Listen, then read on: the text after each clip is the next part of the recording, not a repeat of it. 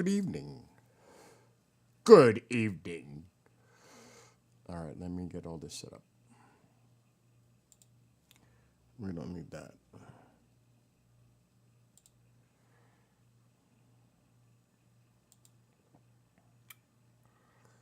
Okay.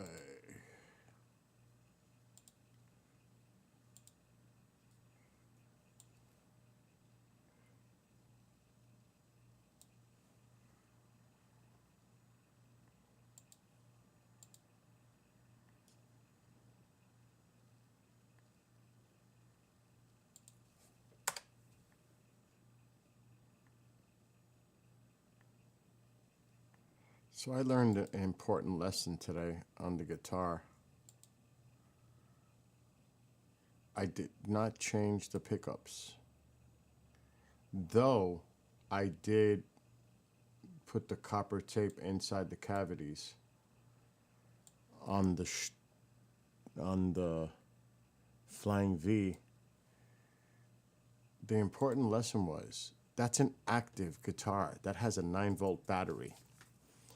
If I was to make it into the passive pickups, I would have to change the pots, everything. So I said, hell no. They have EMGs. They sound good as it is. So I made the Flying V sound way better.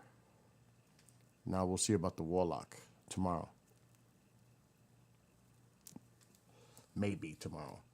Let me tell you, putting the strings on the Floyd Rose with the, oh my God, what do they call them? The locking mechanism.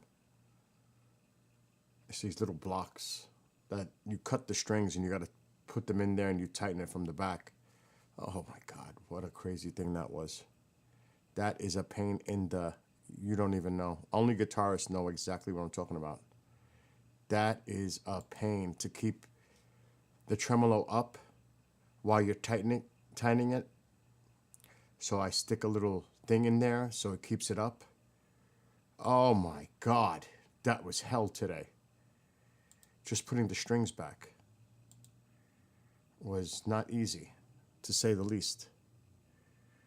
And like I said, only a guitar player knows exactly what I'm talking about. What are they called? I gotta look it up. It's called something block.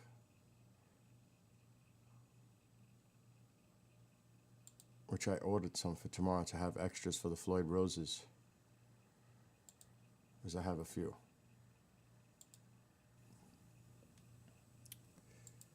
Okay, I muted that. Now there is early activity of the Leonid meteor shower. Tomorrow night is the peak after midnight, but there still could be some tonight. The moon obviously is an issue, but it hasn't even come up yet. It's early. It's super early. Now, I just tuned the Flying V before I came out because I wasn't going to do it here. And I tightened everything up on the neck, the lock. It sounds freaking good. I played with the adjustment of the pickups, but you have no idea what it's like. Only Bob would know, and a guitarist would know what it's like to put strings on the Floyd Rose where it locks the strings into place. It doesn't have the ball at the end. Oh my God, what a nightmare that was. But it's done. What am I missing? Rumble.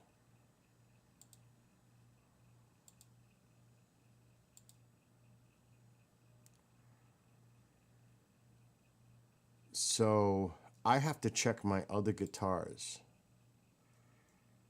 to see if they have, not the single, double.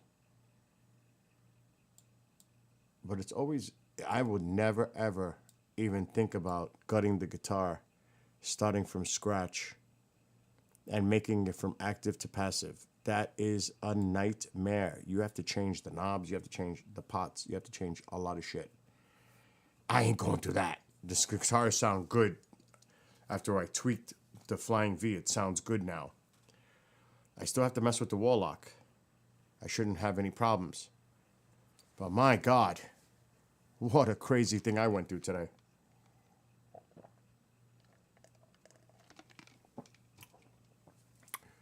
Crazy.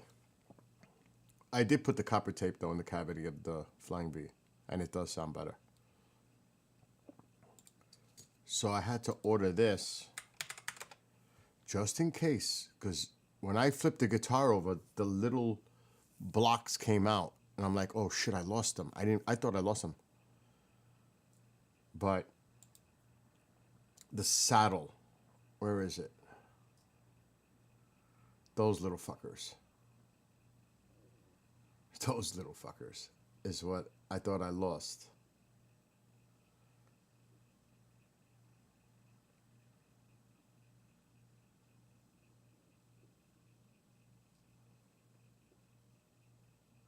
What is it? Let me just see.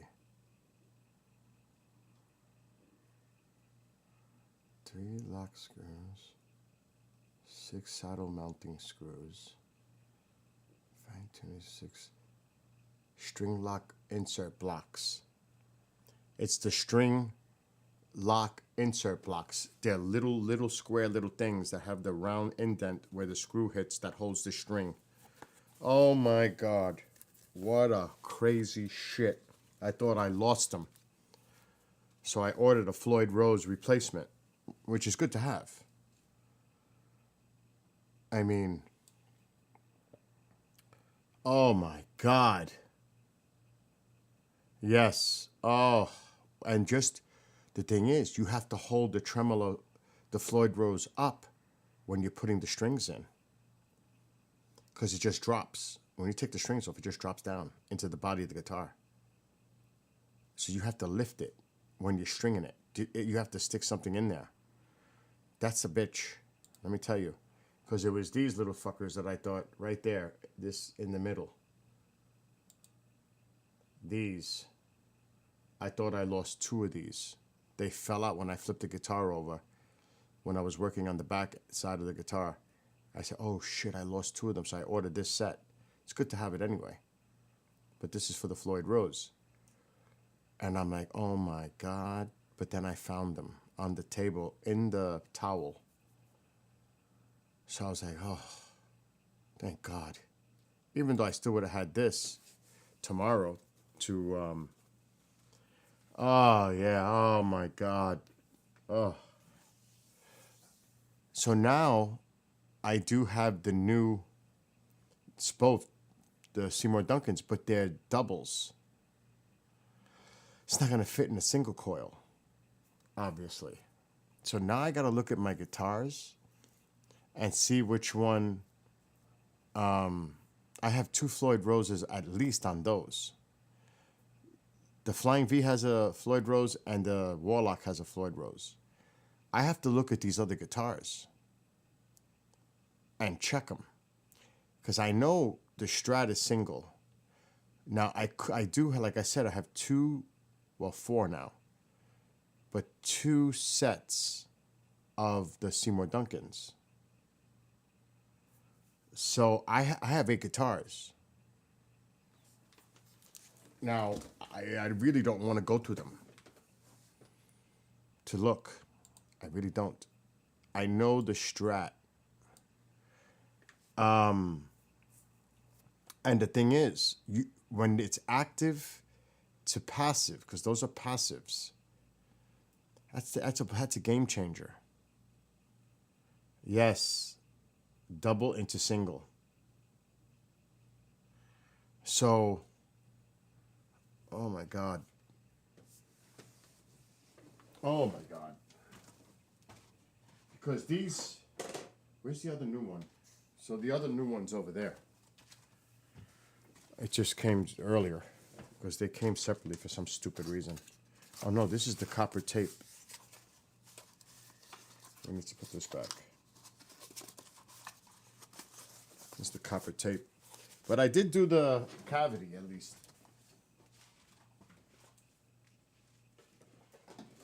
Okay.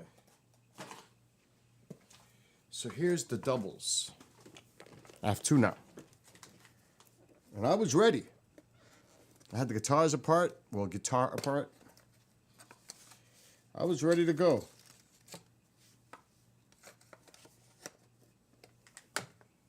I was ready to go. with these. So I have 2 sets of these now, or 4 altogether of these. So I got to check my other guitars. Yeah, it came, those guitars have it built in. The Flying V and the Warlock have the battery already. I bought new batteries. They're right here. I got to put this in the Warlock, these Energizers. Sounds great. Sounds great. But I want to take a look to see what I'm dealing with here on these other guitars. And I really don't know what I'm dealing with here. Okay, definitely I could swap out the, I could swap out the Gibson. That's for sure. The Gibson has the doubles. So I can definitely do the Gibson with the Seymours. That is a guarantee. I just checked it. So the Gibson is 1. Let's check the others. I could definitely, the Gibson, those, it's good because those pickups need it. I need new ones. Oh. Let me see this one. Jesus Christ, I can't even open up the case. Okay, the Strat single, no good.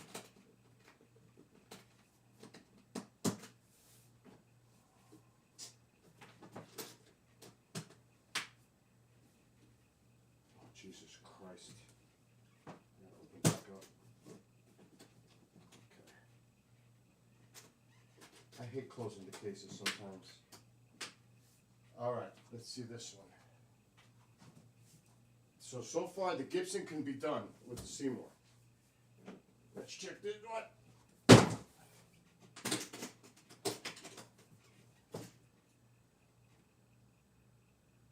I would not dare. Don't tell me this one. Okay, I could do, matter of fact, I'm definitely doing the Hammett. I am definitely going to swap out the Hammett. So this is the Kirk Hammett guitar. Metallica, the signature. But I'm going to definitely put the Seymours in here. I got to see what they have in here. So definitely the Gibson can be done. And this baby can be done. Because it's got the double. So I'm not going to waste the money on the Seymours. But these are the ESP ones. I wonder what's better, the ESP that came with it, or if I put the Seymour Duncans. No, this is, you can see with the little skull, crossbone. I mean, this, you can see this is the limited, this is the Kirk Hammett guitar.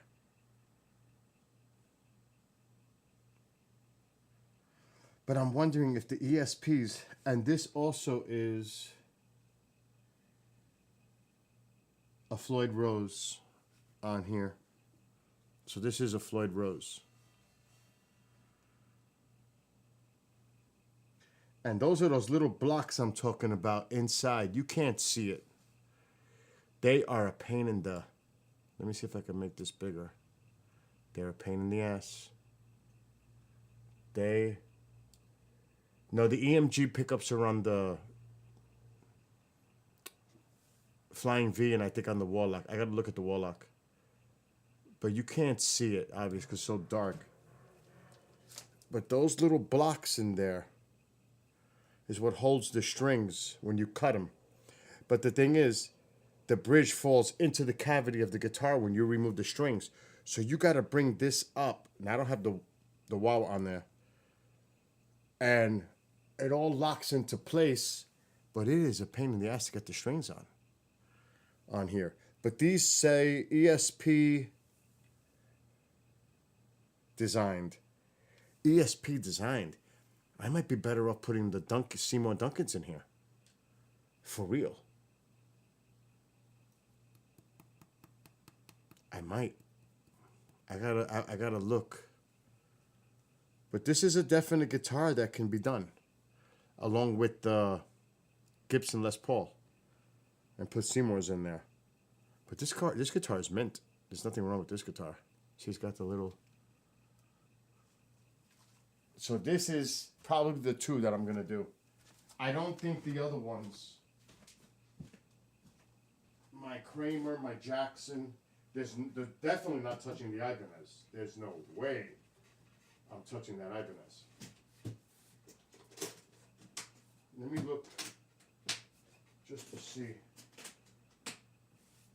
I'm not gonna. I gotta take it up. Thing is, you have to open the cases right. Oh my God. Oh. Another guitar. This one also has doubles. Oh, I might do this one too. What does this one have? So this is a Jackson. This is a Jackson.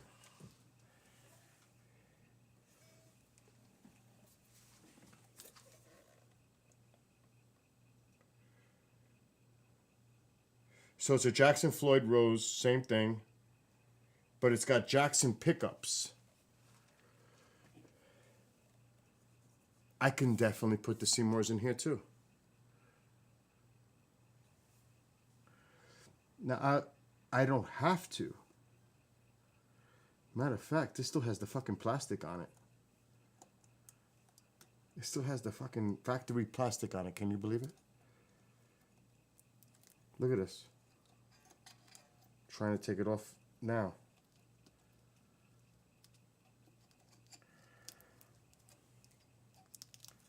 Look at that. It's brand new. I never played this guitar. It still has the freaking plastic over the pickups. That's outrageous. That's how new. It's brand new. Well, not brand new, but I never used it. Isn't that crazy? Yes, there are set screws to adjust it. Definitely. But the point I'm saying is, are the Seymour Duncans better than these pickups that come with the guitar? I don't know. I really don't know. But I still have options, is what I'm saying. I can remove these and put the Seymours because I have two sets now. So I have enough for two guitars. I may leave the Gibson alone because the Gibson has good sound. I have to do the research on these Jacksons because I think the Seymours are going to be better than this. I just think so. So I'm not even going to open up any more guitars because I already know there's 3 of them that have doubles. But I don't even know if I want to mess with the ESP Metallica one. I don't know if I want to mess with that. All right, we can put these guitars back. But at least I know that I can. That's the important part. There's no way I'm touching the Ibanez. No way. Matter of fact, let me look at the Kramer. Let's look at the Kramer. Let's look. The Kramer is probably single. Oh shit, the Kramer is also double. Oh, these look bootleg. Oh, these look bootleg. This is bootleg. This definitely could be done. So that's got the Floyd Rose too, but look at those pickups. Garbage. Those are garbage. I mean, they're not garbage, but this could be an upgrade.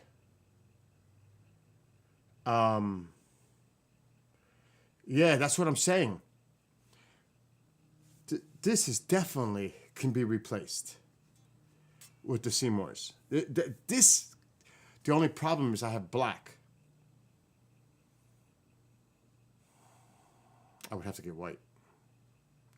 But at least I now have 4 guitars that can be done. I can have 4 guitars that I can redo the pickups, which I now at least I have. So these look like trash. Those look like trash.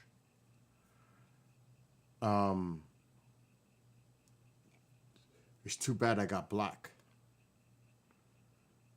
I mean, the black is okay. I could still put the black in there, but it really should be white.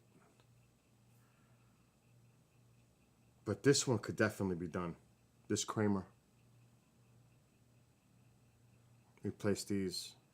But I think I'm going to focus on the other ones. I'm not touching the Metallica one. So there's 4. I could definitely do this one and the Jackson. I'm not touching the Gibson, and I'm not touching the ESP on the Metallica. They are easy to change. Well, I got the Seymours. So, and I got, like I said, 2 sets.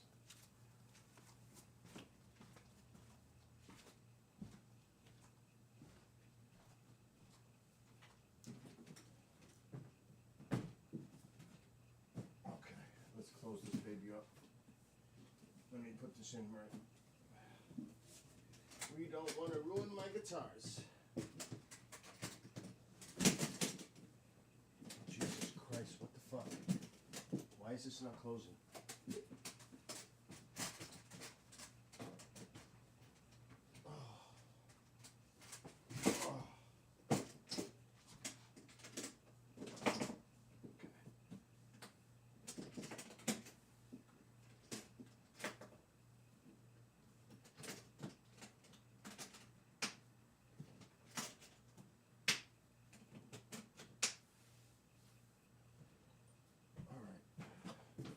Stand them up. Let me put all these guitars back. I forgot which order. I gotta put the body down, not the neck up. Not now. Okay. Let me make sure that handle. Okay, if I have the handle that direction, that means they're facing up. Handle that direction.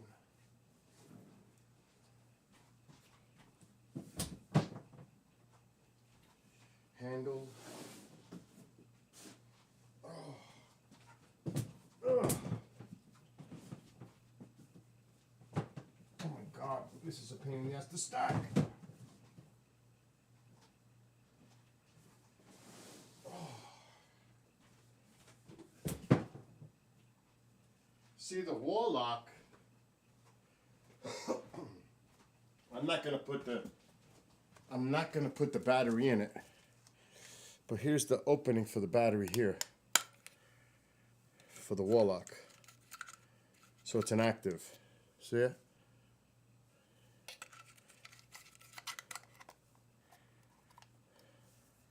And it's got a Floyd on it.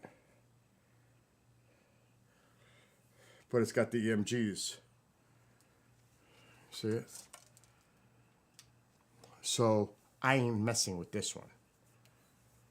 This is not going to get messed with. It's a BC Rich. So I'm not playing with that one. Not, I mean, like, messing with it.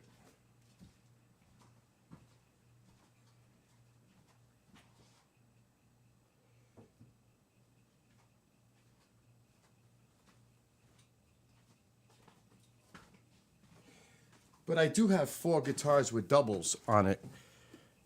So there, I have options which ones I want to swap out.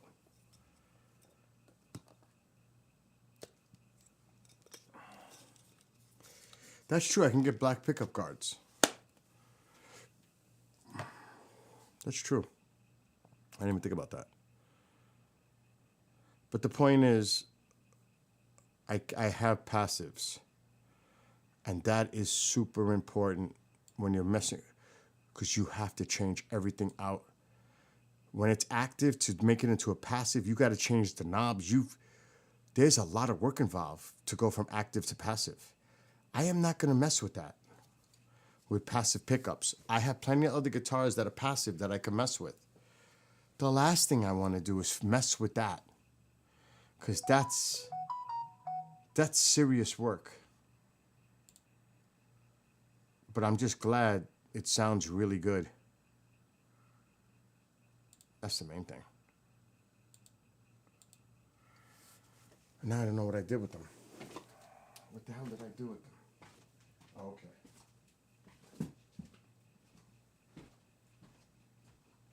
I gotta put them in the same spot. I don't want to mix them up. So yeah, I got 2 of them. I was all ready to put this in today. I think this is the new one. Oh, this is the open one. So these are new. And this isn't even open yet. So I've got 2. And they're going away. Right in this box. Right there. And the point is, I've got 4 guitars that I have options. The Kramer definitely has to get done. The Jackson, I might redo with the Seymours. I haven't decided yet what I want to do. I'm in no rush. I've got the pickups. No rush. Plus, my favorite guitar, believe it or not, is the Ibanez. It's not, it used to be the Gibson.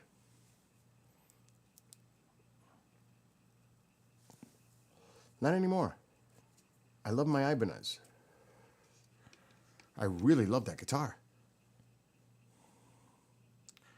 So I ain't messing with that. The Gibson sounds good. I'm not messing with the Gibson.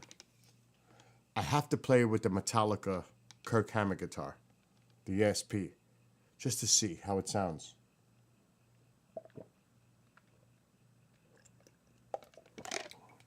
But like I said, I'm in no rush because I have other guitars that I like, the way they sound. Today I went biking 25 miles. And let me tell you, it was cold, but today I did something different and it worked great. I put my hoodie, my Iron Maiden hoodie on with a shirt underneath. I felt great, warm. Had gloves, felt great. Didn't bother me, the sun was out, but I put the hoodie over my head with my earbuds in, and then I put the helmet on top of the hoodie.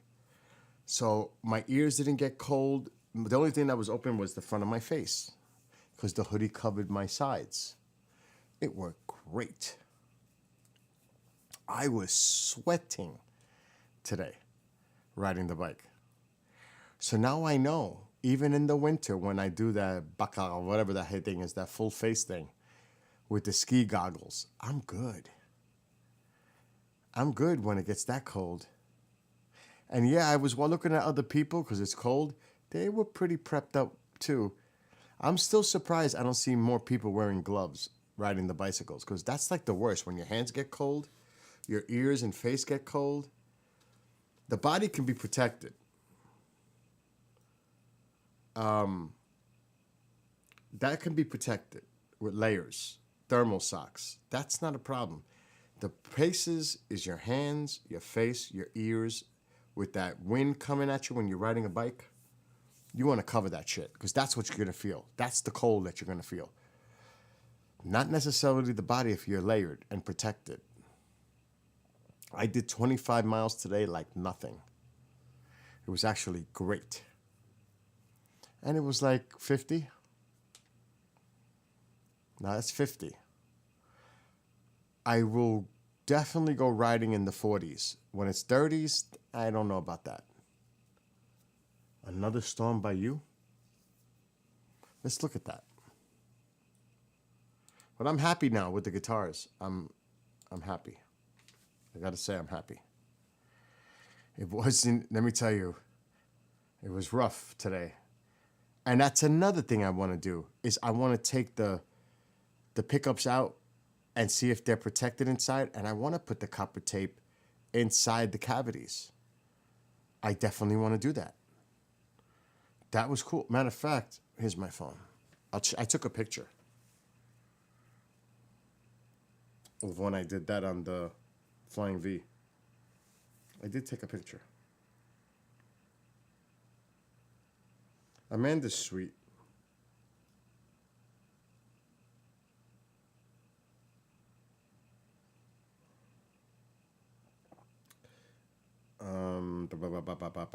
Picture, Skype. And Mike is probably out of it.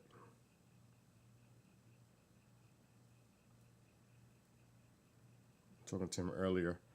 But to lose those little blocks, I thought I lost them. You know how small they are? If they would have dropped on the floor, I would have never have found them on the rug. There's no way. I would have vacuumed them up. I was lucky to find that on the table. Okay, send. Send. I had to go hunt down Amazon again tonight. But they did the right thing. He's right there waiting for me in the truck. All right, let's see if I got the picture. This is what I'm talking about. And this is what Genghis told me to do, and he was right. I didn't even know about the shielding to do this. Well, both cavities got done on the Flying V, I could tell you that. And you have to measure it to fit it right.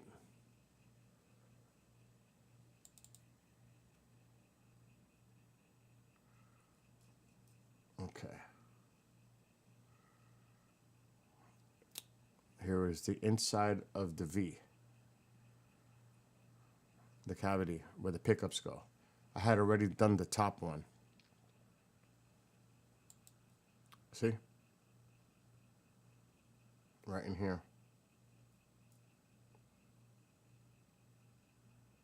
So I put that copper tape in there when I had the pickups out. And I'm going to check all the other guitars as I work on them. I'm going to make sure they are done too. Because it is quiet. It's nice. What's up, Fantasy? Duck sealed them pickups.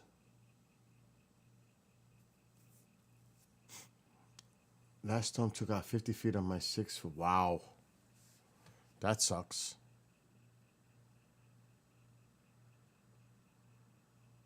Who's messaging me on Skype?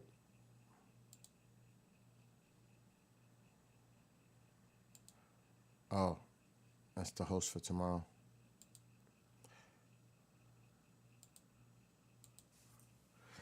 It's nice and early. Let's look at your storm out in BC.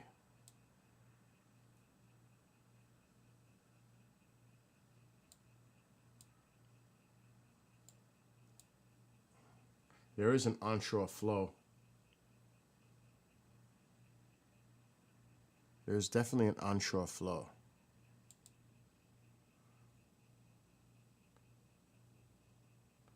But that's a high pressure. That's the wraparound. Or you're going to have more of that onshore flow tomorrow. And continuing. That high pressure is really not moving. Then it kind of diminishes. There's a small low pressure there, but that's nothing. And then things get calm. That is fucking nasty right there. That is a strong low pressure offshore for Washington and Oregon. Even parts of California. That's a nasty storm right there. Holy shit. This is the one you got to worry about.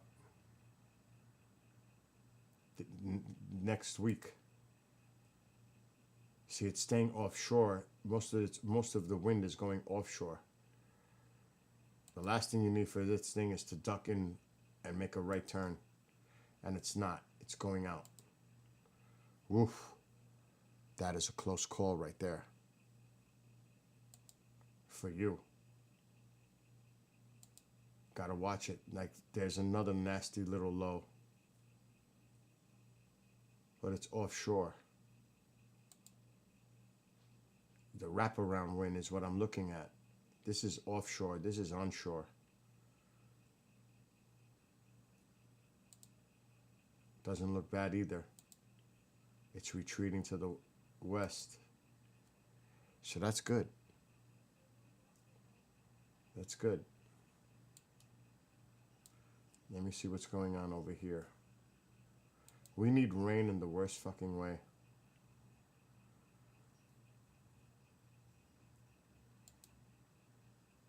Nothing. Look at this.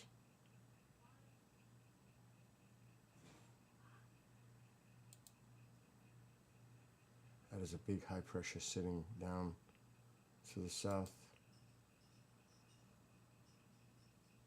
Look where this low is, way out to sea. Hopefully this might bring us some rain. This low pressure, which way is that going? That could bring us a little rain. Not much.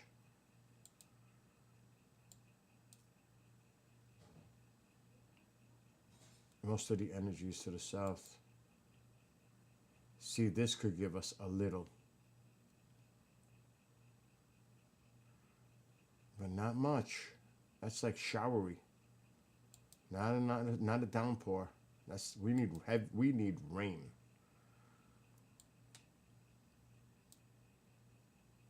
Up here in the northeast. Oh my God, this is horrible. I don't see shit.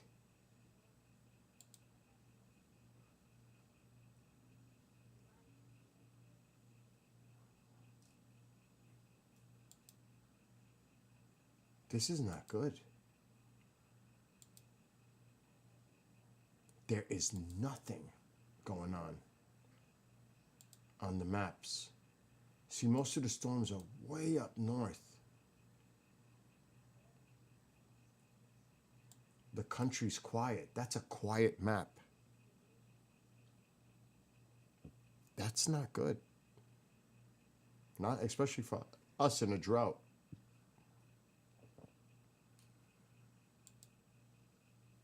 Alexa, what's the weather for the next 7 days?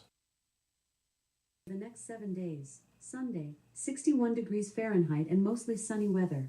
Monday, 64 degrees and lots of clouds. Tuesday, 57 degrees and lots of sun. Wednesday, 61 degrees and partly sunny weather. Thursday, 55 degrees and showers. There's the Friday, showers. 47 degrees and cloudy skies. Saturday, 47 degrees and lots of clouds. There's the one I said that was showers. But I said it too, showers, not significant rain. That's not what we need.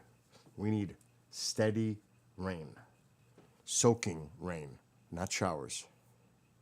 And I saw it on the map. I was right. My weather forecasts, I have a great track record of forecasting weather. I don't even have to hear that. I could just look at the maps and know what's coming, just based on what I see in the models. And what she just said, or it just said, is exactly what I said before I heard that. So it confirms my prediction, what I'm looking at on the maps. What's up, Stelios? How are things in Greece? I hope it's better than here. I can't wait. Let me rephrase that. The weather's beautiful. Look at the sky. But we don't have no rain. I mean, this is just ridiculous. It's dry for the last 2 months. The lack of rain. 2 months. We have none. What's up, Dwayne?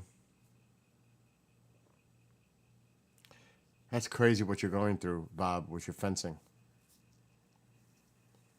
20 more boards to attach and my fence job is done. Oh my God. I don't envy you. At all. I don't envy you. It's about time you started following the channel, Stelios. Now you know when I go live. Because I just saw it on my messages. So you got busted. That sound was you. Just saying. And then Monday, I've got to do this freaking computer with this, the video card. That's Monday. No bike riding tomorrow, though. Break. And no bike riding Monday. It's going to be beautiful. I just don't have time. I have a lot of stuff going on. I got to do shows tomorrow. I got to do our show tomorrow, pre-record with Stephen Bassett. That airs Monday.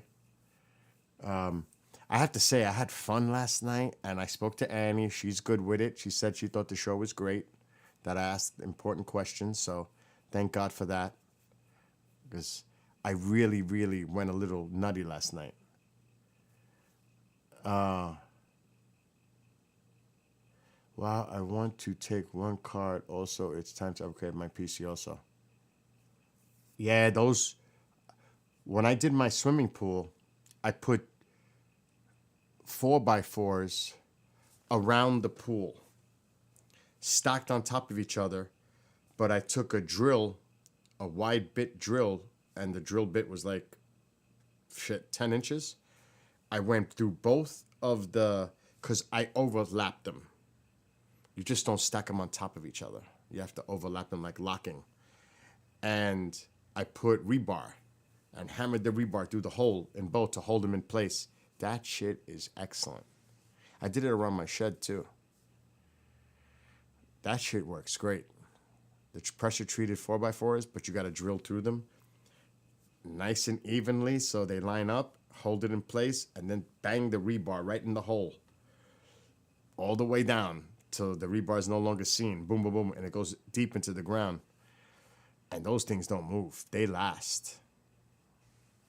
I did that for the pool and for the shed. So yeah, I know what it's like. Matter of fact, when I replaced the post that holds the flag on the deck, I bought a pressure-treated 4x4. And then I bought these long screws, but not with a screw head, with a hex nut.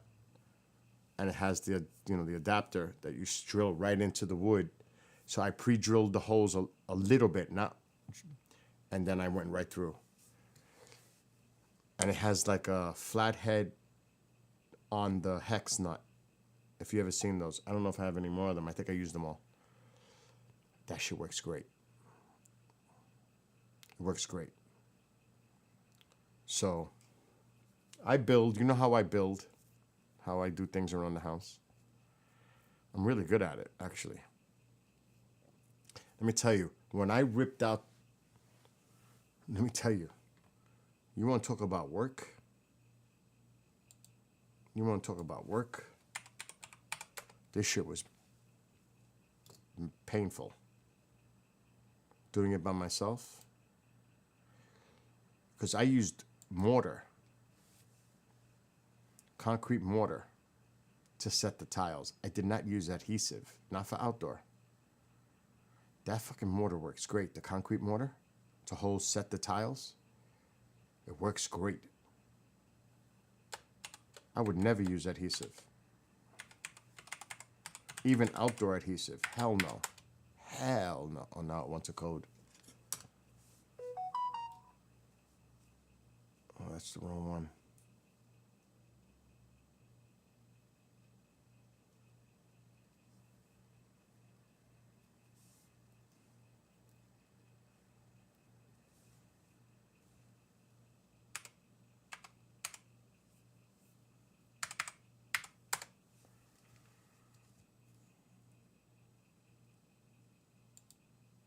I keep forgetting to put the back camera outside the ring. Okay, so in this picture, this video image of the ring, let me tell you, resetting these tiles, grouting them, was no fun. I had to rip all that out this spring and redo it. Oh boy, that was tough. The entire surface I ripped out and reset new tile in there. Some I was able to save and scrape off the old adhesive. Those are 18 square tiles. That was a lot of work to redo just that area. But it's so solid. There's no cracks. There's no cracks in the mortar. So no water's getting underneath it to the pressure treated plywood that lies underneath those tiles. Because then it'll rot eventually. If water gets under those tiles, you're done. You are done. It will destroy the foundation. So I noticed that a couple of tiles were cracked and the water got in there, and I could tell along the where I grouted, they were cracking. So water got underneath. When I lifted those tiles, it was soaked with water. No. Bad. Very bad. That's a bad sign. So I had to rip it all out. It was all wet. Then I had to let it dry, clean the surface, scrape all the old adhesive. You don't even know what I went through with that deck. It took me like 2 weeks to redo that deck. Not easy. But now it's like brand new and it's solid. So that's an example. Just like when I resurfaced the garage this spring and painted the house this spring. Do you know what it was like to redo that surface of that garage? To redo the mortar, smooth it out with a paintbrush, paint the white lines that you see, because that's painted with white dye, not paint, concrete dye. And those gray boxes, those little patterns, also gray dye. And I had to do each line, and I did the lines first, and then I did the gray with a small brush and painted each individual.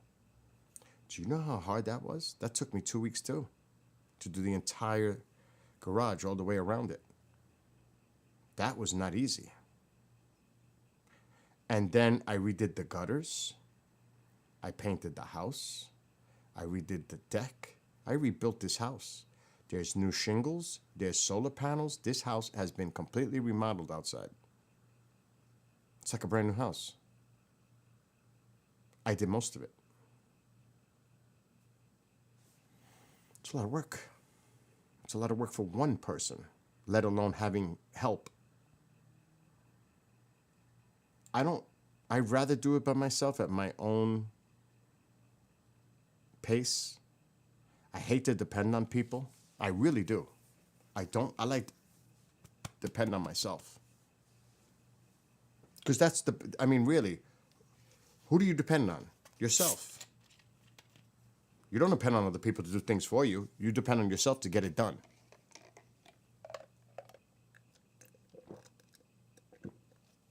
It's nice to have help, but I don't rely on that.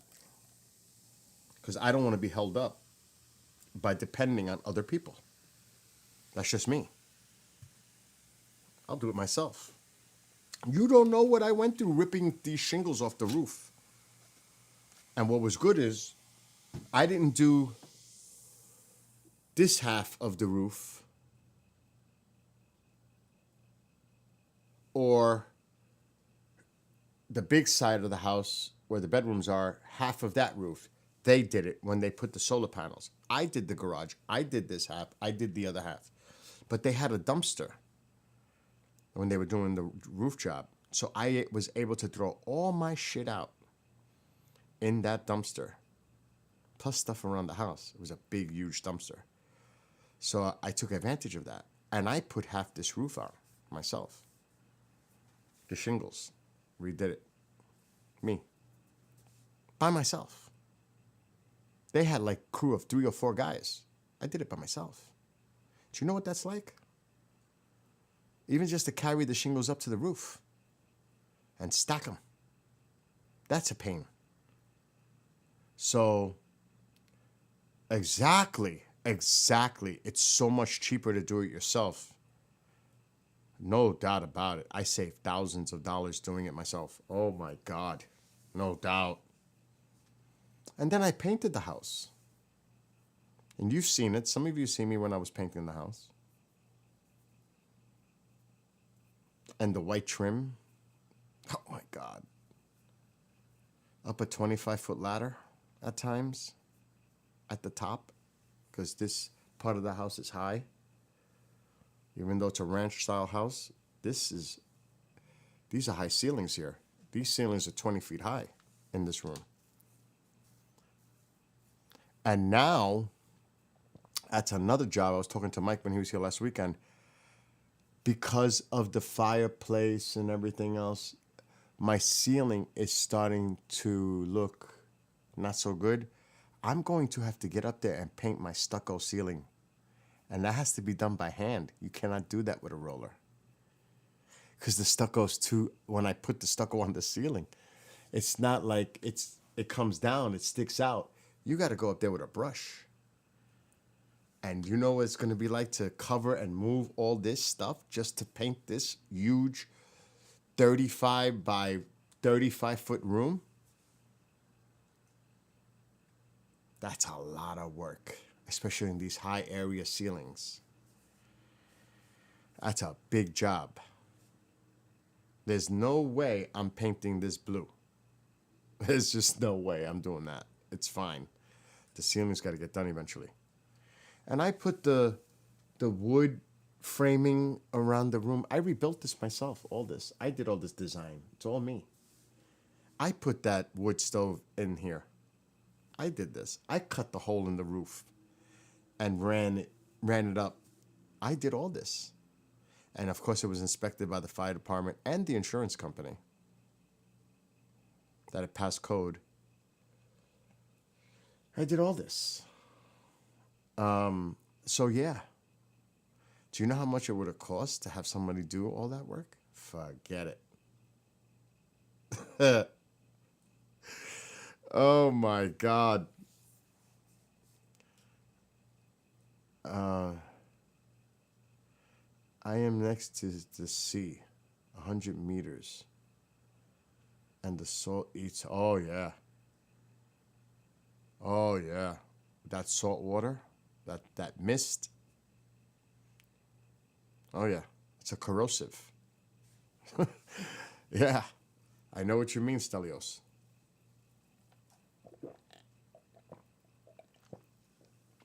But enough of all that. It's a beautiful night. Tomorrow night is technically the peak. Well, Monday morning of the Leonids. So you can still see some tonight. And it's way too early. It probably hasn't even gone up the horizon right yet. Yeah, let me look. Hell no. But we're off a little. We have to move the camera more to the northeast right now, but it's still below the horizon line. We got to go more to the east. We're facing northeast. Shit. This thing sometimes is wacky. Okay, January. I got to go see a concert January 11th on a Saturday. Yeah, we have to face east. I don't know. This thing is acting a little crazy. The configuration.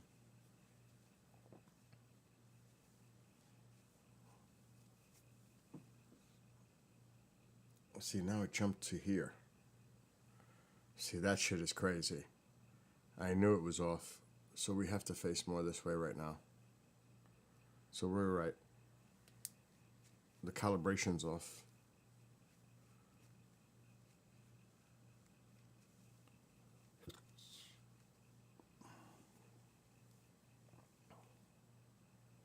Yeah, we're in the right place for now.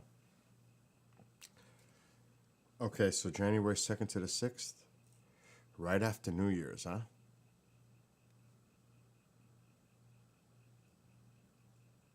Tomorrow's going to be 62. I can't go bike riding tomorrow. I did today, so that's good. At least I went bike riding. Yeah, I'm going to see Get the Lead Out in Connecticut on the 11th. This will be my third time seeing them. I like them. They're a cover band, but they sound amazing.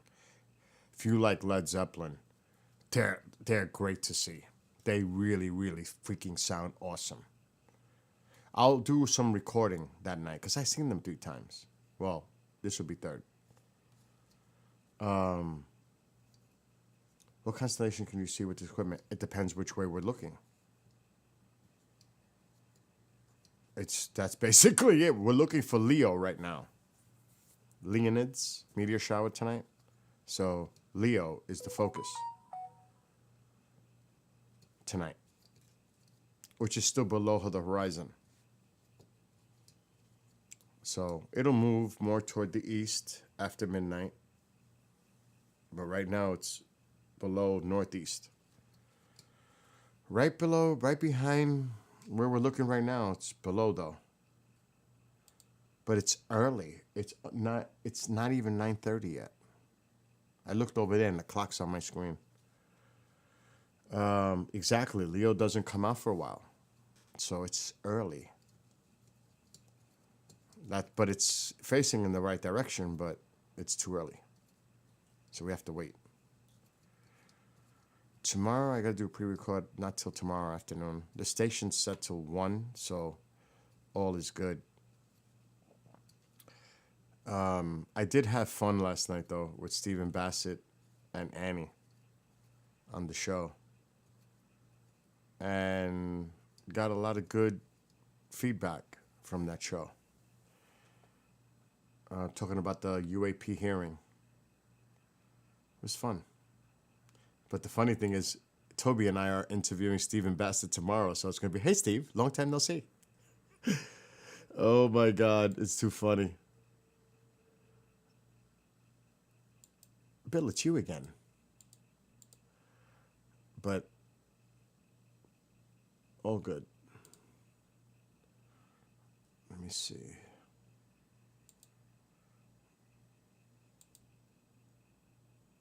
I don't know if I deleted it yet. I think I have the raw file. So I uploaded it this morning. Yeah, I do. I don't even have to do this. I asked Annie behind private, backstage, can I come in? I'm dying to ask him a few questions. And I ended up staying for the rest of the show, like over an hour. And we went over it, too. We went over the time. Shit, I jumped in early. Oh my God, I didn't wait too long. 22 minutes, 23. Oh shit, I showed up at 27, 26, 25. So from the 25-minute mark last night, he was at the hearing. Let me take myself off camera. And there I am. I came in. See? I said, I gotta definitely talk to Steven. I have a few questions for him. So I just jumped in. And this show ended up being an hour and 50 minutes. Yeah. About an hour and 50-minute show. We went over.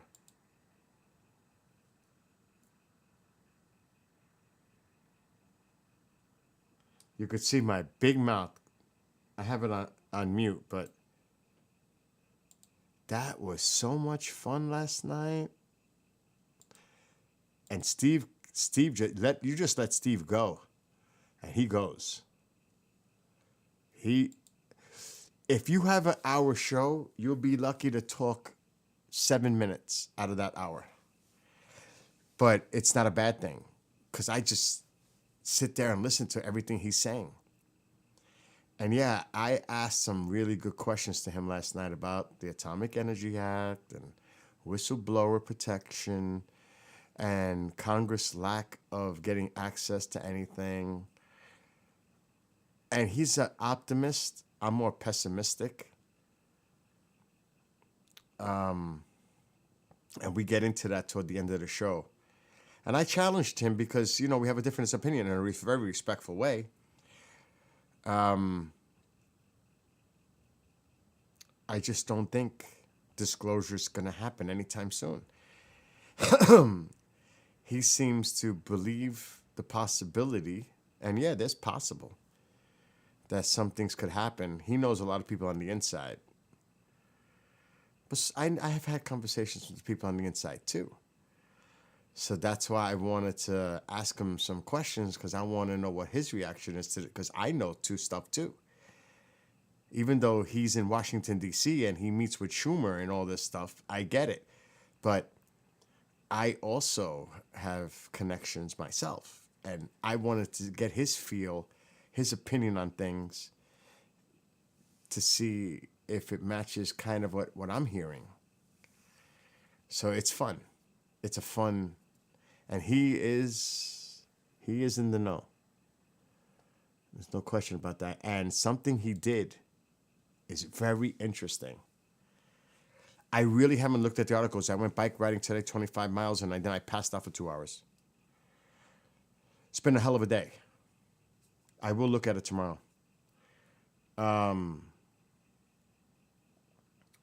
A base with insectoids. There's a live hearing now. There's nothing on the weekend. That might just be a NASA. That's probably, I don't think NASA's doing anything live on the weekend. It's possible.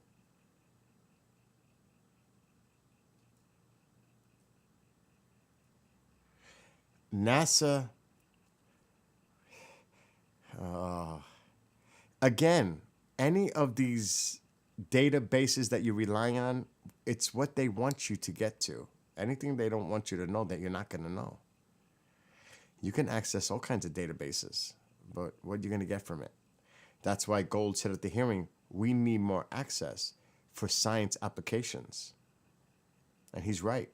Mark D'Antonio screams about that all the time. I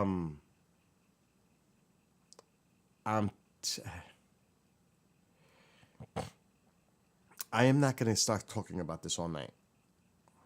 I'm going to save my energy for tomorrow's show. But there's going to be more hearings. And I hate to say this, because some people might get pissed, but Trump could be the disclosure president. Can it happen? Yes. Will it happen? I don't know. But there is talk. There is talk behind the scenes. I'm sure his aides tell him, if you do this, just think how you'll look for the rest of history.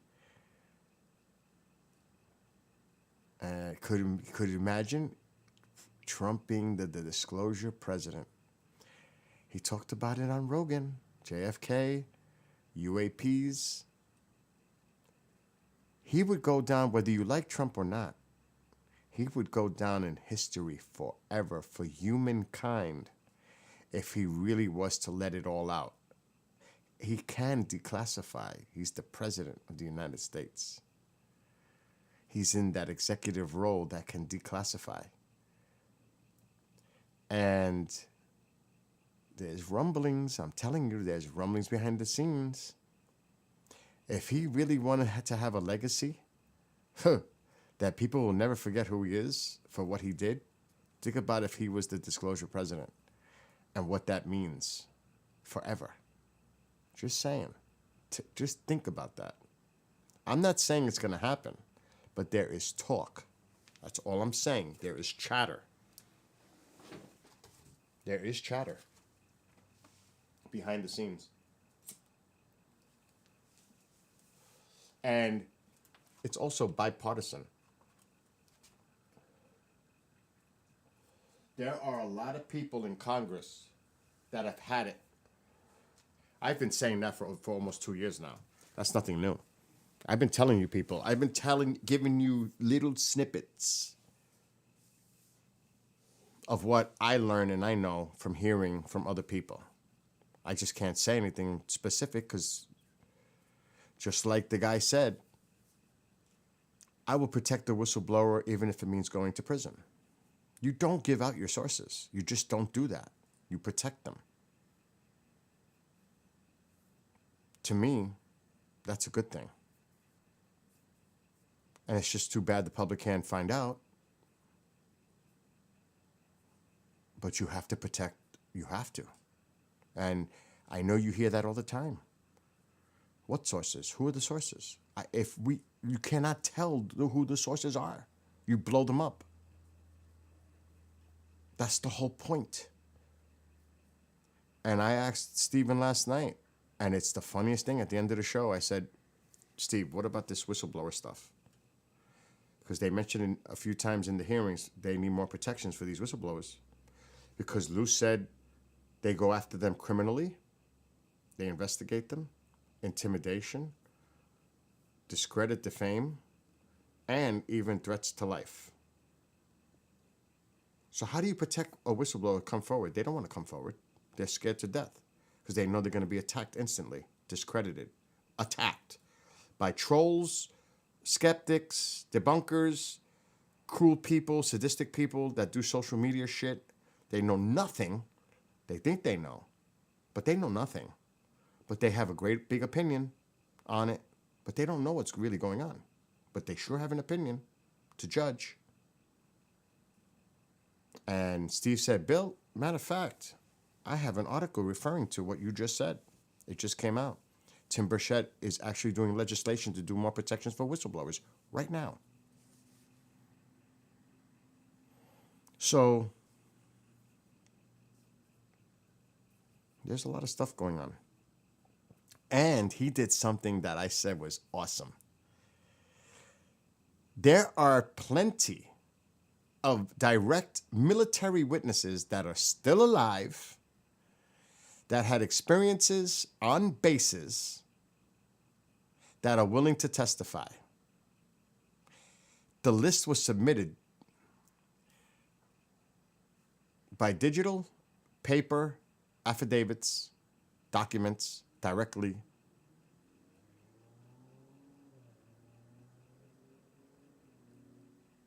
With the relevant people.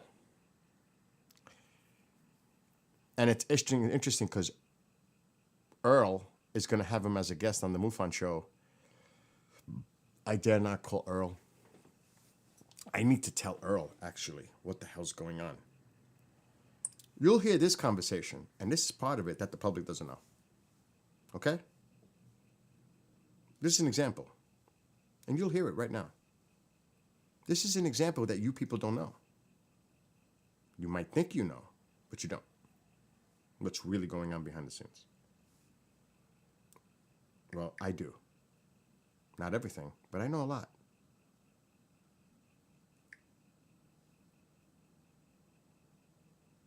That's why I have a certain opinion.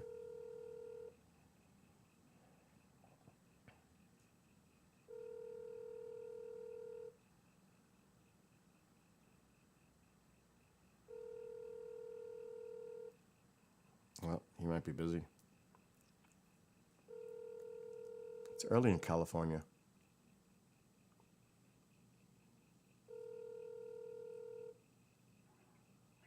Hello, this is Earl Gray Anderson, State Director of Southern California for MUFON.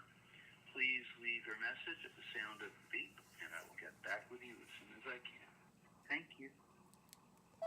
Hey, Earl, it's Bill. Give me a call when you got a chance. You might be busy. It's a Saturday night. I get it. To go over Bob Salas, the recording, Thursday or Friday. So let's go over that.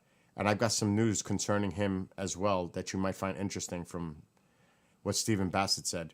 All right. Give me a call. Bye. So Bob Salas, look him up. Look what his involvement was.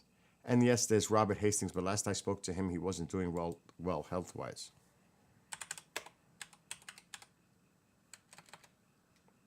And I have his contact, Bob Salas.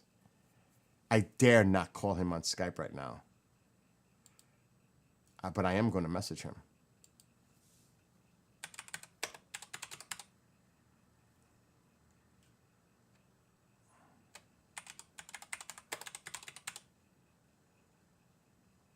Oh, shit.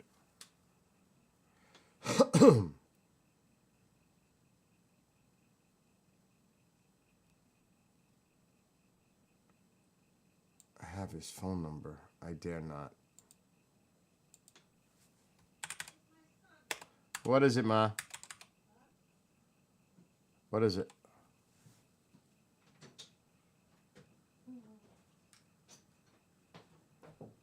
What happened? No. Sunday we were looking at the Miss Universe, Oh, God. and then it's 10 o'clock. I told Sandy by the time that finished, she would be snoring. Oh, God. I said, we're gonna both fall asleep watching that show. And then I said, well, I'll let Billy wake me up. And then she says, well, then if Billy wakes you up, you wake me up. That was so funny. We have fun. Reply. Ay, ay, ay.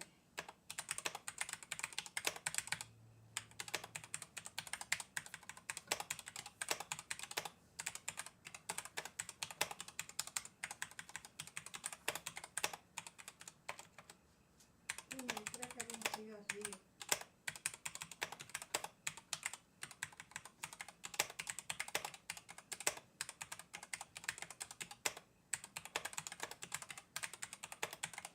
Oh my God. That was funny.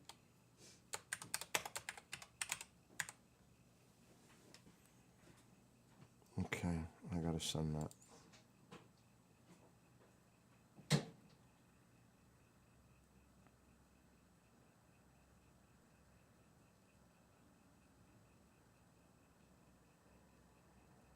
He had a front row seat at the hearing. Oh my God. See, like, this is, I don't even know if I could read this sentence to everybody. This is how secretive it is. I can't read that sentence.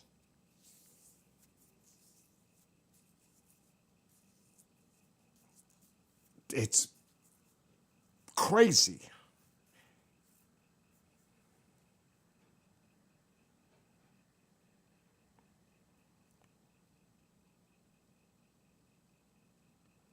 I'm nervous just reading the sentence.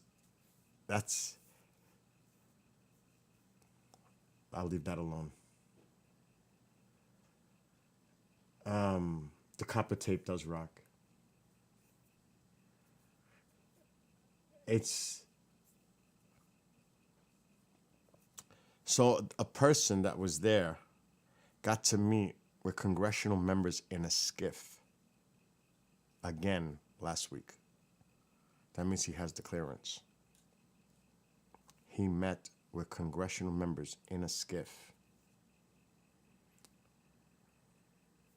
last week. That's the line. More details, but that's the best I can give you.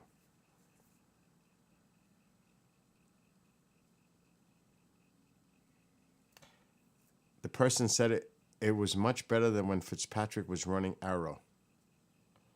There was a sense of urgency that was missing last year. This is just the kind of shit that comes in. And it makes me like, and that's all I could read.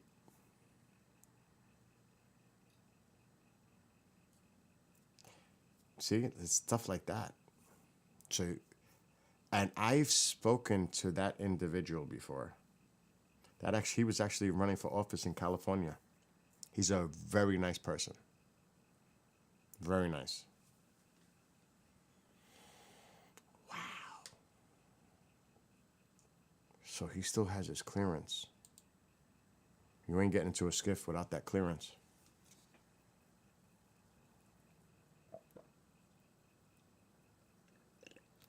That's all I could say, Stelios, without getting in trouble.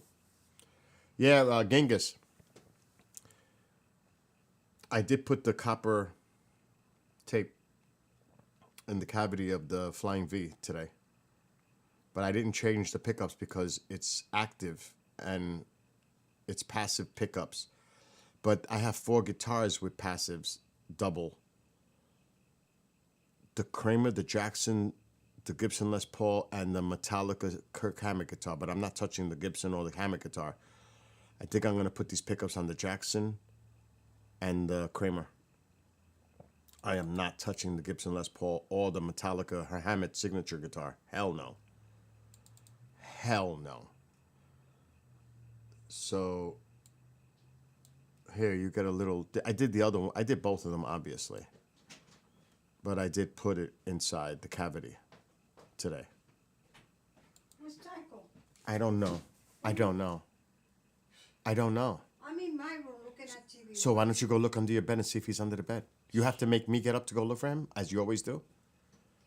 Check. Don't even try that. No, but it's the truth. No, it's not. It is the truth. All you got to do is look under your bed.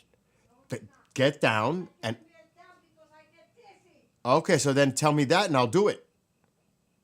That's a legitimate reason. So a lot of people think there was nothing that came out of those hearings. Then you're not paying attention to details. A lot of it came out to that hearing. You just got to know what, when they say something, there's relevance to that moving forward.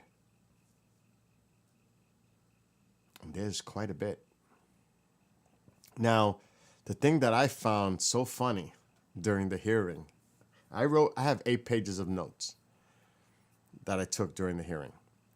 When, I don't know who it was. I don't know if it was, I don't think it was Nancy Mace. But somebody said, so who do we go to find the answers that we're looking for? And I'm saying to myself, you're a congressperson and you don't know where to go to ask the relevant questions? Like, you need somebody to point you in the direction? You need these people sitting in front of you to point you in the right direction where you should be going, who you should be talking to? Because they can't talk really to the DOD, the Pentagon. They're being shut down. They can't go to the aerospace companies. Somebody used an example, I wrote it down. They were looking into a specific case and General Dynamics shut them down, denied them access. It's an SAP. They denied them the access. So they're trying to figure out, well, how can we? And this is a thing that drives me nuts. And I kind of challenged Stephen last night because he was bringing up, well, he brought up Rubio, Schumer, Rounds, and Gillibrand. And we know what happened there. They gutted it. They shut it down. The House shut it down. There were people in the House, though, Republicans and Democrats, that wanted this to go further. But the higher ups. Now, the last one might have been McConnell that shut it down in the Senate. But in the House, it was Johnson and the higher ranking Republicans that killed that bill. And didn't go nowhere. But there was reasoning that I understand, and I say this all the time, and I've been saying it. I've been saying this for a year. And that's because it's overreach. You cannot, how much control do you give the government to walk in? Oh, hold on, let me kill this. Somebody's messaging me.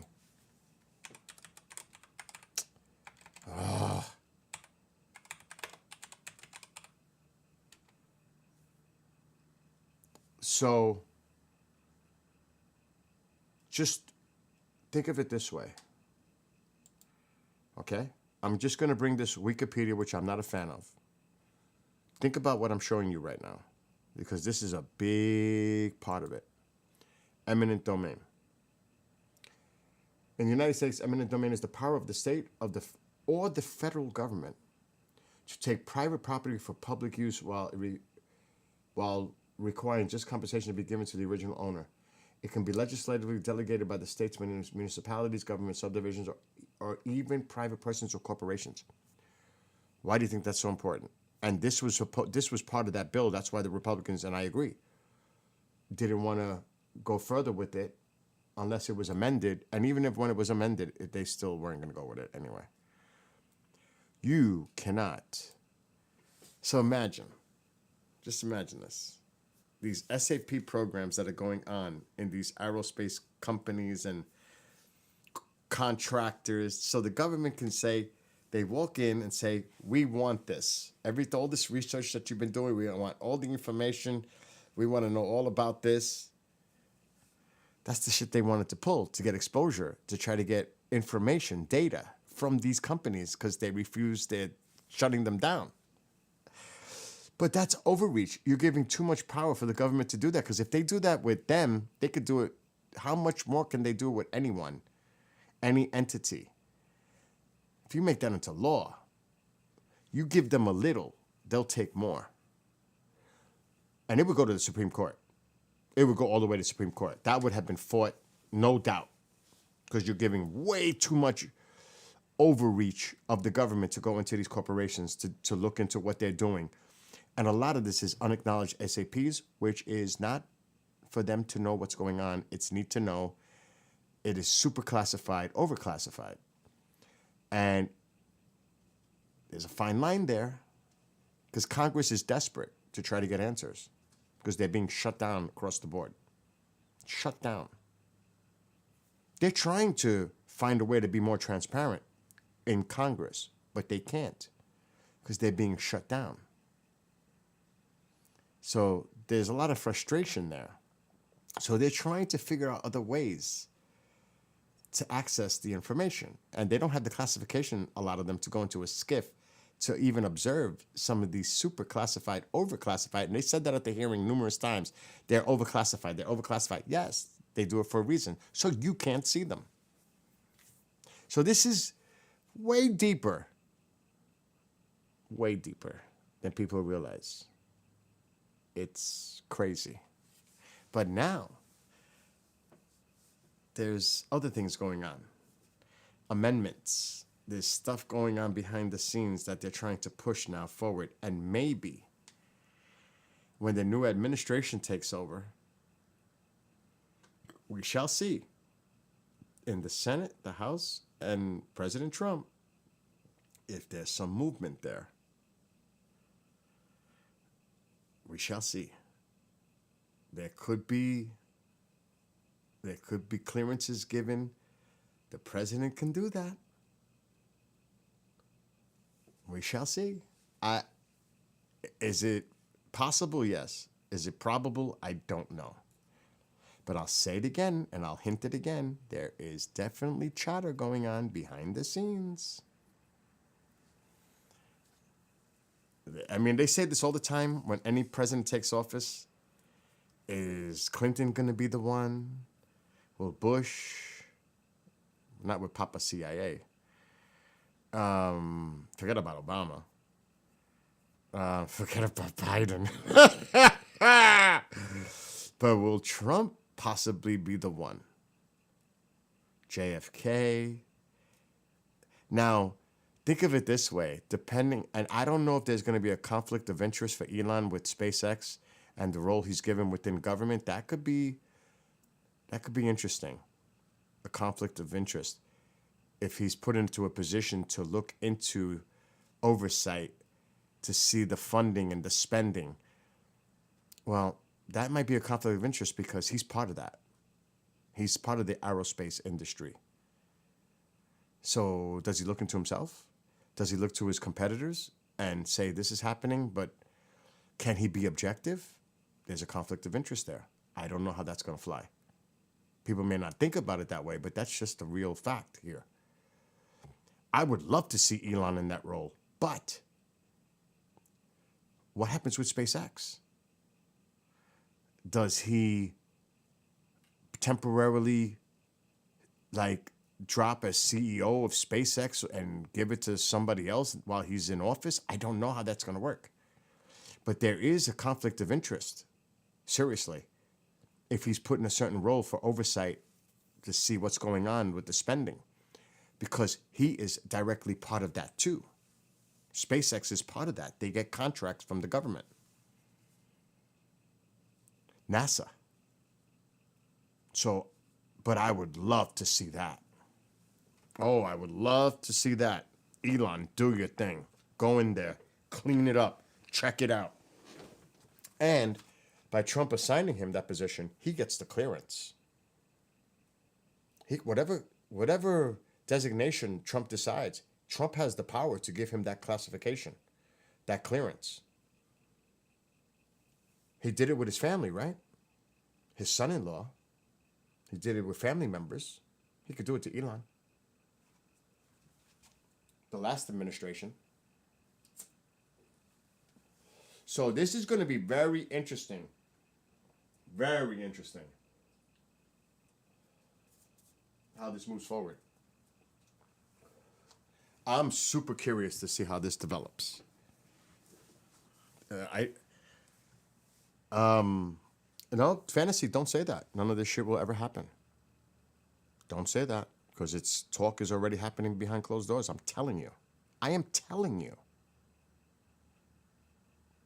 Think about, if you want to look at Trump as an egotistical person, and it's all about me. Let's just say you take that perspective. What better way to make it all about him than to be the disclosure president? There is no higher, as he goes down in history forever, in the books forever, globally. Forget about the United States. He affects the globe, the planet, everything. And it might even cause a drip coming from other countries now. Can you imagine he says our allies, our adversaries have this? Oh, do not say, because I'm telling you, it's happening behind closed doors right now. I'm telling you. Now, will it happen? I don't know. But there is talk. A lot of it. A lot of it. I wouldn't be talking about this if I... Do not say the shit will never happen, because that's not true. It's possible. JFK, a lot of things might be done. If you didn't watch the Joe Rogan episode when he was on, he had a more serious tone.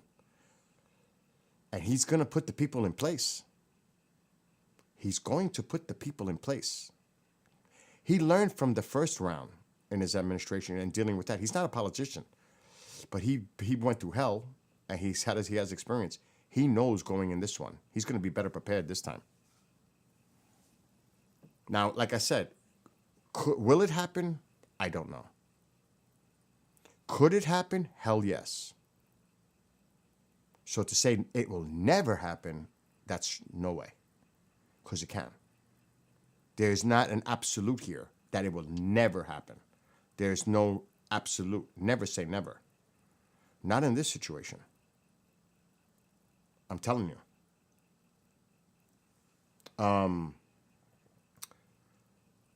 But you remember, you're talking about Trump. If he's looking to be looked at throughout time and history and putting himself on a pedestal that he will never be forgotten, ever, disclosure could be part of that. He goes down in history. If you like him or not, he goes down in history forever moving forward. He could single-handedly change everything. Single-handedly. With the power of the president. He could single-handedly change everything.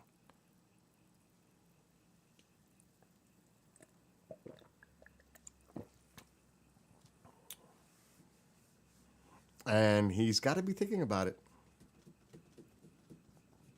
Like I said, I could bring up the interview with Bassett. And he mentions that too, about President Trump in office. And Bassett's in D.C., and he's on the inside. And he brings it up. So, yes, It is possible. And I'm sitting there and I'm part of the interview with Annie last night with Steven. And I'm like, and I even challenged him. I am not a softball person. I challenged Steven in a very respectful way because I am not as optimistic as he is. I'm more of a pessimist, like you are. But he brought up some really interesting points because there is bipartisan support here. This is not, even when they had the hearing, did you notice how Democrats were working along with the Republicans in the hearing together? It's one of the few times you'll ever see them, like both of them focused on the same agenda. They're both coming from the same background, asking the questions. They're not like challenging each other, debating. Like, this is bipartisan, and it has been for years. I'll never forget the phone call. And Tom Reed was here when we spoke to someone, and he told us what was going on before it was made public about the whistleblower protections. Somebody actually told us to swear not to repeat it, and we didn't. And I won't repeat the person's name anyway that told us, but it turned out to be true. And we knew this shit before a lot of people knew, because the person that was directly involved meeting with Congress about it on a regular basis was telling us this is what's happening. And I was like, holy, I could call Tom Reed right now and he'll tell you.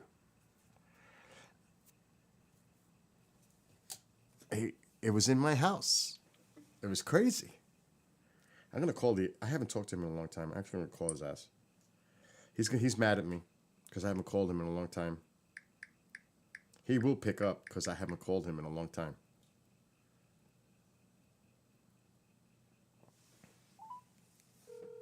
He'll pick up.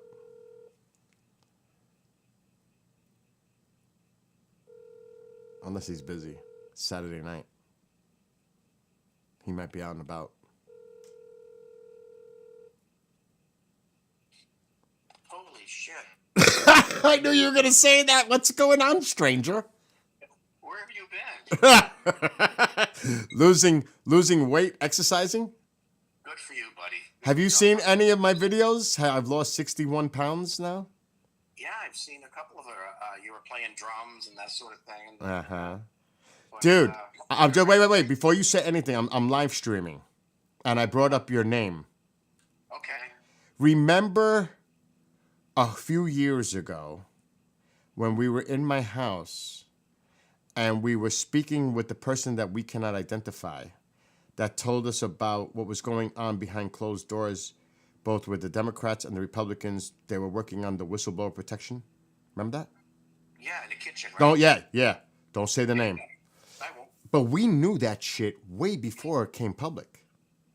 Well, I know, and I'm friends with Congressman Tim Burchett. Don't go into too much details with that. No, it's okay. It's okay. We're friends. We go to. I know, but all right, I'm going to be cryptic. Okay. Remember, well, let me not even bring that up. No, I remember I was standing in your kitchen and so-and-so called. Yes. And you said, hey, Tom Reed's here. And he said, hey, what's going on? And we talked but I won't say anything more than that. Yeah, because he said, you guys can't repeat it to nobody, remember? Yeah, I remember that. And he knew this was coming Uh-huh. a year beforehand. Exactly. Yep. So, okay, I'll say this. You know the thing that Graves seen. That who? Oh, yes, sure. Okay. And you know directly, because you told me that someone actually seen this somewhere. Yeah, I did. Okay, no, I know. I'm being careful here. We're live. Yeah, okay. That an individual actually seen that in person and said it looked like it was made of plasma and it was not technology of our own, correct? They believed it was a dome around it, and it was filmed with hydrogen, they said. Okay, stop. Mm-hmm. Now, did you see the Christopher Sharp article talking about General Dynamics the other day? I knew you were gonna laugh because I freaked out. I freaked out, and Toby and No, I didn't, but I'm the one who mentioned, I think to you a long time ago, something about Berkshire Dynamics. no, don't say nothing. Yeah, Don't say anything, dude. it's okay. No, I'm not saying I can't say. because I spoke to somebody else that found out. Let me mute.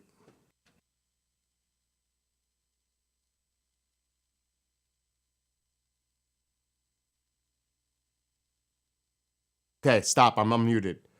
Okay. Because I spoke to him because he just worked on that project on Netflix with Nap. Yeah. So, dude, Toby and I brought this up last week on the show. We didn't mention names. We just mentioned that someone You and who? Toby. Okay. We do a show together now, Marked by the Sky. But we mentioned on the onset because the Christopher Sharp article talked about the General Dynamics thing, and we were like, General Dynamics, huh? Well, you dude, this is getting crazy. And do you know Bob Salas, right? No, I don't think so. The guy that was at the military base when the nukes, they had the issue with the nukes, the missiles? No? No, I don't think I've talked to him.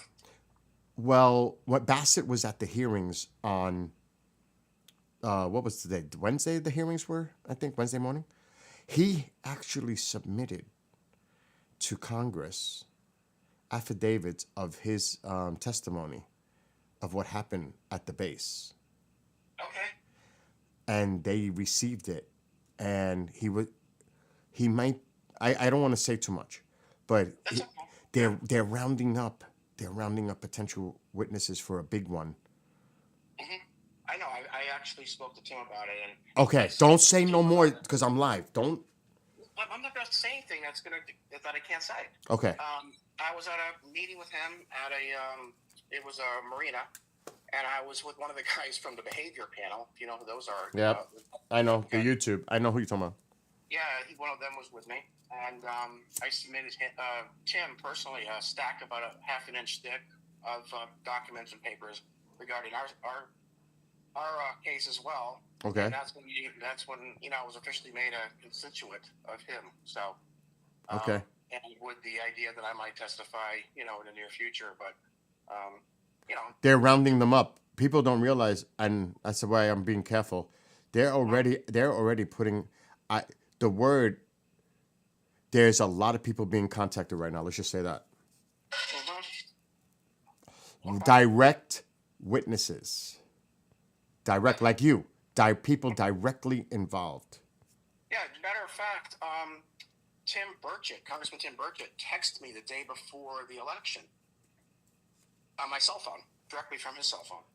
So, Just don't, I'll say it again. Don't say anything that you cannot say. Repeat. Oh, I wouldn't. I know. It's fine. I'm not saying. I know, but I'm just being very, very careful. There's a lot of things I would like to say, but I can't. I know. But, I know. Anyway, yeah. So things are moving ahead really well. Yep.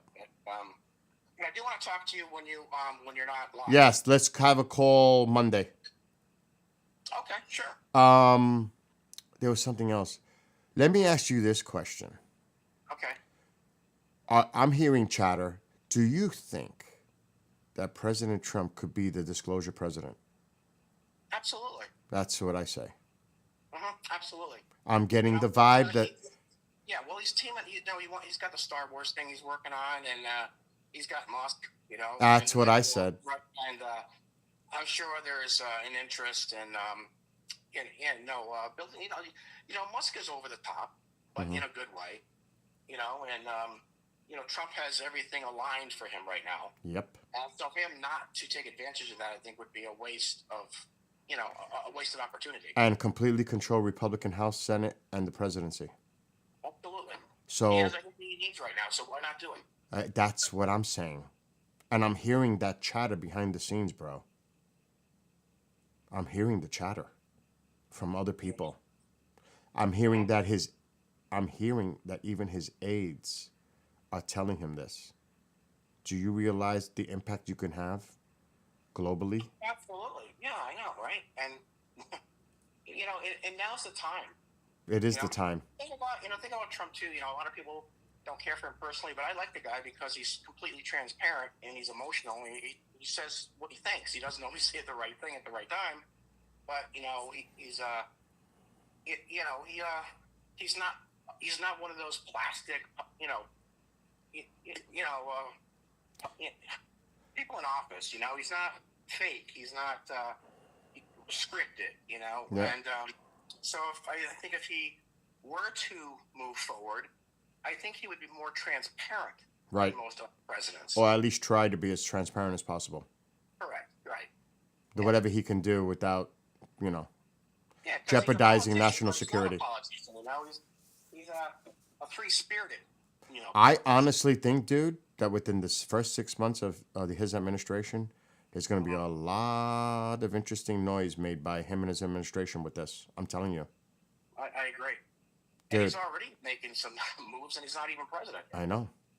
Right. And he's already So hinted it. Yeah, it's going to be an interesting year. He's moving forward. I'm friends with Burchett. I know. Already talked. I'm looking forward to, being at a hearing. I'm sure I'll be there before long. So maybe I'll get that diet plan you were on because I probably need to go on that myself. Oh, my God. But, yeah, let's talk privately Monday afternoon sometime. How's the podcast going with Toby? Dude, we're doing really good, actually. We're getting thousands of hits on X alone. Oh, you're on X. No way. That's fantastic. Oh, yeah, we're doing really good with this show. We have Bassett on tomorrow. Bassett was supposed to be on the 13th with me, but he was in Washington or headed to Washington. He's in Washington now. Yeah. And dude, there's so much. I gotta talk to you privately. There's so much juicy, fun stuff. Yeah. Okay. Yeah. I'm looking forward to that. So how are you doing with your legs and all that, Tom? No, I'm up and around. I got maybe one or two more surgeries to go, but I'm going to hold off because I had 6 last year alone, and it's kind of hard to, you have the surgeries and you're taking some pain pills and you're trying to make things work for yourself, and then you push yourself and you re-damage something and you're not supposed to be up, and I'm like, I can't sit still. Then you sit and you gain weight. Then when you get up again, you're like, oh my God, I'm so out of shape. So you try to push yourself, then you re-hurt yourself. I mean, that's been the story of my last. Oh, I know. 18 months. I know. And how's the things at the park? Everything good with the park? The UFO park? Well, the park's great, man. Town's finally accepting. The local papers are good. The telescope's in. I know. We were there for the telescope. I'm the fucker that delivered the telescope. It's no damage to anything. They've been mowing it. It's been taken care of. So, those headaches are in the past. I mean, it's been there 10 Are you years. coming? Are you coming north anytime soon? Well, I might come up and not soon. I don't know. Be honest. Let with me you. know. Let me know Yeah. if Yeah, you come I up like this it. way. Yeah. I'm always up in September, but aside from that, no, I don't really get up there that much. But I'm going to Florida. I'm going on a cruise. Good for you. Yeah, stuff like that. But I got to get some sun. By the way, It's cold here soon enough. So, dude, yeah, I'm down to 175 now. you suck. I did 25 miles this morning on the bike. But check it out. Shit, I was gonna tell you something. Fuck. I'm like 230 now. Dude, just get a bike, exercise bike. Go slow, go easy, and diet. I'm telling you. I joined the gym. I joined the YMCA, but I haven't been there yet. Oh man, I had something to tell you, and I totally fucking brain freezed. But we'll just catch up on Monday. Yeah, let's do that.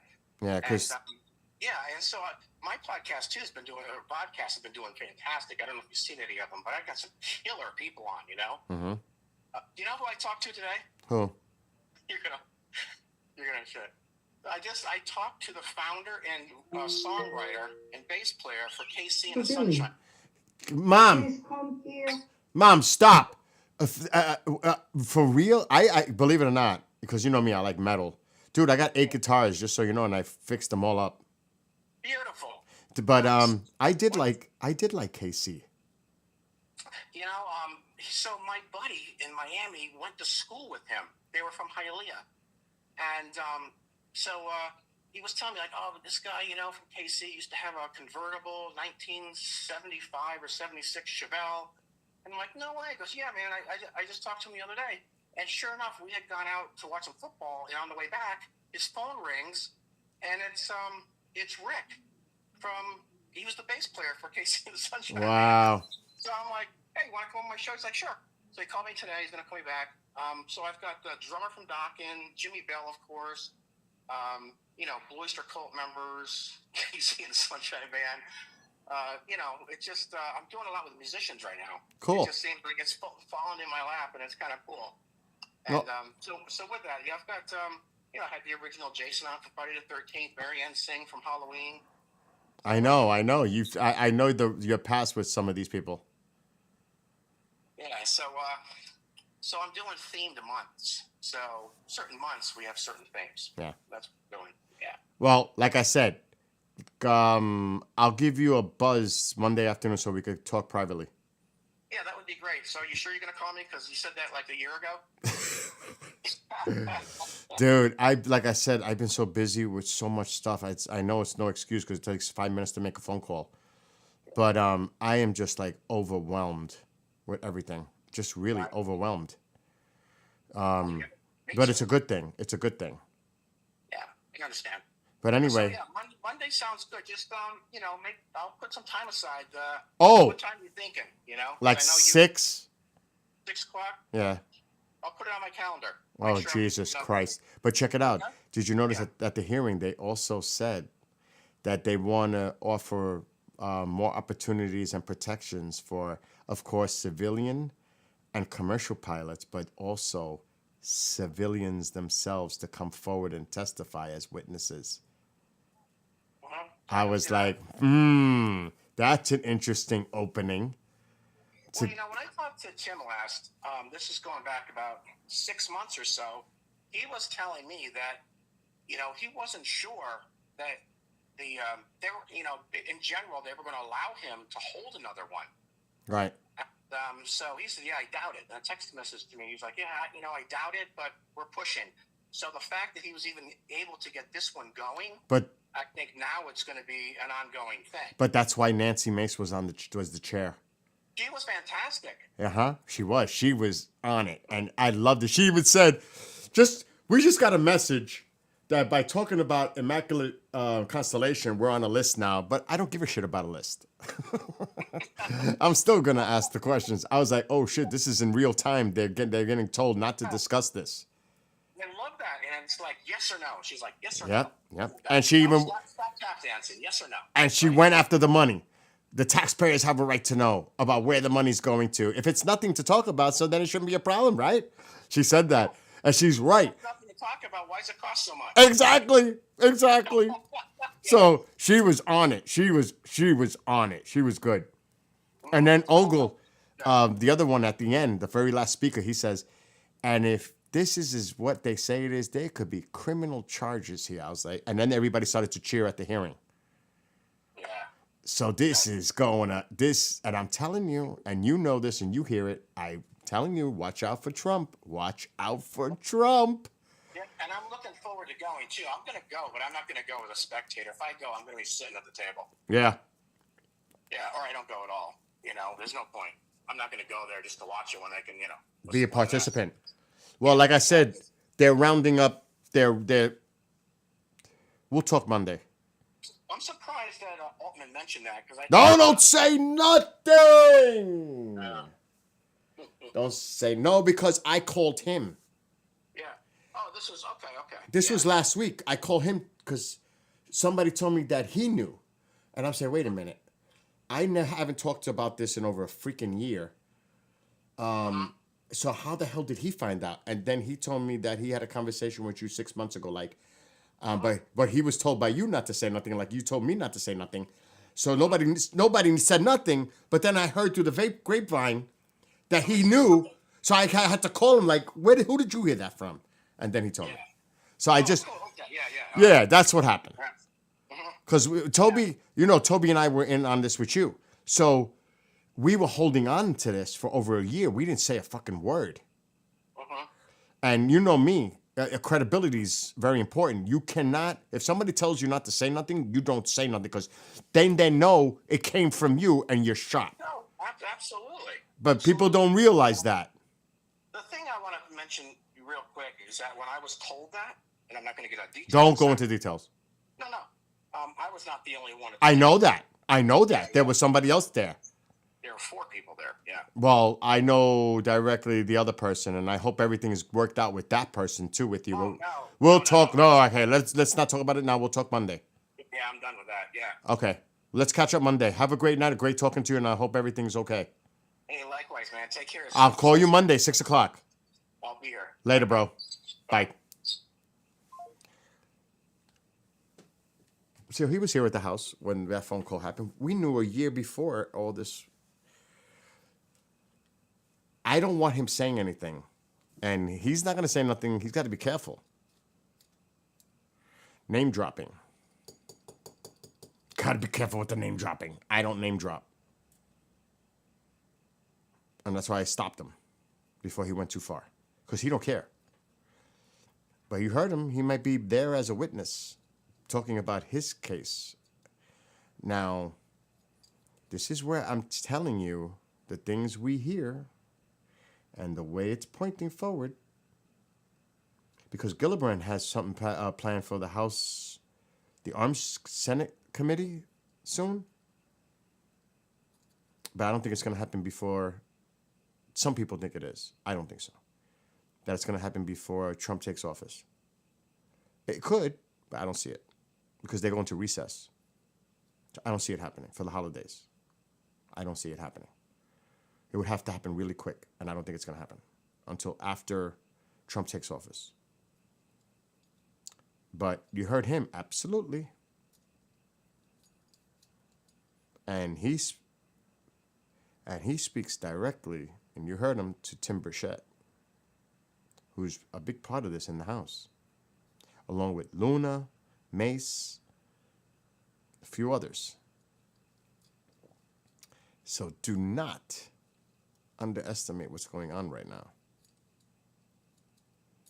That's why we need to talk in private. Because there's a lot going on behind the scenes.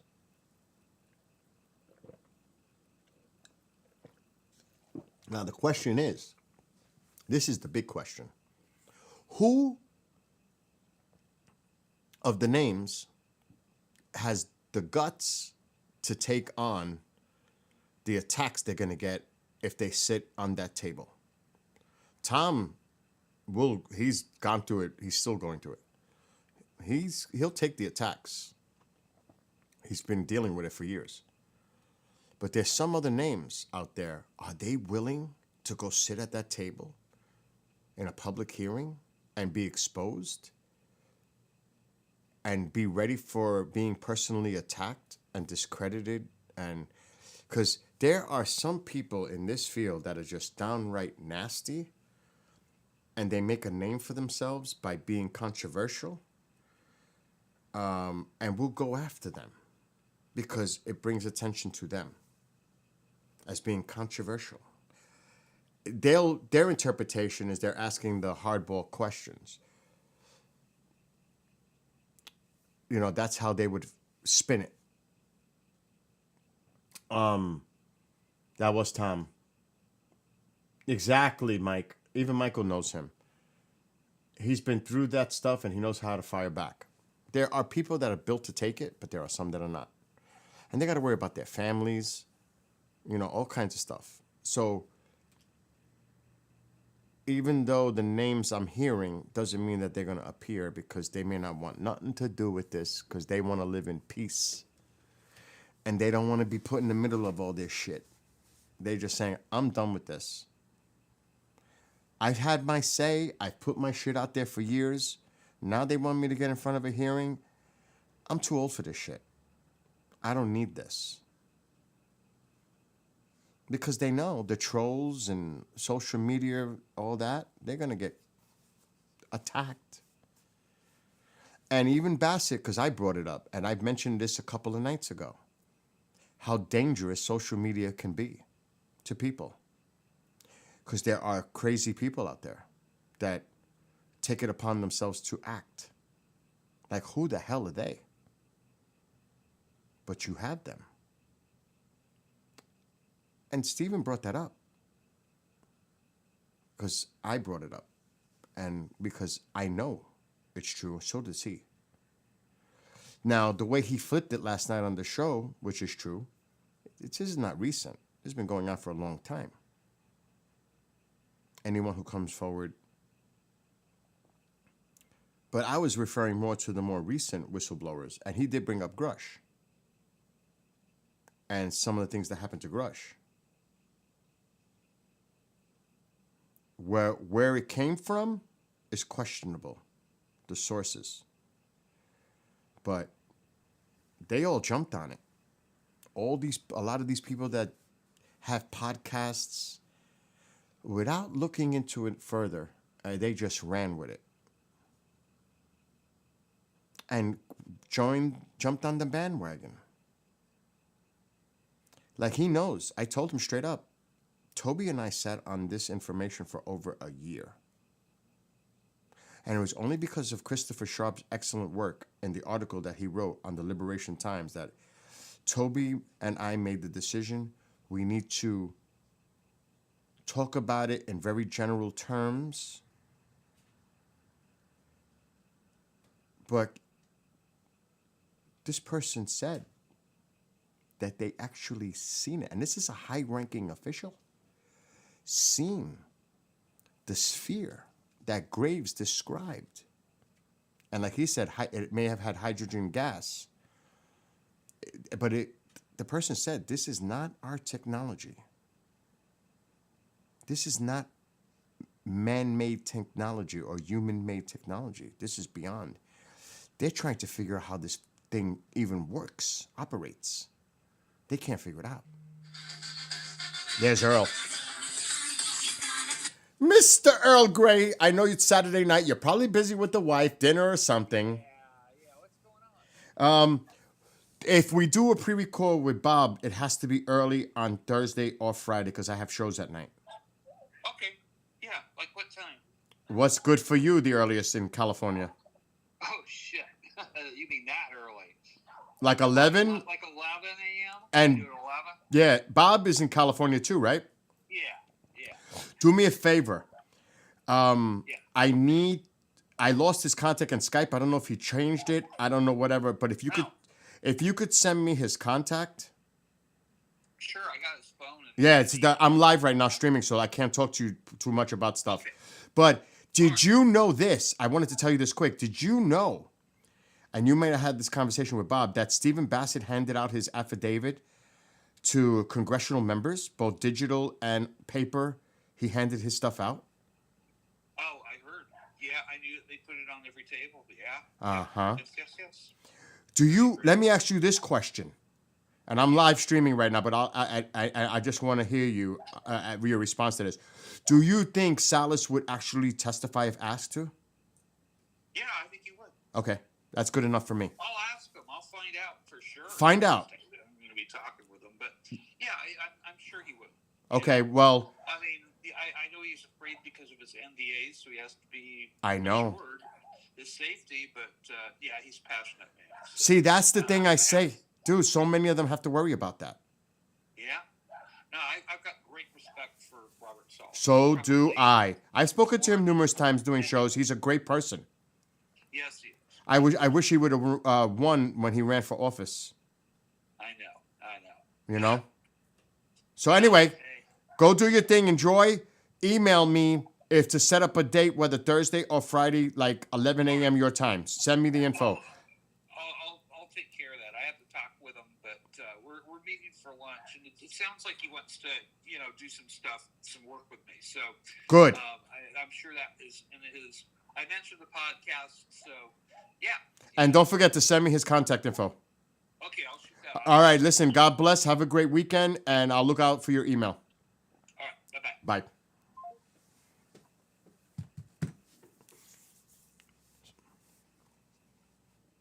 So, he thinks Bob would testify. That would be a hell of a witness. Direct witness. Not hearsay. Not secondhand. Because Bassett did hand it out and put it on every table. And he sent it digitally, too. Bassett was on it. He was on it. Oh my. This is what I mean. This is exciting, like, for me to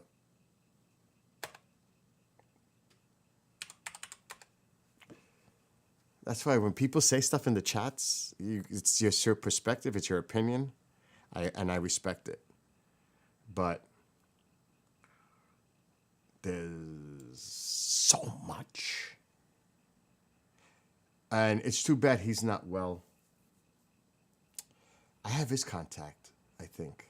Let me see. Oh, Don Ecker. We're supposed to get him on. Yep, I do have his contact. I have his phone number. Robert Hastings. Last time I talked to him, he wasn't doing well. He was involved too. Look at this article.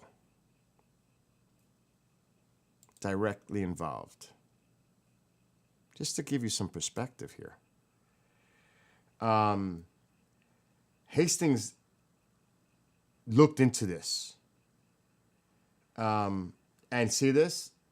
Stars and Stripes quoted former Air Force Captain Robert Salas, who was at Malmstrom Air Force Base in Montana, 1967, when 10 ICBMs he was overseeing suddenly became inoperative. At the same time, base security informed him of a mysterious red glowing object in the sky. Robert Jameson, a retired U.S. Air Force nuclear missile targeting officer, told of several occasions, so there's multiple witnesses in this, having to go out and restart missiles that had been deactivated after UFOs were sighted nearby. Similar sightings had at nuclear sites in the former Soviet. Why do you think they said at the hearing? Why do you think Lou said at the hearing it happens frequently, brashly, over research and development, nuclear, Department of Energy, military? This happens. It happens a lot.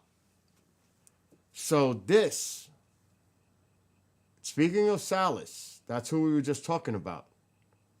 It's all about, this is a very horrible article, by the way. And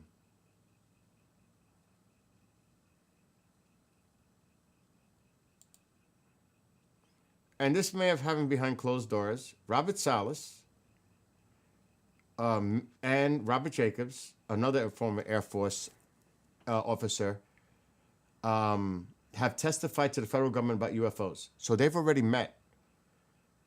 Actually, I know that because I'm not going to get into too much detail. The DOD, which that's a whole different thing, and then Arrow. But there's a new. Now Arrow has reportedly heard testimony from Salas about the alleged 1967 incident where 10 nuclear weapons were inexplicably disabled for several hours at the Maelstrom base after an unidentified object flew over the installation. Now, I don't know if this was under, what's his name? Kirkpatrick? I can't remember his name now. And Gillibrand is on it. I'm telling you, Rubio. I am telling you. This is, but I don't know if he did this with the former head of Arrow. But this is getting more serious. This is getting more serious. And they're bringing in other directly involved, firsthand, not secondhand, witnesses. It's gonna get more interesting because there's gonna be actual military and others personnel at these hearings talking directly to what they experienced, not somebody else's story, themselves. What happened and recount it in a public hearing. Now, you heard what Earl says. He has NDAs. And he cannot disclose classified information, obviously. He's got classification. He was in a skiff last week with congressional members. So they're digging. They're digging. This is much more serious than people realize. And I've spoken to Robert. He is, to me, a great guy, a great person. He's a gentleman. And he was in the front row at the hearing on Wednesday. He's definitely interested. That's what's important. Now, are they working along with him in the skiffs to see if they could declassify any documents associated to his case, specific case, the Malmstrom Air Force Base case? Not the Air Force. Well, yeah. The base with the nukes. Are they looking at possibly, because that happened, what was it, 67, something like that? Are they looking to release some more declassified information, documents, declassify them? Who knows what they have? They can bring all kinds of these witnesses forward. I don't know if anybody from Rendlesham is going to be involved, but there are other instances. There's more than we realize cases that involve military personnel, pilots. It's a lot more, but who's going to, oh shit, a shooter. Who's going to come forward? That's the question. Who's going to be there? It's not the what, and it's not the when or if. It's the who and what.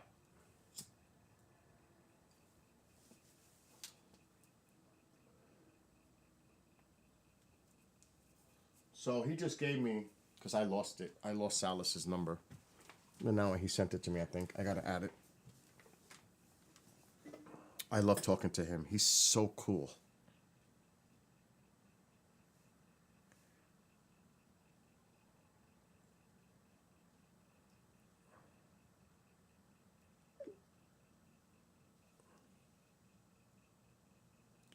Oh, shit. He just...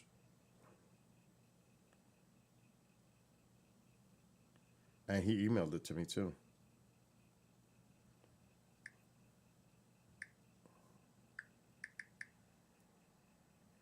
He sent his vote to me in text and an email. Earl's awesome. And he knows a lot of people. He's been in the game a long time.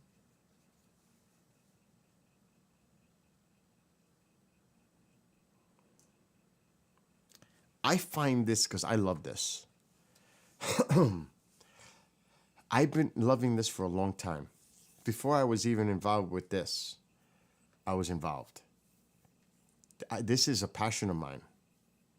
I truly love this topic.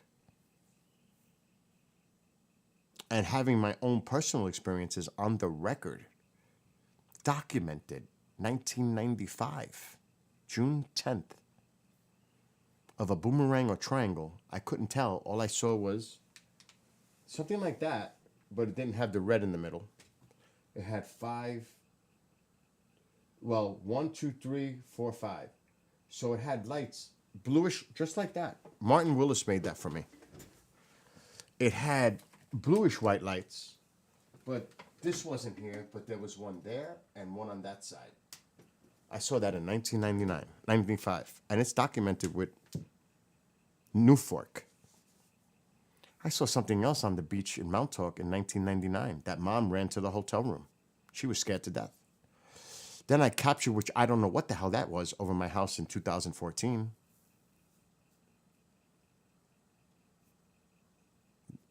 Anybody could reach their own conclusion on what the hell that was. But I've had my share, and I'm so interested in this. So like everybody else, I want to know, what are we dealing with? So this is personal to me too. It's not just because it's like a job or, no, it's deeper than that. And I know a lot of people. A lot of us know a lot of people, like Race knows a lot of people. Race has been involved with this longer than I have. So this goes back years. This is not like something new. And then you establish this over time. And I'm like a little kid. when, you know, talking to some of these people, like even you had to see me last night on the show with Steven. I had a smile on my face the whole show because I was so focused. I was in a zone. And I was listening to every word he had to say because he has a lot to say. People may not agree with his opinion or whatever, but I respect the man for what he does. I do. I couldn't care less. But there are people out there that go after him for certain things. I respect the man for the research he's done, his involvement, his passion, his dedication, his knowledge. And when he says something, I listen. And there are people out there that feel the same way about Richard Dolan. They don't like Dolan. I listen to what Richard Dolan has to say. Because I know the man for years. And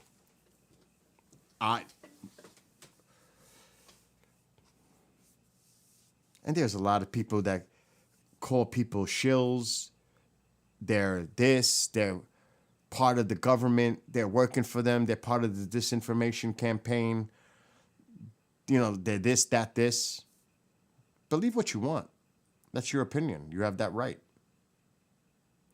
But I'm telling you, I have so much respect when I speak to them on a personal level. Privately. Off the record. When they're not speaking to an audience or on a podcast. And when you sit down with them and you talk to them, and it's like they'll say something, I'll say something. Like, it's an example. This is a true story. When Bigelow sold Skinwalker, only a few of us knew who the new owner was before it became public, before he came public. And there was a conversation, Jimmy Church and I had a conversation. Jimmy, I know who the owner of the new owner of Skinwalker is. He goes, Bill, so do I. So who is it? And I said the name. He goes, you're right. I heard the same thing. And this is the way. Now, I don't know if Jimmy really knew or he was calling my bluff. But maybe he heard it from me and says, yeah, I knew that was him. But maybe he did. I'm sure Jimmy knows a lot of people. Jimmy's in the know. But it's like those, like we knew who Grush was way months before it was public. Mark D'Antonio knew. I think Mark knew before I did. A few of us knew that Grush was coming out. But it was secret. But we knew. And I hinted to everybody a few weeks before, something's coming. Keep an eye out. Something's coming. Now, I thought it was going to go, because I was told it was initially supposed to go not to Debrief. It was supposed to go to the Washington Post, I believe it was. But that didn't work out. And then it ended up with the Debrief. And then right before it came out, it started to leak out who it was.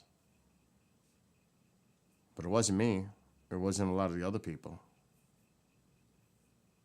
That's up to them to do. That wasn't going to be me. Now, think about it.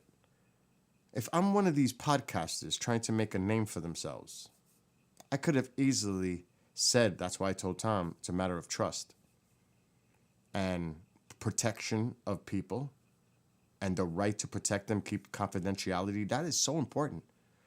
Not just for my sake, for their sake. The hell with me. It's about protecting them. But I could have easily went on and said, April, before it happened, I can tell you who the whistleblower is. That would be horrific. And that's a blacklist forever. You do something like that, you're toast. You are dead. It's stupid.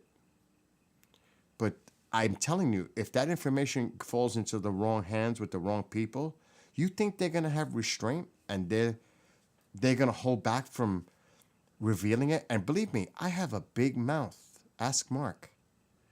But there's some things I won't say. There's a line. There's an absolute line. You don't cross that line. Fact. And Mark will be the first person to say it. Bill's going to spill the guts. He's going to spill the beans. There is no question about the USO's Kamaru Fresh. No doubt. Just ask Mark D'Antonio. His experience on a nuclear submarine. What happened?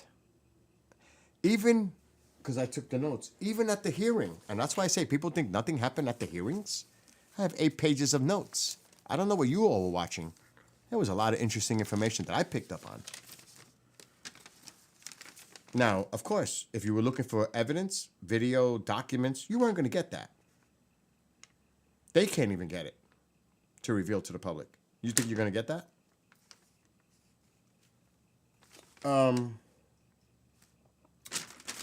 So, supposedly, this is what I think Gallaudet mentioned. One of them mentioned it. A U.S. submarine was being followed by a USO. It actually was trailing the sub. It slowed down behind the sub, following it. And then it just sped off. And I think Gallaudet said it was torpedo-like.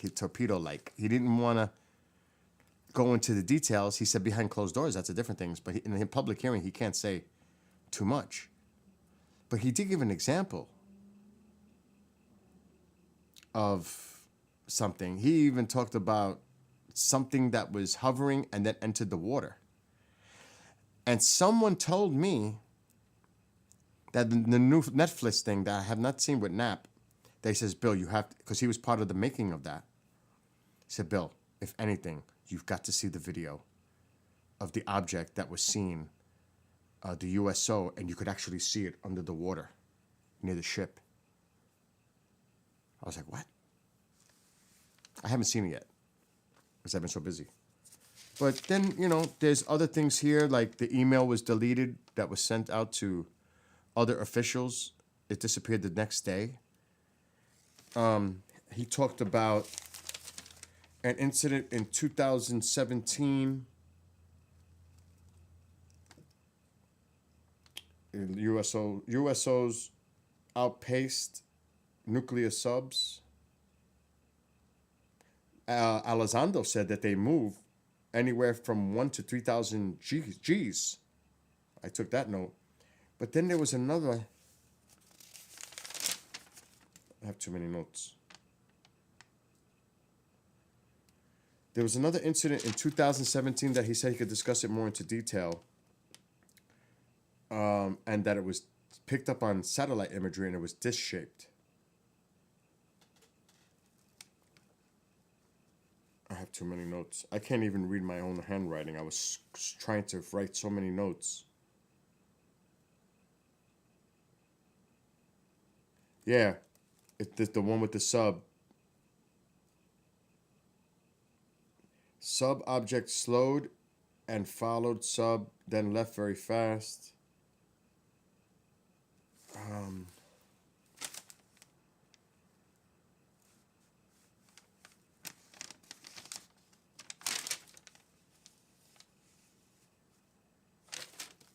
I think it's back here. Might be on my other paper. I took too many notes. It might be on this one. I started with one paper and I said, one paper will be enough. Turned into a notebook.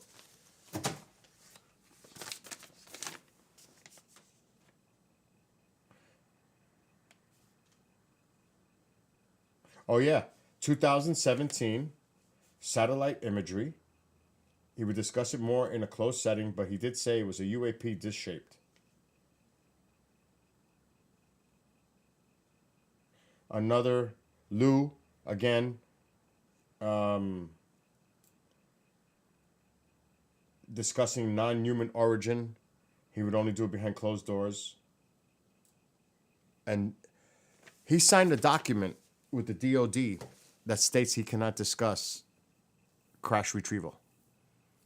He said he signed that in a skiff.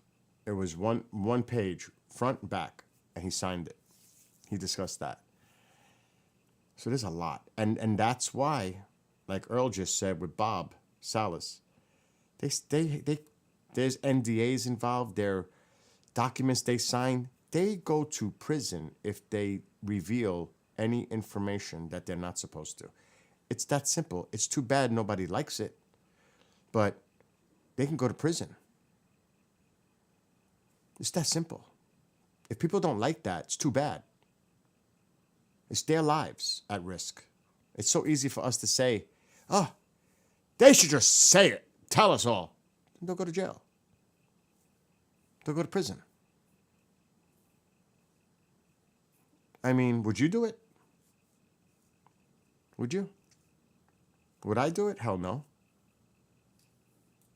I'm not going to jeopardize my livelihood, my family, everything that I cherish to say something and then be held liable for it and go to prison over it.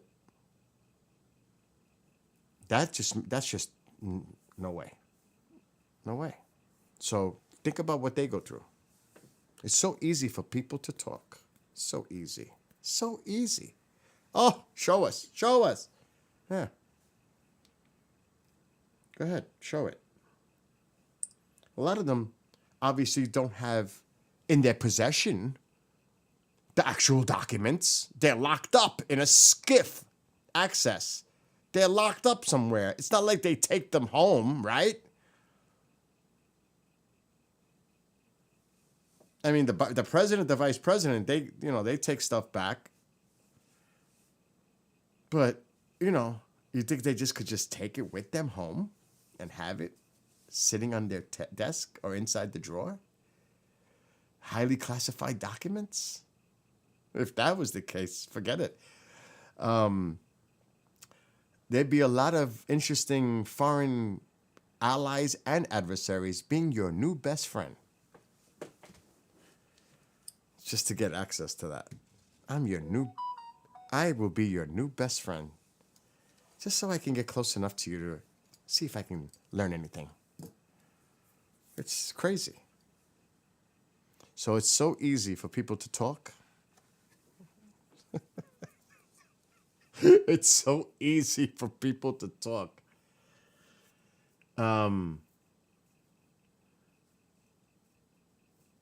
So yeah, like I said, I just gave you small little snippets. Not to do it to brag about it, but to show you there's a lot more going on than you think.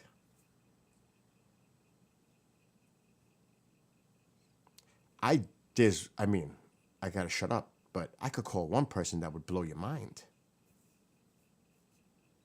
And you'd be like, what?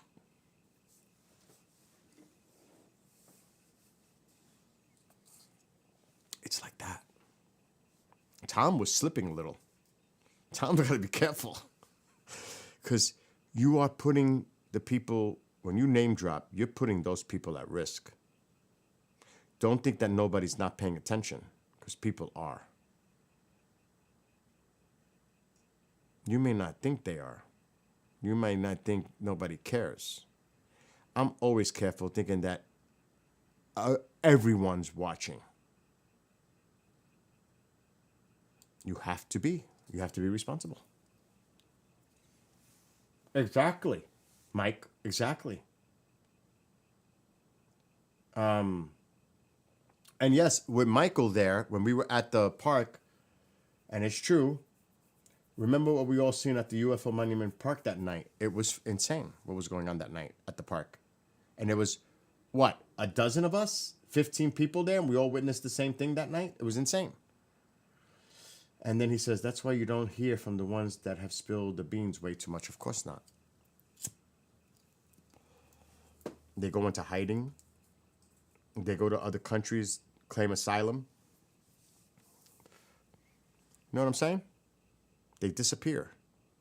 But it's a matter of time before they're found. It's just a matter of time. I can call somebody right now, another person, and he can tell you directly how messed up his life has been through intimidation, threats. I can call another person who was directly attacked by some crazy, by a crazy person that showed up at a conference. This is why I say social media is dangerous, because this is where they get their shit from. And they get it emboldened and encouraged and pretty much manipulated to take action. They feel that they have to take an action and act out. Look what happened to Trump. By some crazy guy in Hawaii that didn't like the narrative of Ukraine, who with a long criminal history, and this guy's sick enough to actually try to do something about it. Took it upon himself because he didn't like what he heard about the war in Ukraine. So there are crazy people out there that think it's okay to take matters in their own hands and take action against the people that have been attacked, defamed, all this stuff, that it's okay to do it. It's not okay. It's never okay. You're listening and being manipulated by a certain narrative to make judgment against someone that you have no idea who they really are, but yet you think you know them enough to hate them that much to take action in a violent and worse way. And you know nothing about them. You're just listening to the rest. And it's like everyone carrying the torch to take out Frankenstein's monster or take out Dr. Frankenstein. You've joined that mob mentality. That's scary shit.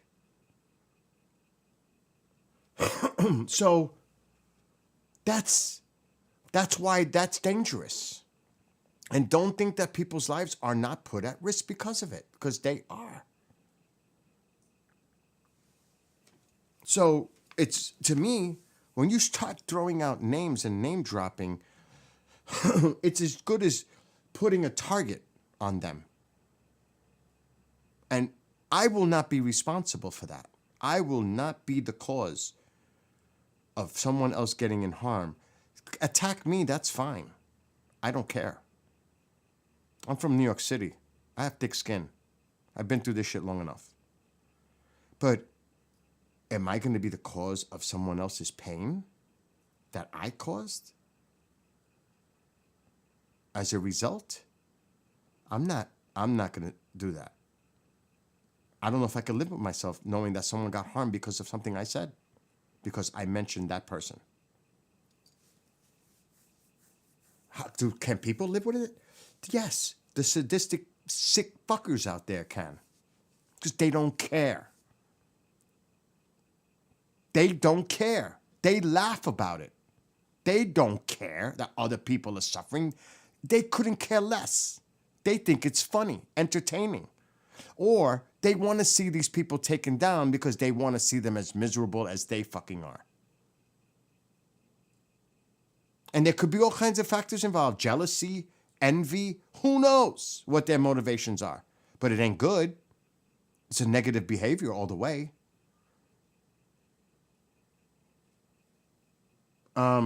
So, you know what I mean? And I could vent all day long, and I don't want to get crazy, and use analogies that may not exactly fit what I'm saying, being taken out of context. But I know quite a few people that have been directly, definitely intimidated and a couple that their lives have been threatened directly.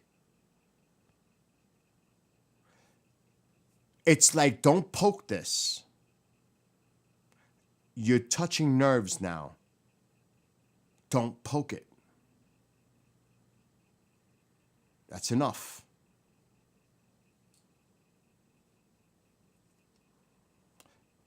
And I would never do that. Like, I could call right now 3 people immediately that have either directly had their lives threatened, actually 4, directly, like an actual attack on them, an actual physical attack by someone at a conference, for real, sick. Now, I'm not gonna go into details on that again, or I could tell you about the intimidation and the threats that other people have gotten through. This is scary stuff. And when they tell you in person, heartfelt, that it's just you and the other person having this conversation in private, and you hear their story, it's like, oh my God, that's really bad. Now, people say, if I said that, it would give it away. Let's just keep it at that. I'll stop right there. But you know that social media has a big role in this. What people think they put out there, it doesn't matter what your political or belief system is. When you do things, and I'm talking like you push a certain narrative of hate, and there are people out there that will take it as with violent tendencies. Those are people that are mentally unstable or sociopaths. They just don't care. There are people out there that could be triggered. And that's what makes it dangerous. So I personally don't care if other people do that kind of stuff. That's up to them. But like I said, I will not be responsible to do anything like that, to put anyone else in jeopardy because of something I said. There's just no way. Oh my God, give it away, give it away, give it away now. You're doing some Red Hot Chili Peppers now, Bob? But I think I'm done. I don't want to. Exactly, look what Travis went through in the beginning and throughout. There was a time Travis walked away because he couldn't take it anymore. And I could call Travis Walton right now just to say hello, which I haven't done in a long time, and I should, because we actually became really good friends, and it's a long story. We spent a lot of time together, just him and I, alone. Hours, just him and I, just hanging. It's a long story, and I'm not going to get into it. But I get emotional thinking about, on a personal level, what that man and his love of family. He has a big family. His love of his grandchildren, his family. He is a good man. And I love him. And his wife was lovely. I'm calling him. He doesn't probably ever pick up. He's hard to get to.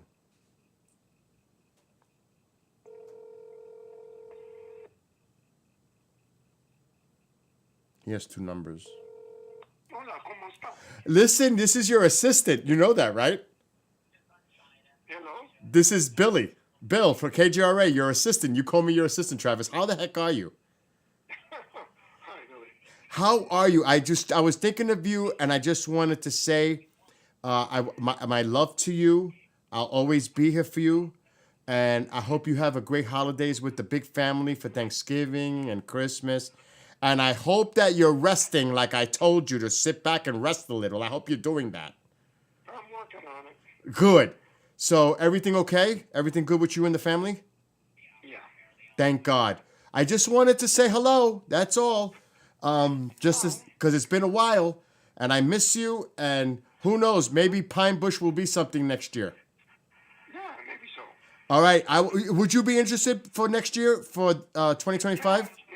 Yeah, check with me. Make sure the date's open. Yeah, no, it's going to be at the end of June this year. We're going to change it because of Contact in the Desert is always at the beginning of June. So we don't want to get interfere with that. So it'll probably be toward the end of June, Travis. Alrighty. I'll let this guy know. So, and I'll pick you up the whole deal at the airport. We'll have fun. Yeah, sounds great. All right, Travis. God bless and my love to the family. Same to you, Billy. Bye bye. Bye. He knew it was me. He knew. Because Travis meets a lot of people and he won't recognize you with your name because he meets so many people. So that's why I reemphasized who was talking to him. So he knew right away. I didn't even have to say it. He knew all when he said that, because Travis would normally say, hello. When he said, hola, mi amigo, like all that, he knew it was me. He must have my name on the phone. But I had to make sure. So he's willing to come back for Pine Bush next year. He always does good at Pine Bush. But he calls me his assistant. We had a great time. You don't even know.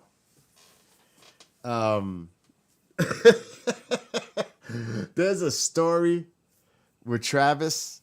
So, I don't know if it was last year. I think it was last year. Travis Walton, it could have been the year before. It was after, obviously, COVID. I think it was last year. So Travis Walton was here for Pine Bush UFO Fair and Kathleen Martin. Now, I was the one that had to drive to pick them up at Newark. I never met Kathy before, but we instantly hit it off. She's awesome. So is Travis. So is a lot of them. Jennifer Stein. I met so many of them, and they're just awesome people. But anyway, so when Pine Bush was over, and yes, I did feed them my food, which they loved. I made trays for plates, containers for them to take back to their hotel because they didn't have the time. They were tired. They came in Friday. The next day's Pine Bush. They needed to rest, so I took them. I stopped here to pick up the food, and then took them to their hotels. And they ate. The next day, how was the food? Oh, it was great. But the Sunday after Pine Bush, I had to drive Kathleen Martin first to the airport because her flight left at noon or something like that. And it was Travis, Kathleen, and I in the car.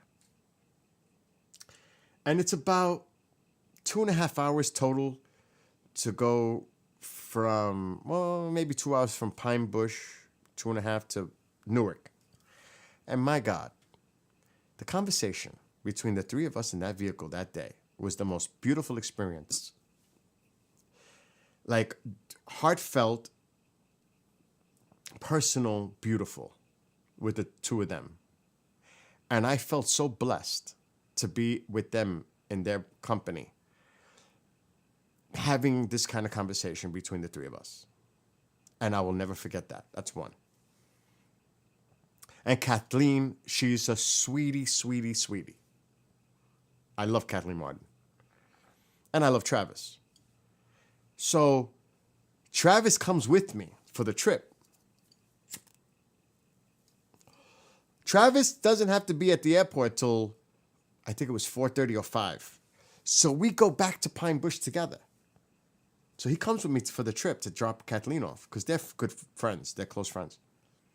So then we go to Pine Bush and we go to the museum. Travis gets a tour of the museum. Then we have lunch next door. The museum took care of us for lunch. So here's what happened at the This is a true story. Travis could tell you. I wish he even said, "Too bad we didn't get this on TikTok or something, because it would have got millions of views." It was insane what happened. So we're having our lunch, and the waitress comes and says to us, "Were you guys here for the UFO fair yesterday?" So she didn't know who Travis was. Nobody knows who I am. I couldn't care less, but I am dying because Travis is sitting right there and she doesn't know who he is. So I said, "Yeah, we were here. It was great. Did you know that Travis Walton spoke? Kathleen Martin, I think Tom Reed was there. I don't know if Dolan was there, but it was a bunch of people. Did you know Travis? You ever see the movie Fire in the Sky? No. Oh, you got to go home and see that." Travis is sitting there. He's got a slight smile on his face because he knows what I'm doing. He knows I'm playing along with this. And then eventually I said, "Well, guess what? That's Travis Walton sitting right there." "Oh my God, can I take a selfie?" It became the funniest. And he goes, "Bill, too bad we didn't get that on camera." The response. But it was genuine. And she goes, "I'm going to go home and watch the movie with my kids tonight." So then we go back to the museum. And there's two gentlemen standing there. And I did the same thing with them. They didn't know. They said, "We just came in. We missed the fair. We wanted to see Travis." I said, "Well, you know about the story of Travis Walton? Travis is standing right next to me." He knew I was going to do it again. Travis is cool people. Let me tell you. And I did it again. And they're like, "No way, Travis, great." Oh, it was funny. So after that, then I had to take Travis back to the airport. And the moment that got me is I'm driving. He fell asleep. He had the chair back. He fell asleep in the chair. And I saw the man resting. And I had a serious conversation with Travis on this. The man just travels and goes to all these events and he beats himself up. I mean, he gets worn down. And I told him, "Travis, you got to rest." That's why I mentioned it on the call just now. You got to rest. You have to take care of yourself. And he listened. He backed away a little bit from doing too many of these conferences because he goes to South America. He's international. It's Travis Walton. So we really got a bond between the two of us. We have a close bond. And it's out of respect and love. It has nothing to do with his case. It has to do with two human beings relating with each other. It's as simple as that. And I love him. I respect him. And when I saw him sleeping next to me, I was almost crying while driving because I said, "My God, here is Travis Walton in my car, sleeping, trusting me with his life." Like, and it was so profound. And if you know the Travis Walton story, what this man allegedly went through, and I believe him 100%, by the way, because I do. And to know and to look at him, and now I'm driving, so I'm just looking like quick. It really hit me. It really hit me. Because he's an older man now. He's a senior. He could be my grandfather. And I look at him like that. Like I love him like family. So that's like touchy for me. And Kathleen Martin, a lot of them, I feel the same way. Now, Mark is a character. Mark is more like kind of a distant brother from another mother. Because I don't see him that often. I don't see them that often either, but Mark and I joke around a lot, It's different. It's a different kind of relationship. But it's still, he's a good friend. And I'll always be there to help Mark. And Mark is always there for me if I need it. So you develop these relationships. And there's associates, work-related, you know, you just you see them, it's a contact, and that's the end of it. Some of them go deeper than that, and you create a friendship with these individuals, an actual friendship. Like Tom Reed and I, we could argue, we could fight, not physically, but we could argue. But we're like brothers, and sometimes things happen, you know, but we're like brothers. And it's, you know, it's like anything else. Yes, we should all care for each other like that always. Have you read the book from Elena? That name doesn't sound familiar. Danaan? A Gift from the Stars. It's a nice story or not. I have not read that. I will tell you a book that I have here that I got. I got so many UFO books. Oh my God. They're mostly in my room, but this is one I would suggest people read if they're interested. It should be here. I was reading it. I haven't even read it yet. My God. I don't even know where I put it. I have Elizondo's Imminent book.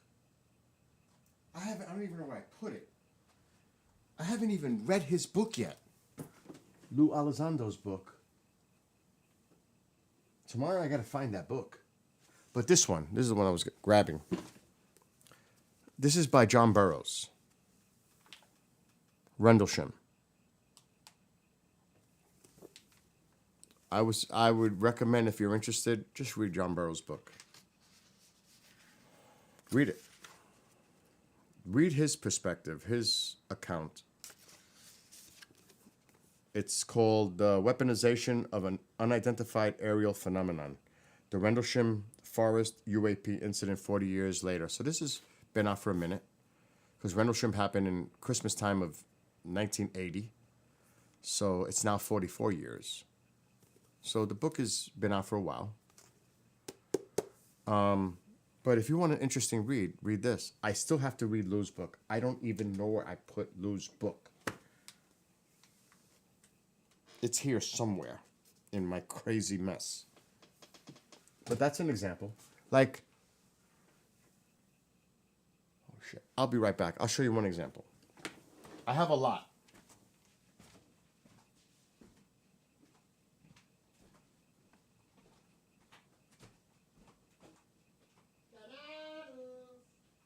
Are you sleeping?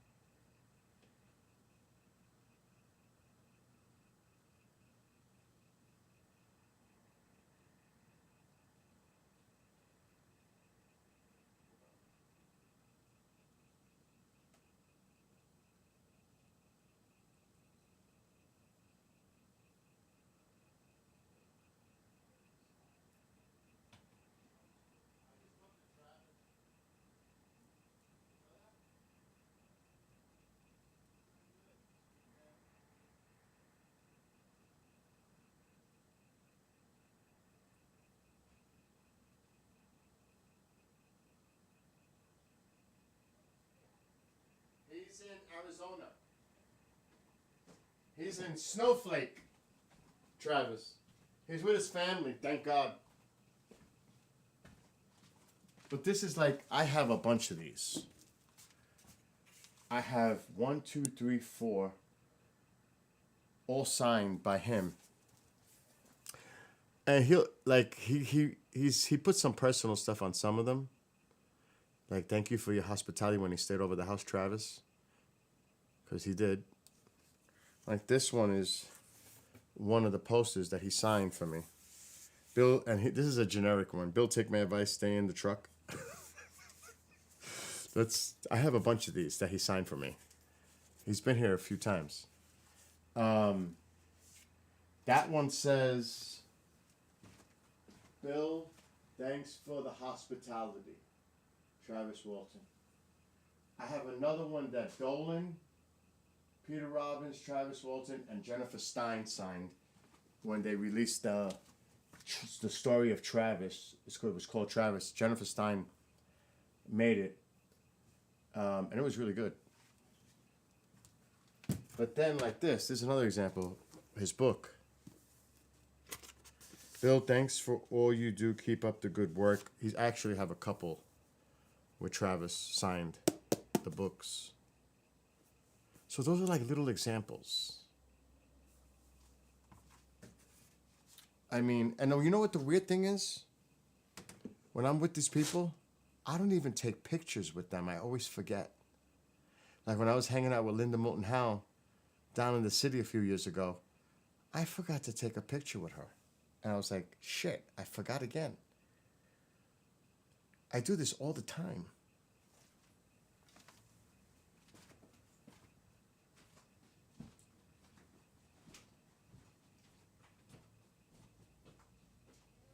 What?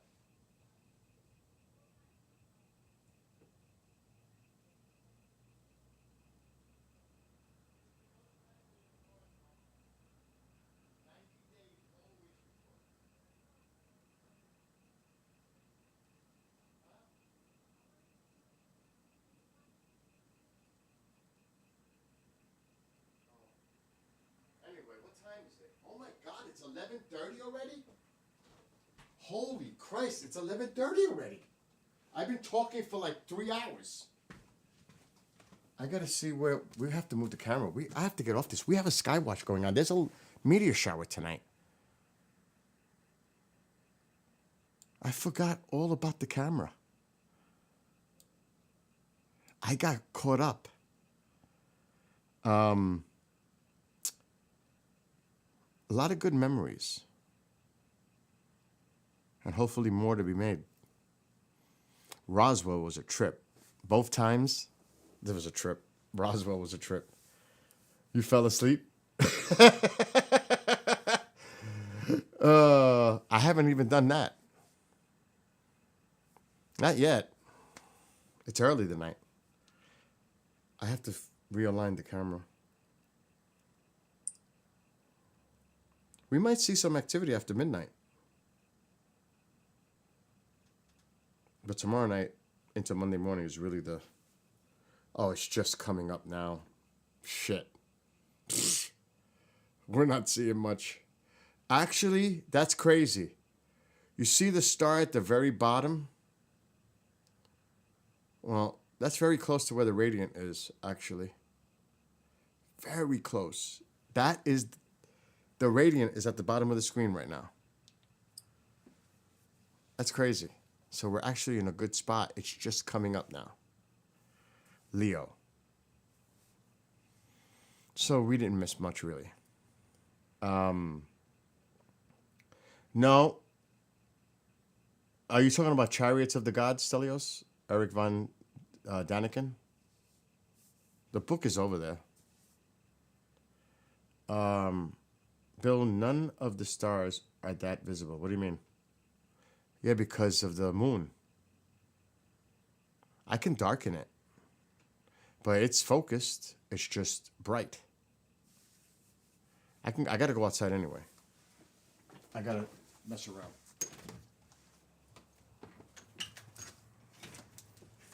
That moon is ridiculous. That's the problem. The moon is right overhead. That is so bright. To be honest, I don't know how much I can do on this. The moon is like almost overhead directly. It's super bright out there. Not much we can do here. And if I try to raise the gain, it's not going to look right. The moon is almost directly overhead. And it's focused. I don't think we can do much. I'm going to try. I'm not counting on it.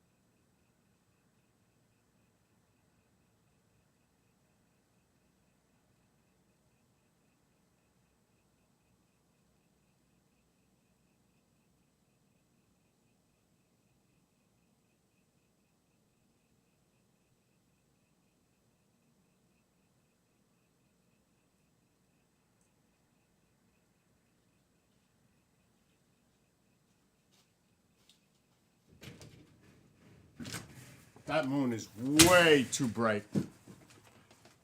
We're not going to see much because of that moon. If I try to make the ISO too high, it's going to look ridiculous. It's going to be totally ridiculous. But now it's just a little too dark. But the moon is like right there. It's so close. It's bad. Bad, bad.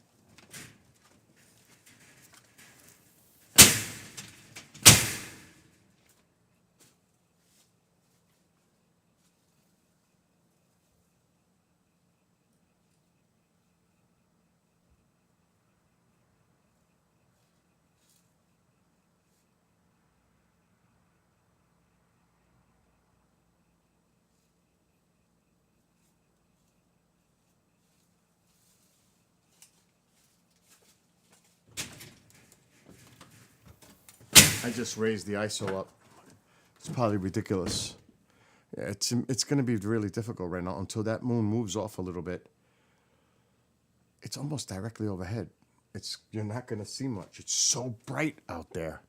So we just got to deal with it.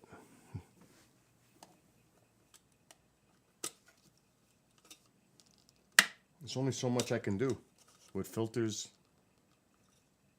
gain. Let me go check up on Mom.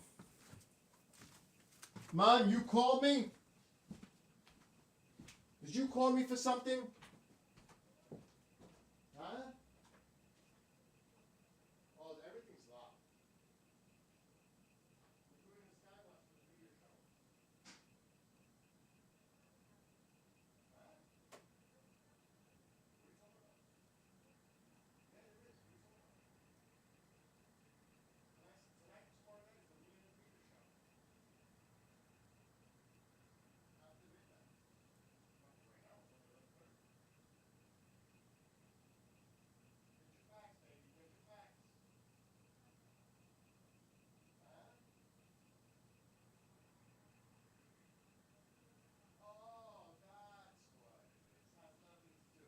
You're trying to dissuade me from doing it because you don't feel good enough to be safe, which is crazy. Because everything's shut and locked. There's the baby.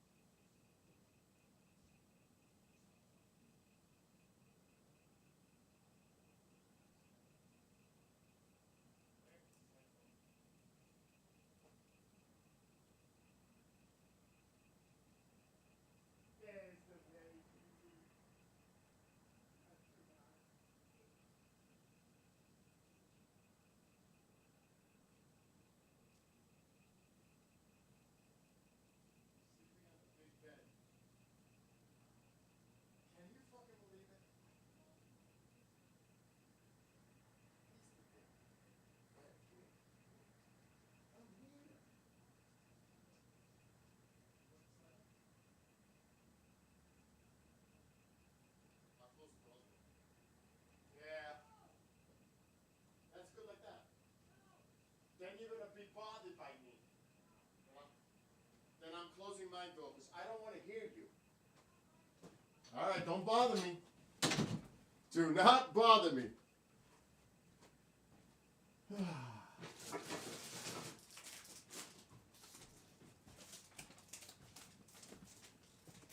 She said, "There's no meteors tonight." Oh, yes, there could be. She just says that because she doesn't want me to stay up all night. That's what she does. She thinks she's slick. What's up, TP? The moon left from here, so it's in your hands now. Oh, it's super bright out there. Super bright. Now, we're on Facebook and YouTube. Unfortunately, that may change. We're on Rumble. We're on Twitch. I already talked way too much. I've been streaming for 3 hours and I haven't stopped talking. 3 hours. That's way too much. Exactly. Deep breath. Relax. Take a breath. Count backwards. Think of pleasant places. I taught anger management, so. Like that.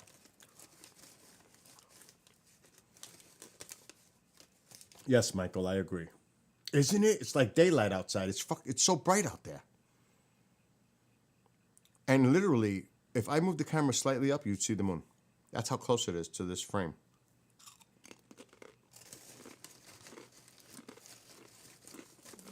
It's really bright out there. Yesterday was a supermoon. But who knows? Now, tomorrow night, well, Monday morning is technically the peak, at least some places say. And it's not like it's a big deal. But we may see a few. Tonight, too. It says it, if you look at certain sites, you can't see them on the 17th, but tomorrow night or Monday morning after midnight, local time.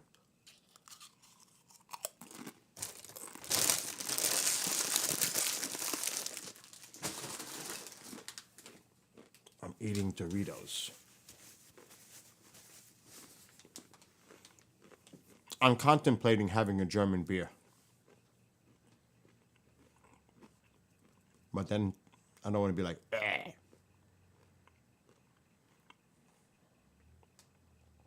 But I think it's time to say goodnight to Facebook.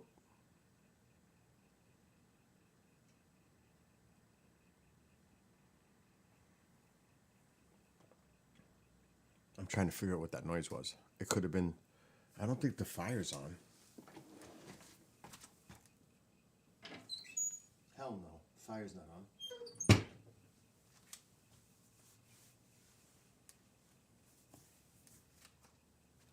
I don't know. There was a noise over there. I don't know if you guys picked it up on the mic. How cold is it? Alexa, what's the temperature? Right now, it's 38 degrees Fahrenheit. 38. Tonight, expect a low of 31 degrees. Below freezing tonight. 38. It's chilly. Yep, that's cold for you. Hell yeah, 43. Now you know what I feel. How you like it? You don't, right? Not in California. Well, there are some places, right? Higher elevations. Isn't there ski country? I've never been to California, so. Don't you have ski resorts in California in the mountains? Yes. It's got to be cold up there, right? Rodents. Oh, don't even say shit like that, TP. Though true, but with the cats around, and I don't have that problem. Don't jinx me. Thank God. If I saw a rat, I would die. If I saw an actual rat. I've never seen a rat. Not here.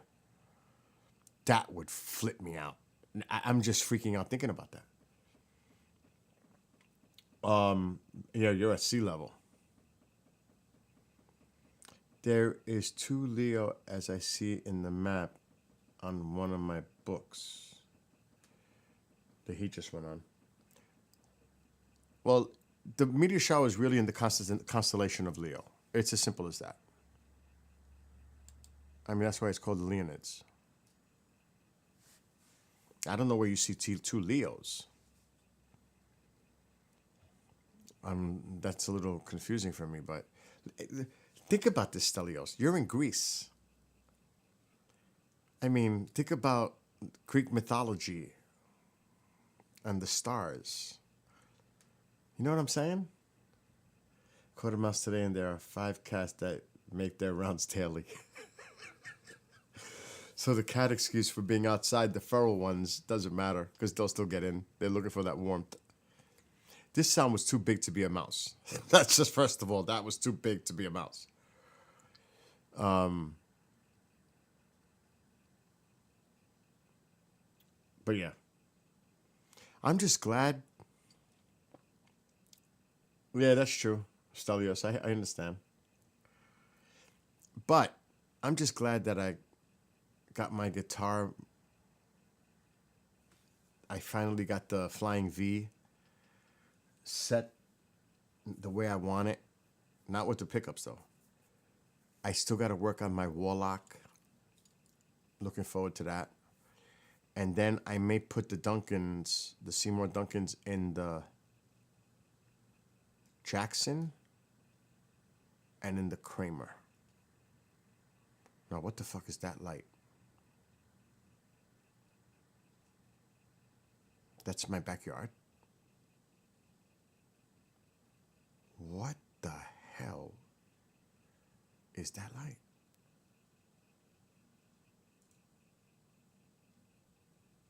I don't think that's coming from my backyard. Not, it's beaming from the other direction. Let's see. Let's look outside the camera. The ring from the deck. Oh no, the Ring doorbell isn't. It's in here charged for the backyard. That stinks. Mom is sleeping. She's in bed. I can't even put the camera outside because it's here charging. Oh no, I'm not going outside. What the freak? It's flashing. It's got to be somebody next door.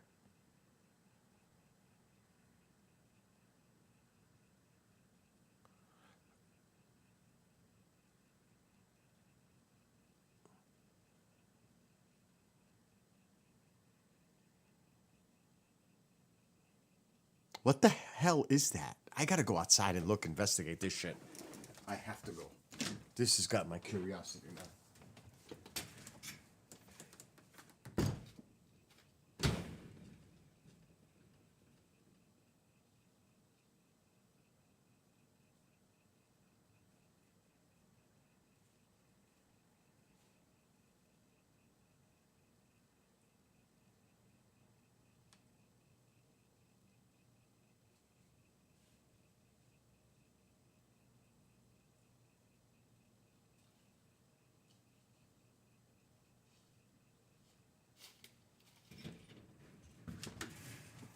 Did it stop?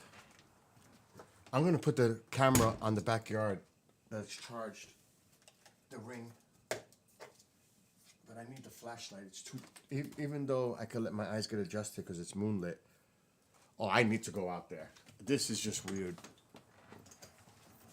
That is weird.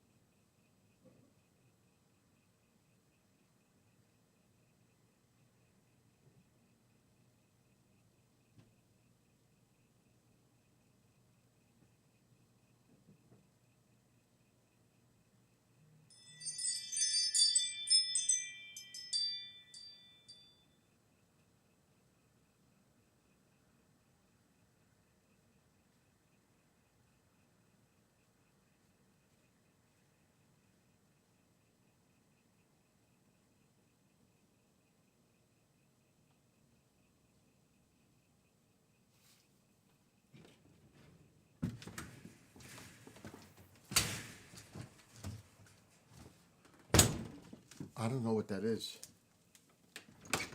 Or was. But I did put my spotlight went on. I'm gonna check now. I put the camera outside. I don't see it anymore.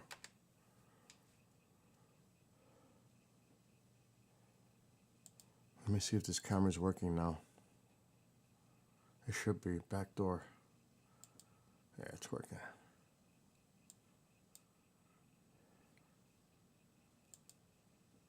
Oh, it just went off. Now it just went back on again.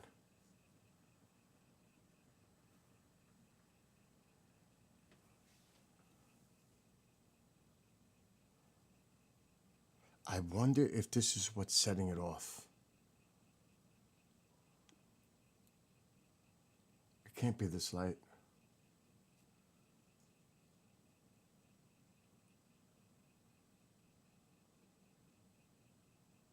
There's got to be movement out there because that light came on.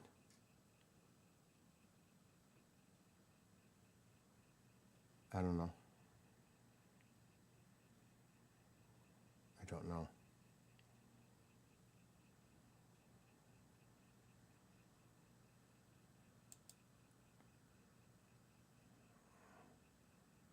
What's up, Astro?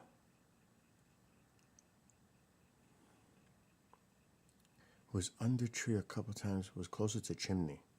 It moved? It freaking moved?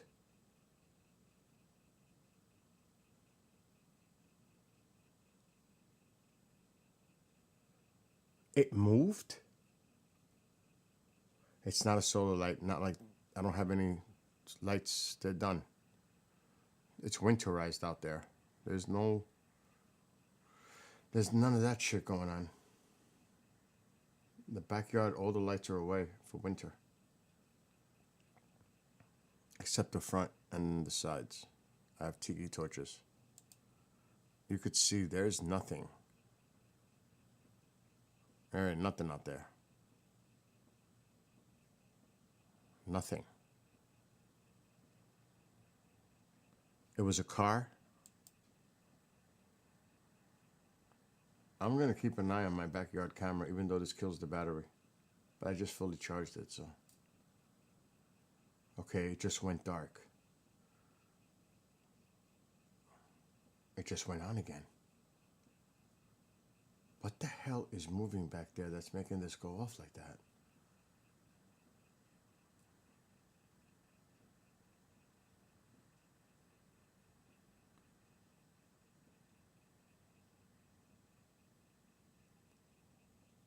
I don't know.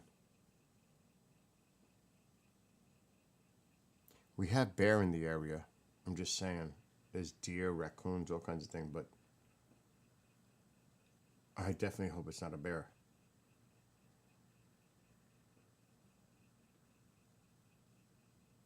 I don't see nothing moving though.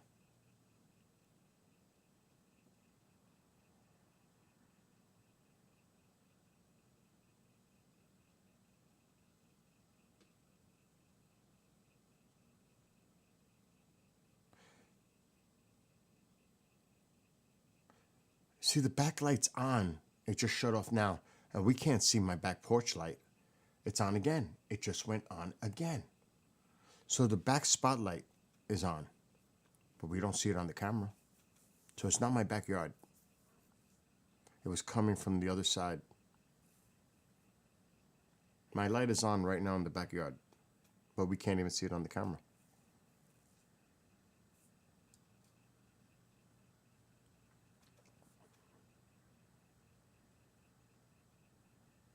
And just to show you that it's on because it's color. When it's color, that means the lights are on. When it goes off, then the IR kicks in. But it's color. So it's picking up some type of movement, but it's not even windy. You could see that nothing's moving.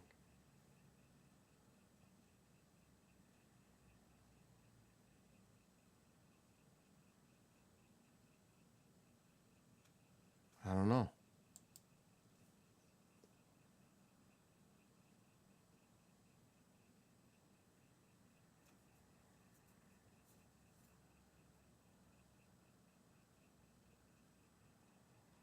Now it went off. And now it went back on again. Unless the camera's bugging out.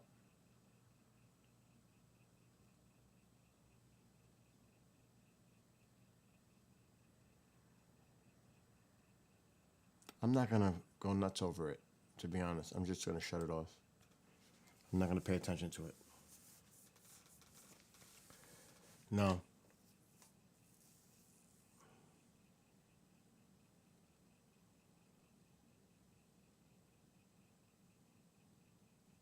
Making Hungarian goulash. Sounds good to me. Was the light source in direct contact with your outside light? No. As soon as you came back in, it went back out by chimney. Something went in front of light. I don't know. I'm going to have to rewind that.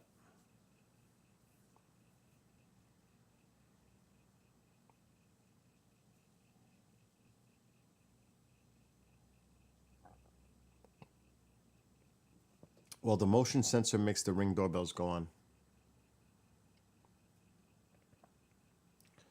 The cats are in their houses in the front. In the heated houses. That's where they are right now. It's 37 degrees now. That was weird. I will say that. I'm actually going to look at the front cameras now. And it is bright. You don't need a flashlight out there. This front light is on in the front of the house.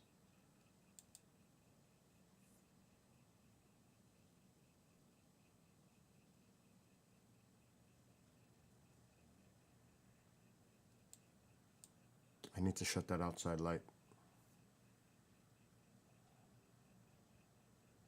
See, this one's on in the front.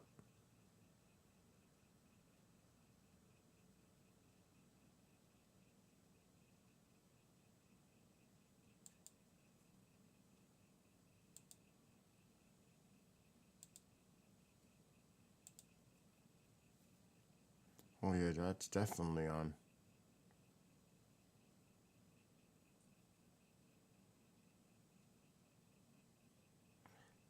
That's really freaky.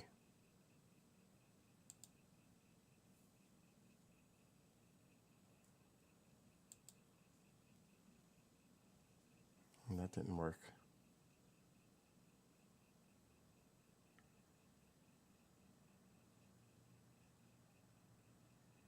I don't see anything in the front.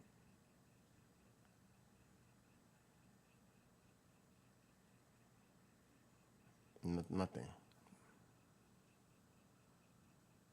It's quiet.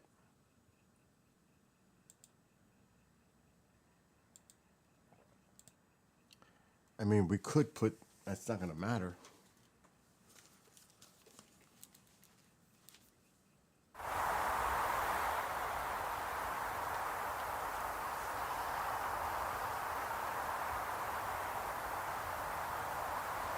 Alexa, shut off living room light.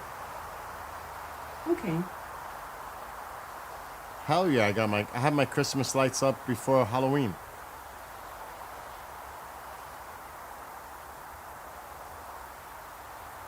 Are you kidding me? Light did not swivel or move like a flashlight. It was stationary. Or something set it up moving, but how it turned on by chimney but was dimmer. I don't know. Could be anything.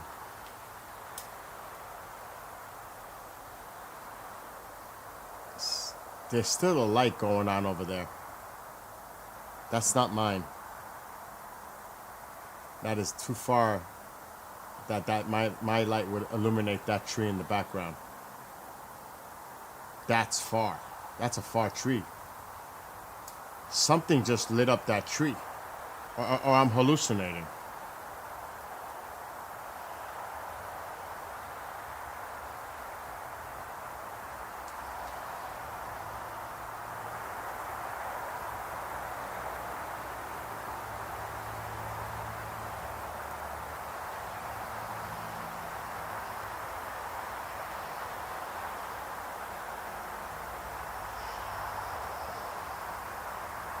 Was that tree like lit up like that before? Is that just the moonlight?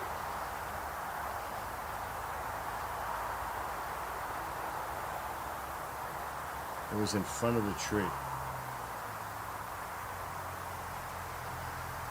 You see?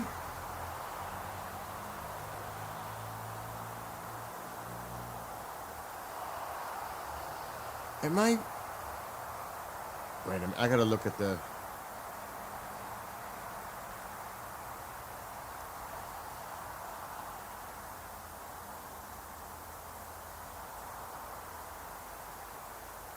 Closer to the camera than the light lighting the tree.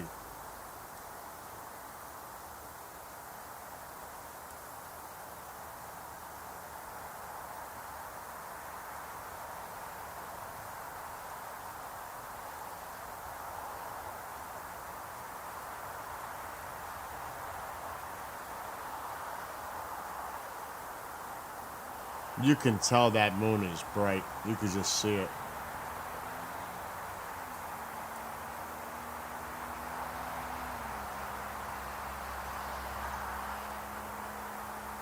Oh, green pointer.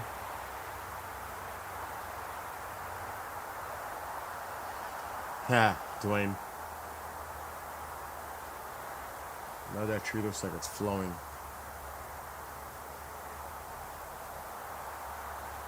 I went outside. It's pretty still out there. There's no breeze. There's nothing.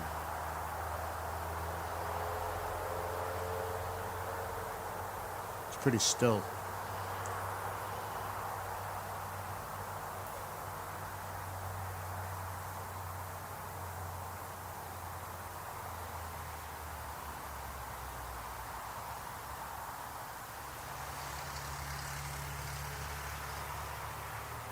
I don't know.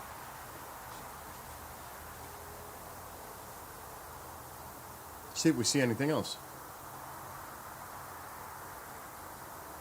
And it's late here. I mean, it's not like anybody. See?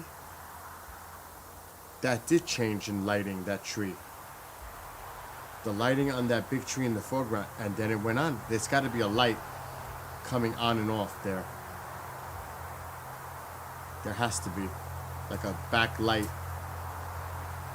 Could be animals, could be a spotlight like mine, motion sensor. Flood lamps going on. Illuminating that tree like that.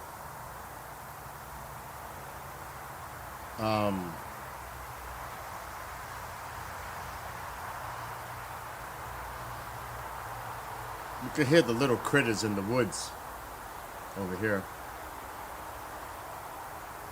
And no, those are not the cats.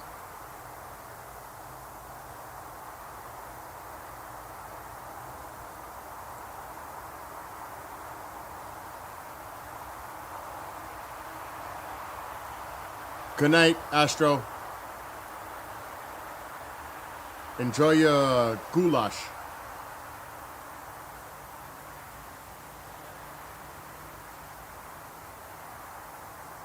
See, now that light keeps going on and off by that tree. Something is setting it off. Goes out, then it comes back on. It's weird.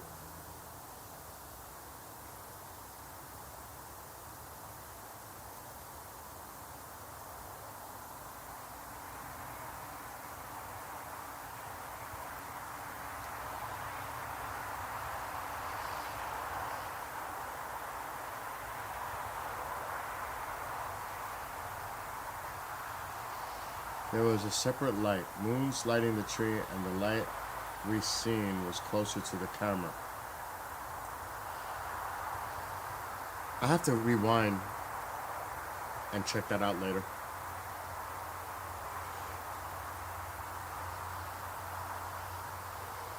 I'm glad I didn't drink.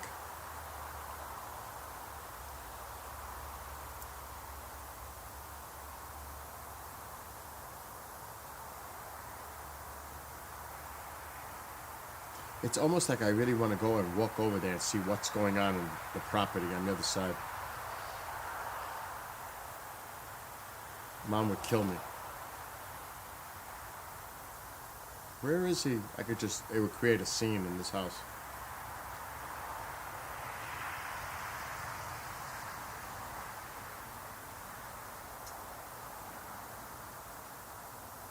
Alright, I need to shut the light off in front of my house because it's activating. There's too much shit going on here. Because it just got darker. It's that front light. I'm going to go shut it off.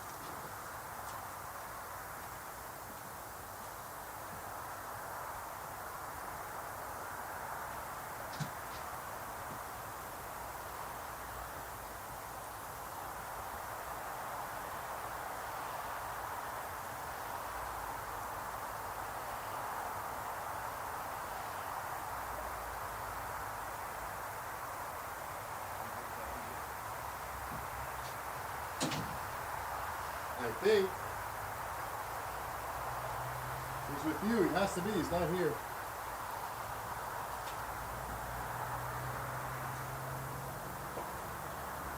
That's a be plain.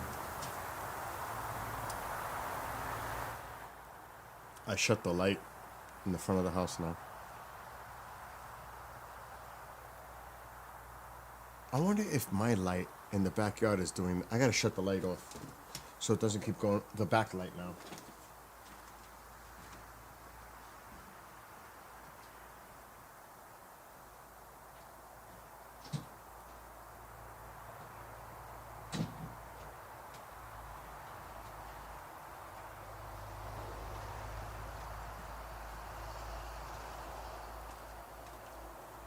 Well, it sure as hell wasn't mine.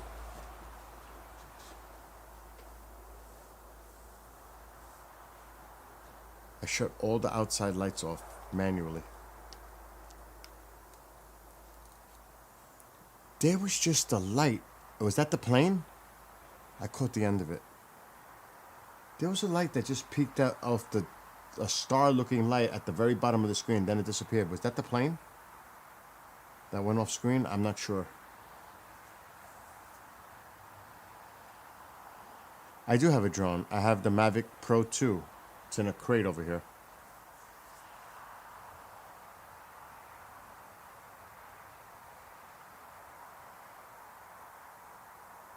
Was the plane? I wouldn't go outside and fly that drone now anyway. Hell no. I do have it. It's right in one of those crates. Plane, okay. When you was about to go out there was another small flash. I didn't see that, obviously.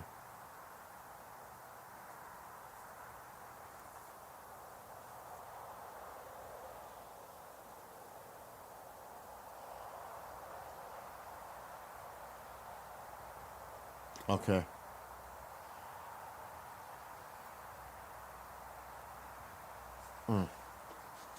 I need an Alka-Seltzer. Stomach is bothering me a little. I ate a couple of those Doritos and they made me feel sick. It's crazy. I can't eat junk. It just doesn't agree with me. I tried and made me feel nauseous now. Just eating a couple of those Doritos. It's sick.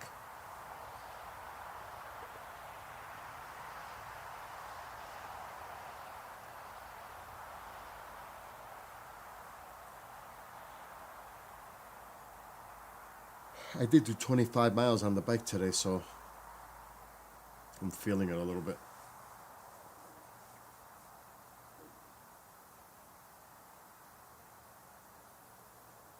It's almost midnight now.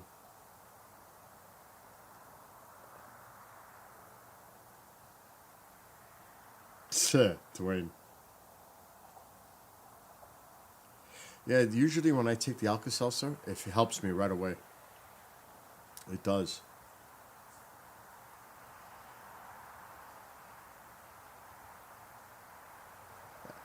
I gotta go. I'm actually going to get an Alka-Seltzer. I'm starting to feel ick. I'm glad I didn't drink.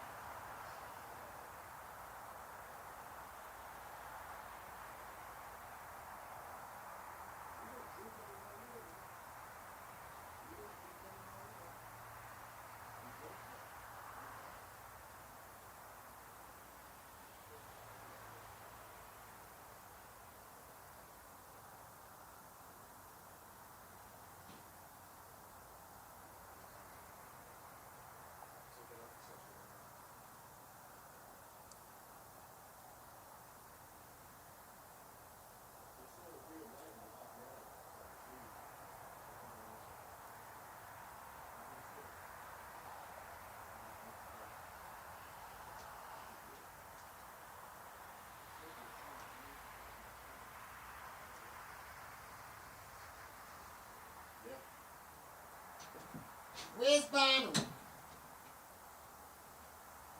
Banu.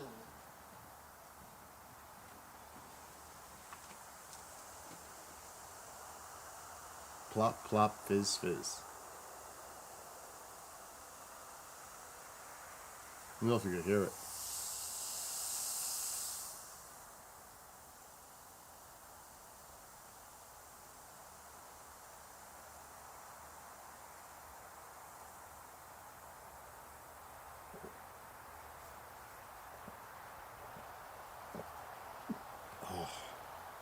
See how I feel in 10 minutes.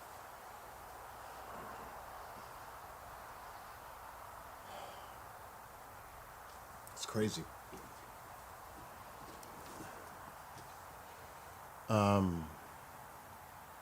I've heard that remedy, TP. I've heard that remedy before about the baking soda. But the Alka-Seltzers work for me.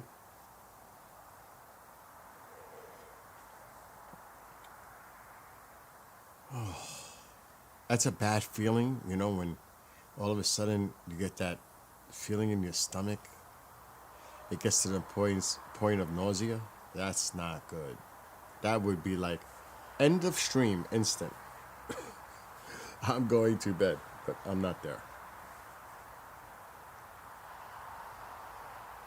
So we haven't seen the light anymore, so that's done. I'm gonna make my camera a little smaller.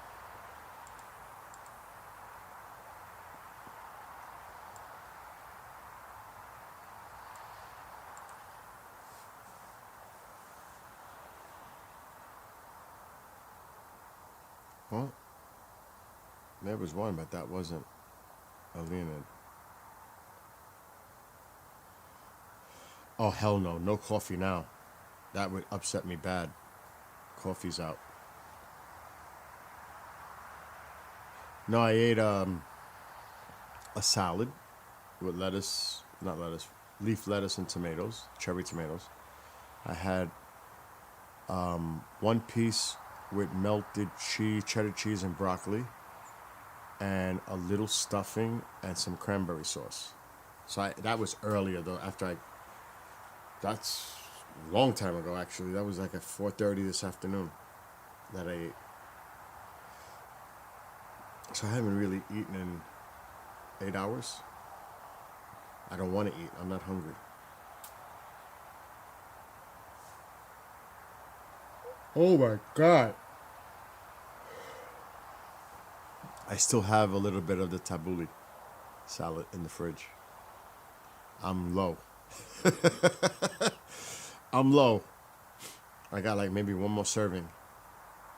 I gotta make a stop at Walmart. Restock. Go! But believe it or not, eating the tabbouleh too much was getting to me too. Because I would eat too much of it every day. I slowed down like not eating it every day. Now I do like every other day, every 2 days with it. Because I don't know if that was upsetting my stomach. Eating too much parsley, you know? Isn't it good on the chicken? I love it on the chicken. That's what I was doing. I'll probably do it tomorrow.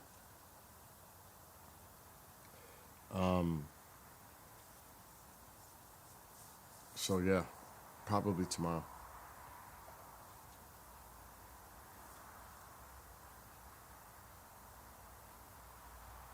No bike riding tomorrow. Monday, maybe. The thing is, it gets dark now like by 5. And once that sun goes down, the temperature instantly gets cooler. I mean, it's very noticeable. So if I go bike riding, it has to be like I have to go at like 1 o'clock in the afternoon. Because my bike rides are 2 hours. Well, 1.5. At least. So I'm out there. So but it takes 15 minutes to get there, 15 minutes to get back, so it's like 2 hours. That's why I said 2 hours. So if I go at 1, I'm back home by 3:15. Sun is starting to set. If I go at 3, it's no, cannot do. Cannot do 3. 2 is like the latest I could do now. Before the darkness affects.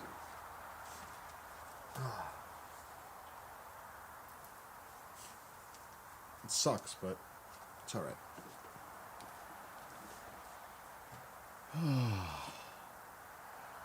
I've been doing this for over a year now, TP. Like I said, this is a new bag. New.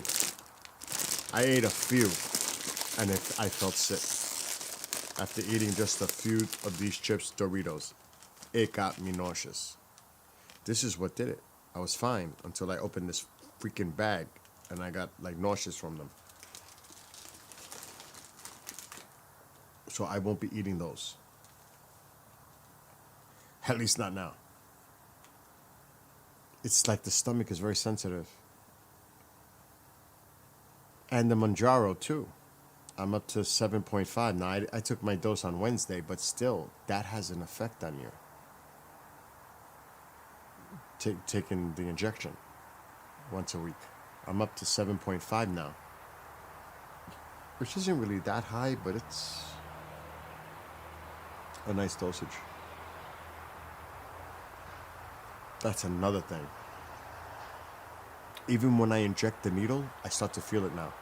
Because there's not as much fat there like it used to be. Now, I hurt my arm 2 weeks ago working out with the weights. It's much better. Much better, thank God. I have to stop. I have to be careful. Because I push too hard. I don't rest enough. That's the thing. I'm always busy. But like this shirt. This is from the Iron Maiden concert list a week ago. This is the Trooper VIP shirt. This one. This is the shirt they gave you. That's last week. But this is a large. This is a large. Even the large is starting to feel big on me now. I mean, it's crazy. This is a extra. No. Was this a large? I'm not sure. Might be extra large. No, this is an extra large. I tried. I told her to give me because I don't trust their sizes. But this freaking thing is big on me. But it's okay. I'm a large now. I'm a 34 waist now. I was 40, 42. So things are changing. Even this feels so big. But they shrink. This is the first time I'm wearing the shirt. I mean, now it's like I'm 175 pounds. I was 236 pounds last year. 14 months ago. 236 pounds. Now I'm 175. That's big time change. Big time. So, I never had 2X. Never wore 2X. And that was never that big. Definitely extra large. I never wore 2X. But,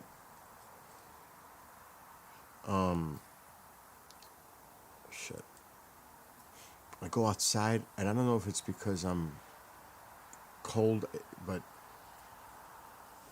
oh man, on that bike, that's the one thing, that's the one shit, when it's cold, that runny nose, boy. Woo!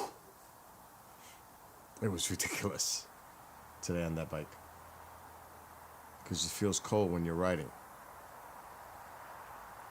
But the goal is by spring, March 21st, 155. That's my goal. I don't know if I'm going to make it. But that is my goal. 4 months from now. Another 20 down. We shall see.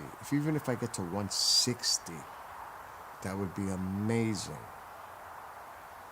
Oh my God, that would be amazing. And I'm doing everything I'm supposed to be doing, so.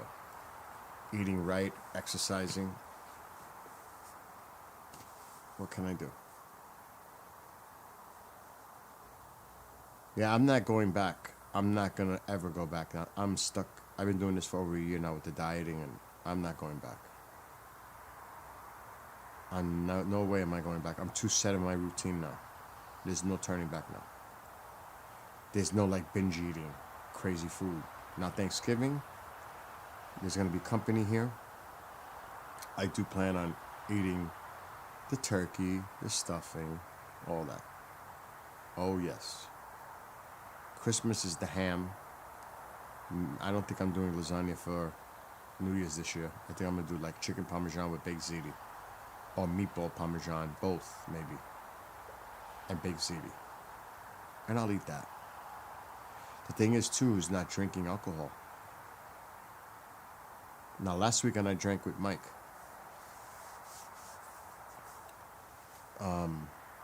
I will say this. I am surprised how good that Trooper beer is. I was shocked how good that Trooper beer is. Because when we went to see Iron Maiden, they said, would you like to try a Trooper beer? And Mike goes, let's do it. And it's like an IPA. It really tastes good. I was shocked how good the Trooper beer tastes. I have 4 of them that Mike gave me up there. $15 for 4 cans. That's sick. It's expensive. I don't know if I have a loose one over there. I might. I feel a little better. Already. I thought I had a loose Trooper. Maybe I'm wrong. Oh yes, I do.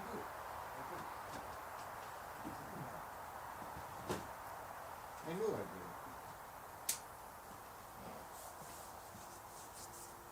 This fucker's been sitting on that shelf for a while. So this is the Trooper beer. Alexa, turn on the living room light. Okay. I wonder if it's the same. Oh yeah, it is. This is the Trooper beer. The Iron Maiden. Yeah, it's the same. Actually, looks different.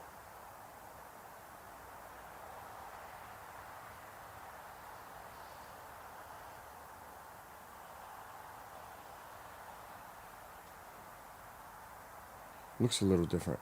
The can. But yeah, the Trooper beer. I'm too lazy to get up again. It was really, I was surprised how good it was.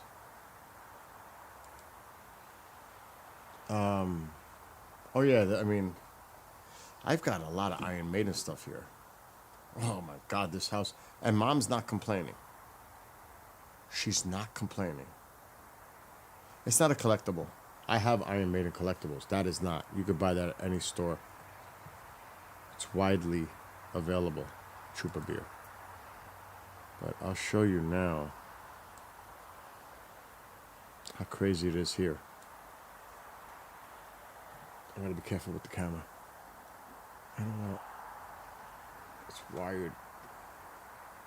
So back there is one of the Iron Maiden flags. But then I did this up there. I got the Trooper banner up there now. And there's the Trooper beer. Then I got another Iron Maiden banner on over there. And I've got, shit, you can't see it. There's more Iron Maiden there. And over there. There's a lot of Iron Maiden. There's a lot of Iron Maiden around.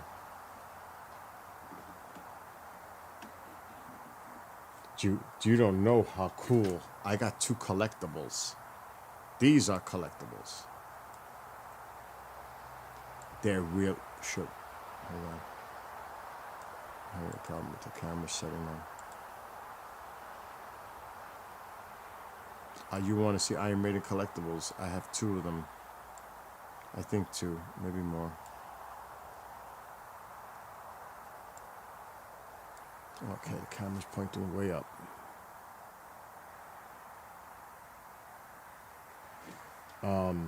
I'll show you. These I don't usually touch.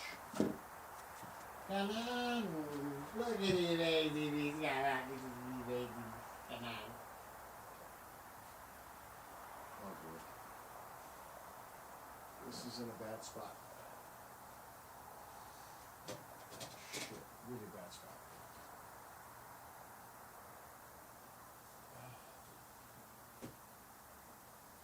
Not a good spot. They have so much dust on them. This is still, there's 2 of them over there. I think I got more in the other room. There's 2, I have 2 over here. This is a collectible. It's still in its original box. Never been open. Never been open. That. Look at the handle. Now that is a collectible. That is badass. That's 1. That's here at least. There's another one over here.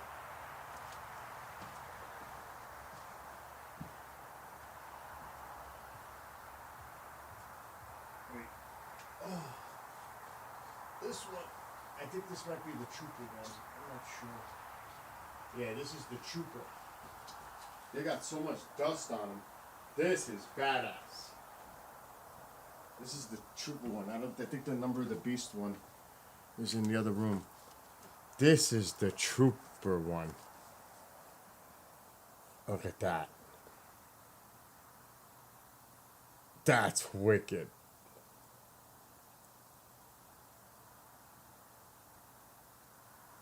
And I actually have pewter Iron Maiden from England.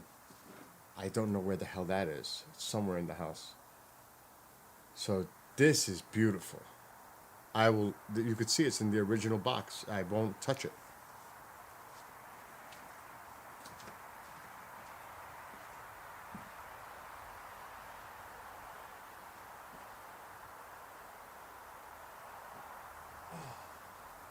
I have other stuff that's pretty cool.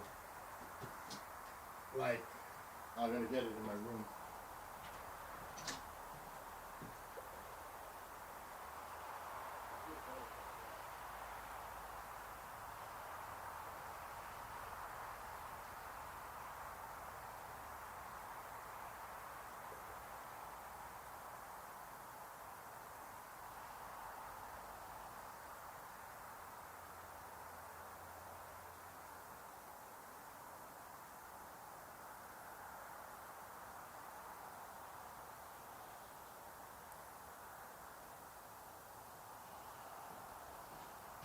Like, when they released this, and I have quite a bit of this stuff, but I have this put away. This is not of like around the house. Some of this stuff is put away. When they officially came out with this,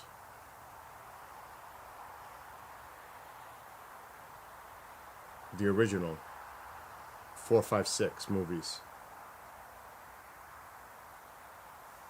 this has never been opened. And it's the original collection. That's just an example, like the Star Wars. So I have like stuff like that around that's never been opened. I won't open it. This is like an example. I gotta put it back.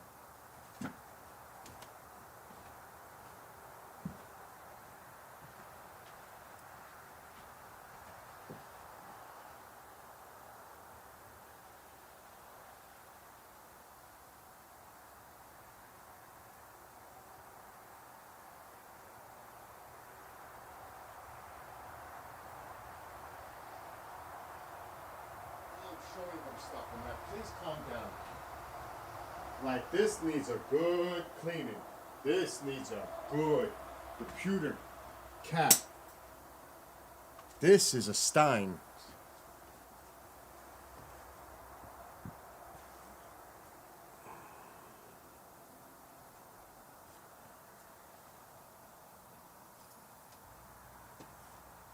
The lightsaber is the handle.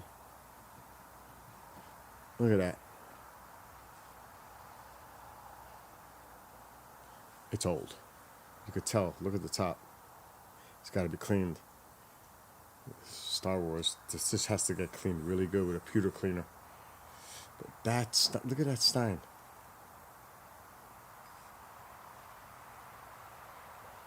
Isn't that cool? And you can see the lightsaber is the handle.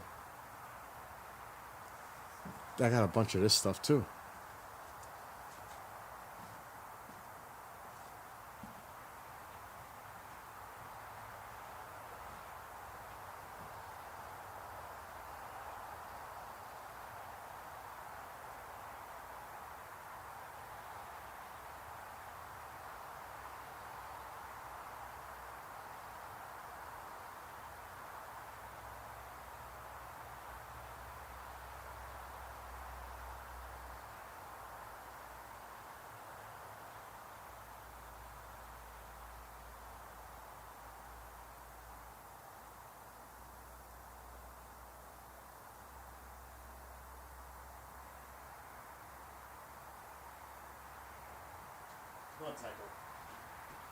And when this came out, it has so much dust on it. This one, again, not open.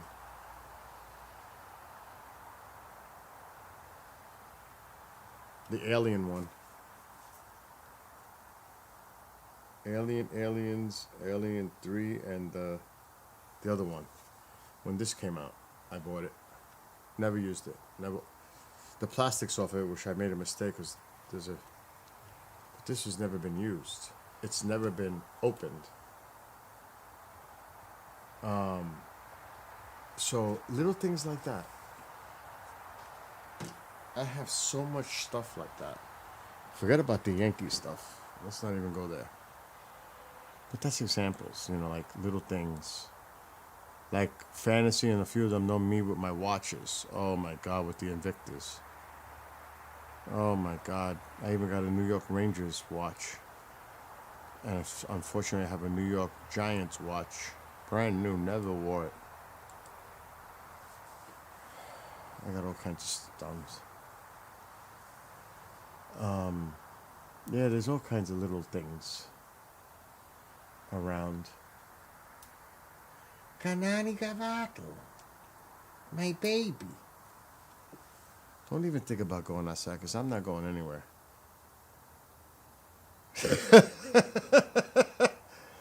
Yeah, I stopped with the Invictus. I have 25 of them. It's enough. That's it. Done. Though I do like the Shaq watch. But it's ridiculously big. It's like, they'll cut your arm off for that watch. I mean, it probably dropped in price now. A lot. Even though it's a diamond watch. I'm just going to see if they have it listed.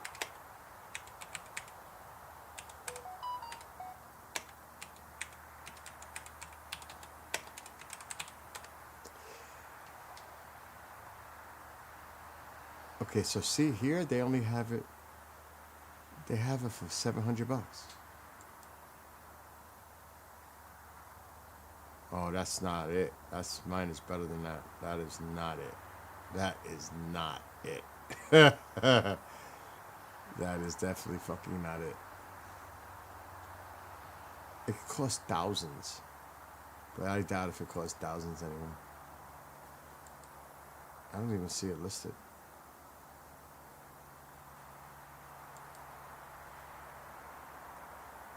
You know? I would never find that watch again.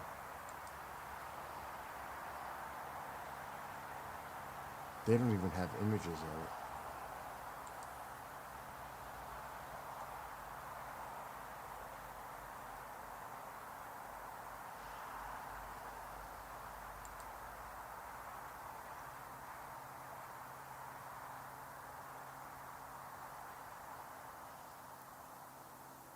I don't think so. Hell no. Those are ugly.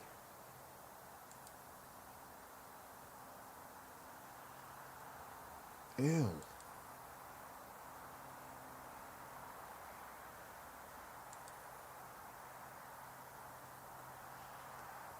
Mine doesn't have a black dial.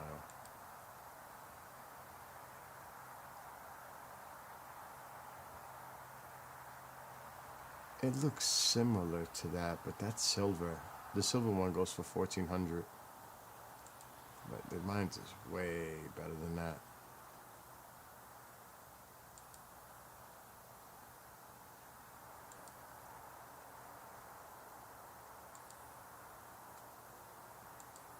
I can't even find it.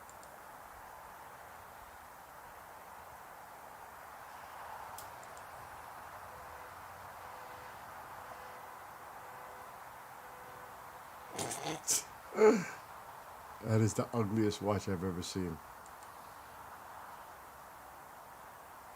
I'll never find it. Because it's old. It's discontinued. Images. Let me see if I see it in the images. There's my Rangers watch.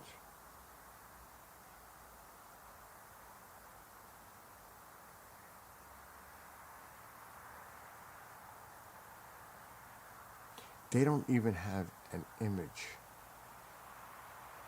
Oh, that's very close. There's no picture, but I think I got the model.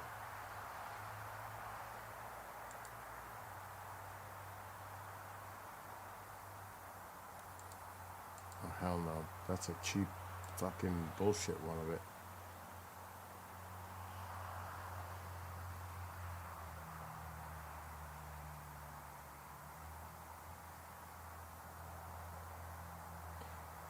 I'm gonna go get mine. I gotta see what exactly it looks like.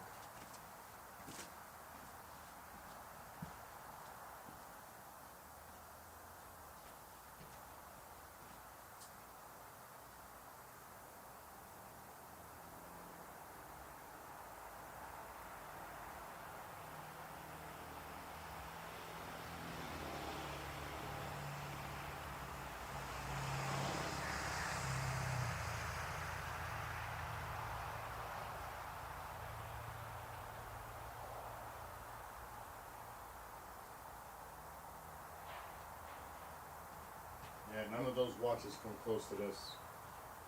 Not even fucking close. Those look garbage compared to mine.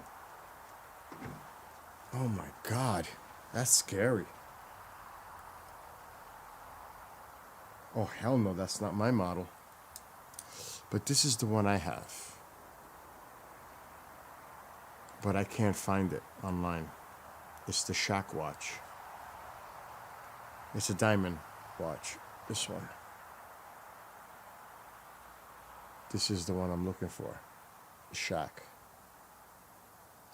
See how it's glittering? Alexa, brighten the living room light, 50%. It's even worse. Okay. This is a beautiful watch. You can't really, Alexa, dim living room light, 75%. You really cannot Okay. see. There you could see the diamonds kind of glimmering on it. See it? I cannot find it. But this watch is massive. Big. Massive. It is a big watch. It is not a small. I don't even know how big it is.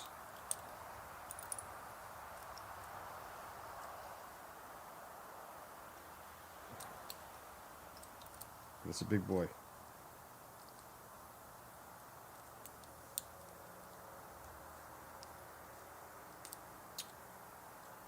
I forget how to fucking put it on.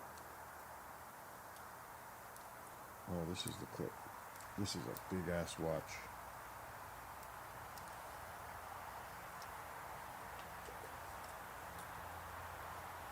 There it goes. This is a big watch. Look at the size of that fucking watch. I mean, that I have big wrists. Now that I'm losing weight, I may have to take a link out. But this is a big watch. It's a big size. Now, if I wore this in New York City, somebody might take my arm for it.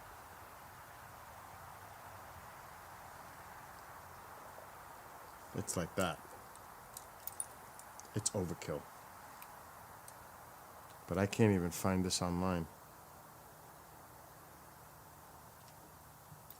They probably don't make it in one.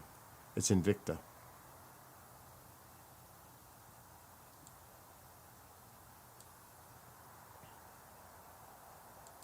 There's some that look similar, but they're cheap. You can tell by the face. Oh, it's gotta be. Yeah, I don't want to go through looking at the serial number and all that. I'm too lazy right now. I'm tired. I'm not feeling that great.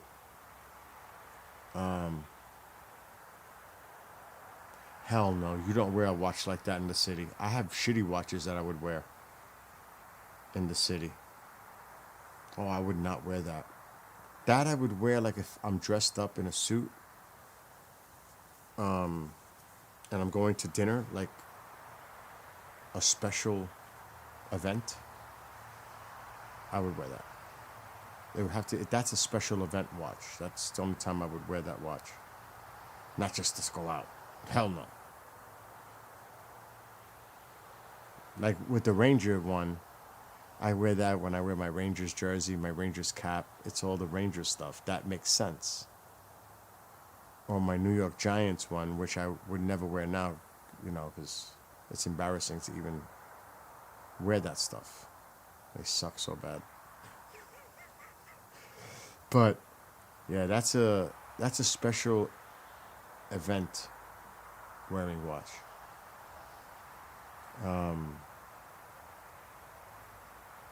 Yeah, dude, those Doritos made me feel ill. I feel a little better now. No, it's heavy. Oh, this is heavy. Oh, this is heavy. This is a heavy watch. It actually, this is heavy. This is not, this thing is heavy. It's one of my nicest watches. But like Fantasy knows, I own 25 Invicta watches. It was like, I hate to say the wording, but it's like, it was almost like a fucking fetish. Like a Mel DeMarco with shoes. It got to be ridiculous. It really, really got out of control. But it was like a phase. I'm glad I'm out of that phase. To be honest. Because those watches, the ones I bought, were not cheap. I don't even know. The Rangers one might be the cheapest.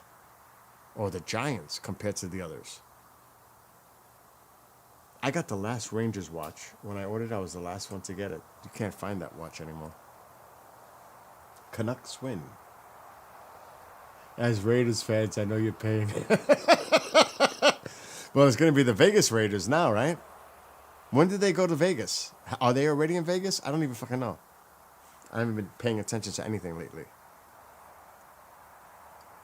Are they the Vegas Raiders now? Didn't they go to Vegas? Are they there already? They are, right? I totally don't keep an eye on that part. But I would have sworn they went to Vegas already, right? We're going to have to move the camera to the right a little bit soon.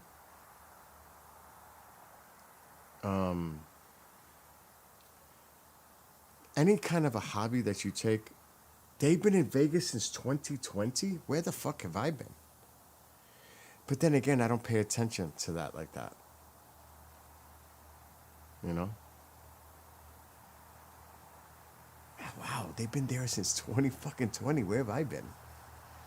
But that's not like a team I would focus on. I don't even think about the Raiders. It doesn't even enter my mind. I'm just saying, honestly. Like, I'm sure you don't think about the Giants, right?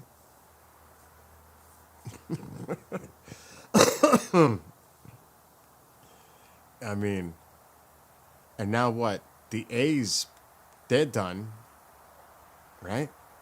Where aren't they? Where are they moving to? Are they moving to Vegas too? The Oakland A's, aren't they done?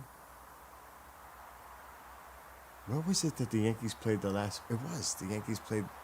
I remember when the Yankees were playing their last games at the Coliseum, right?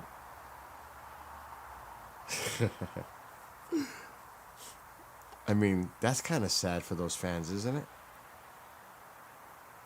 I will say this, knowing people in Utah, the Avs, is it the Avs? Which is the the Coyotes. When they moved to Utah, they've got a big fan base over there now. Non-sports cars no, nope. Oh, they are.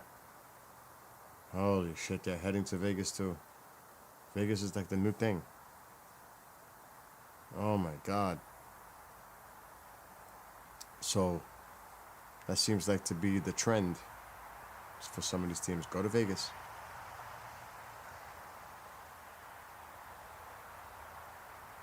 I'm just so busy, it's hard to keep track of everything. Now I wear an Orient to watch 3-star crystal 21 jewels. It's the kind of this brand. You like the kinetic ones.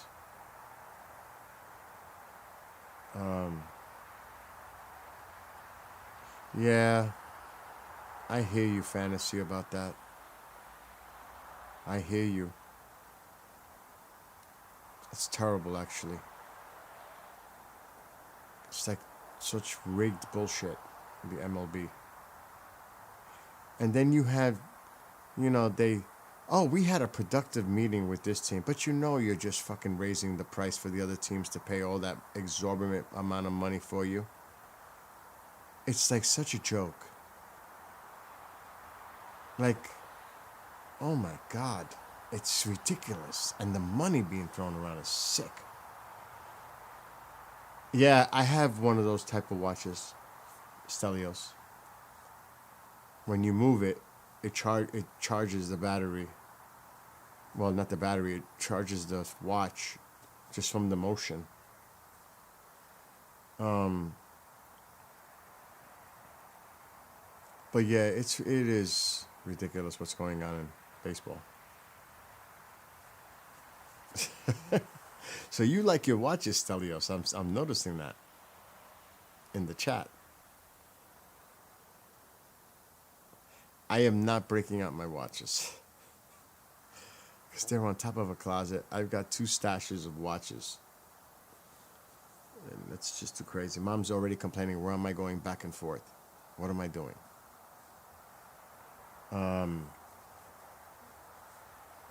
So I'm not, she's trying to sleep. I'm trying not to keep her up because then she'll start yelling, go to sleep. Now I should move the camera, right? We should be moving it more to the right. Where is it exactly?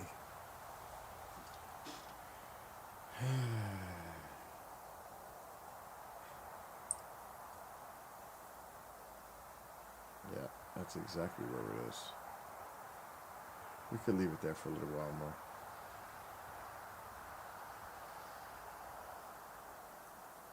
Because it's right there. It's actually on the screen. Like the guitars. Like, Mike and I had this conversation because he has a lot of guitars too. I would like the double neck, 12-string, 6-string guitar. But do I need it? It's nice to have, but will I use it? Is it practical? You know what I mean? And it's big. It's a monster. I would like that. They're a fortune. You know? I've got 8 guitars sitting over there. What the hell more do I need guitars for? I don't. It's like just getting ridiculous now. It's overkill. It really is. It's freaking overkill. It's like an addiction. And it's stupid. It really is. Guitar is a debatable thing to have. Not if you play them. I don't know how much of a debate it is. Because depending on the pickups and they have different sounds, different tone. If you want to get really nitpicky about it, I could. But like I said, I'm at the point where enough's enough. Enough is enough, for real. Really.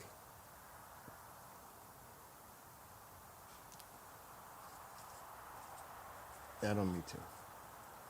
I still have to do surgery on these guitars. Oh my God, I wish Bob was still here. He was here, his Canucks one. He knows the deal with these Floyd Rose where you have to cut the strings and tuck them in and tie them up, tighten them. What a pain in the ass. Oh, it is a pain. Oh my God. Jesus Christ.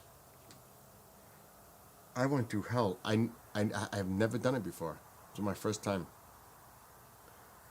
Because I never played those guitars. And boy, oh boy, I was like, I got myself into a mess now. Because you got to hold up.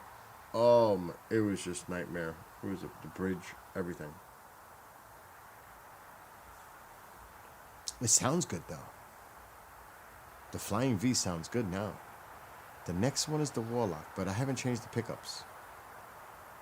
That will be done maybe to the Jackson and the Kramer, which I have the pickups now. They're sitting right there. Brand new. Saturday Night Special humbuckers, right there. But I don't know if I want to replace my Jackson. I am not touching the Metallica guitar. And I'm not touching the Gibson.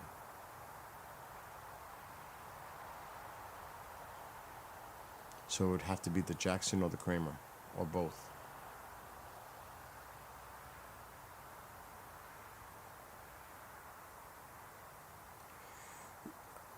See, if you're a collector, he asks what do you think about the value of the guitar BB King de Lucille? If you're a collector, it's priceless. It's like you would pay for it.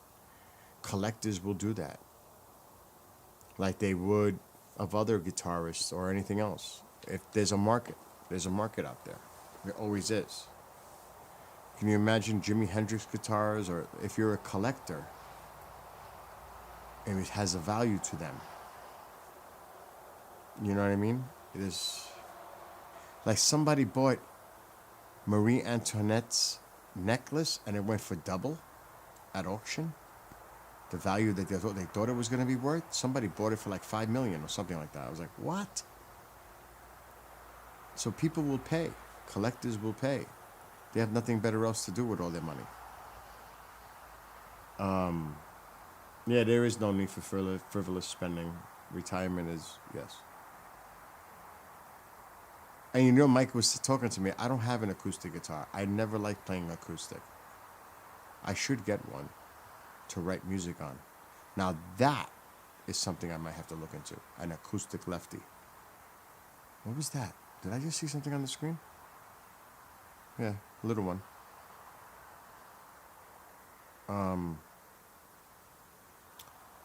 But that's good, like, to write music with. And it's got a nice sound. It's nice to have an acoustic. That I may look into. Because I don't have one. But that's not an emergency either. Yeah, I did see that. It was tiny. It was small. I don't want to move the camera.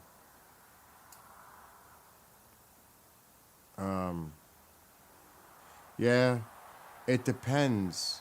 Like, should that be something that's hanging in the Rock and Roll Hall of Fame where everybody can see it? Like whenever you go, like when I go to the city and I go to the Rock and Roll Hall of not rock, Hard Rock Cafe, and I look at all the guitars on display by the artists. It's pretty cool. It's cool to see that. And believe me, in the middle of New York City, you see some prominent guitars on that wall, and it's cool. It's cool to see it. That was a little shooter. Yes, Elias. That was a little one. Now we could see some tonight, but tomorrow night is technically the peak. But the Leonids is not a big deal, but we could see a few. I'm trying to stay up. It's not easy. Oh shit. Okay, it's right there.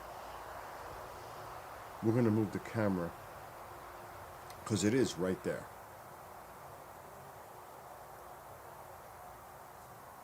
I wish this would zoom. Oh, there we go. I could line it up.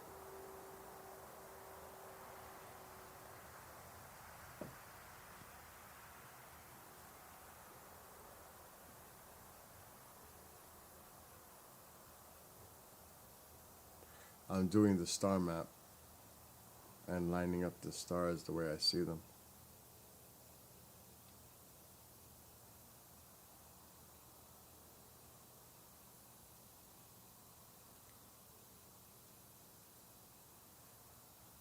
I could use Stellarium too.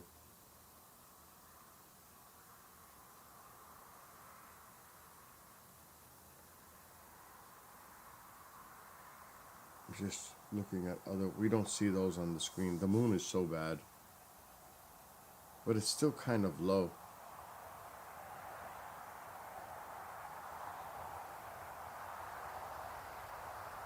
And remember, we're pointing a little up to past my roof, so the camera is a little high.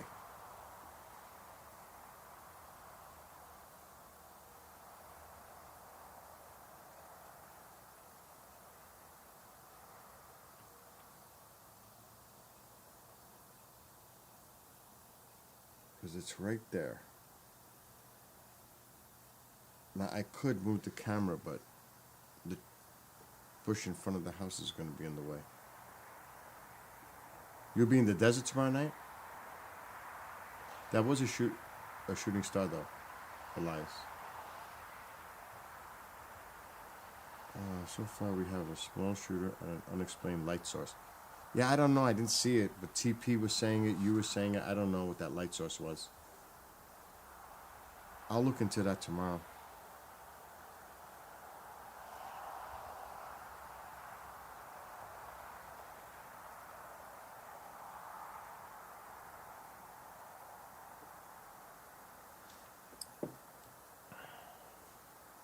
Bob is still here.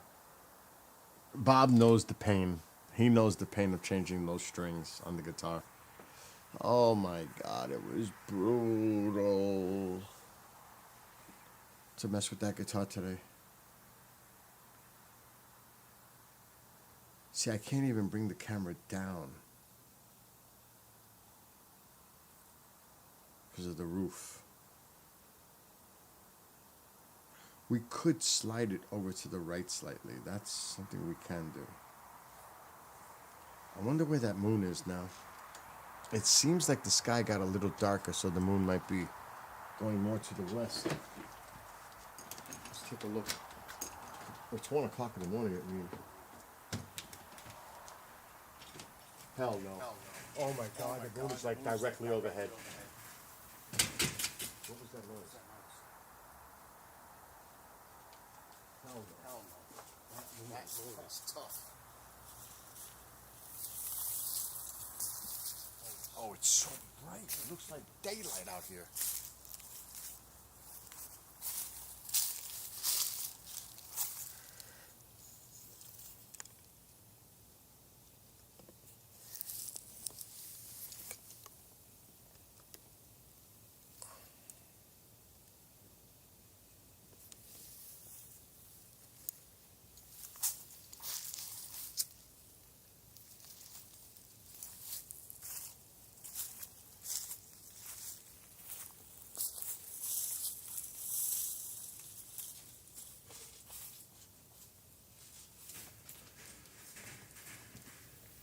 It is so bright out there.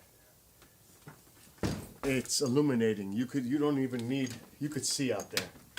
It's usually so dark out there, you could see outside. It's so bright.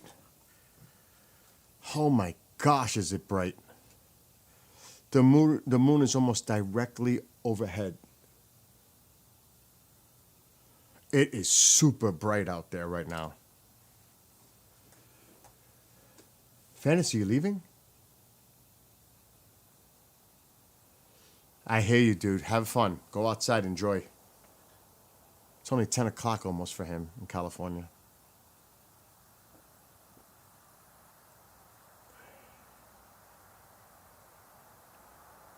I have the S24 Ultra.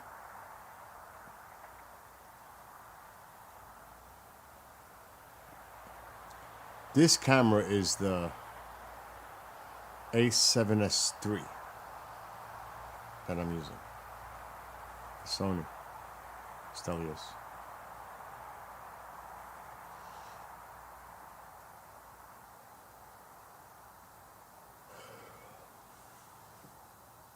Is there any sounds coming from outside? Did you hear me out there? I forgot. We have the sound on the camera.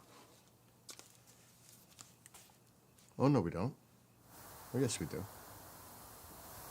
I heard an owl earlier out there.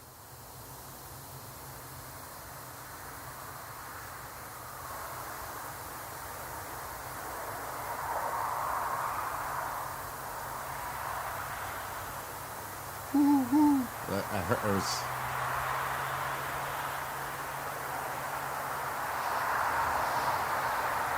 Yeah, the cars, there's a road, so my house sits up on the hill, and the road sits below, and then there's more wooded area, like a big hill. I won't call it a mountain, but that's like the valley.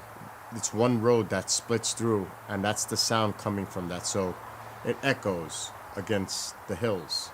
That's why it sounds so loud. Yeah, I know, Bob. It's a pain in the you-know-what. And another thing, too, I can't sit with the Flying V playing the guitar. I can't sit. It hits my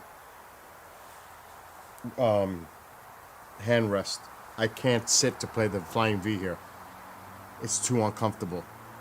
If the body gets in the way with this armrest, I cannot sit here to play the Flying V.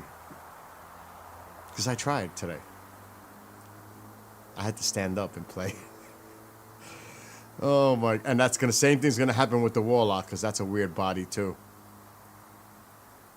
So I won't be able to actually sit here and play it, because even if I swing, it doesn't matter. It hits because of the shape. Those are cars.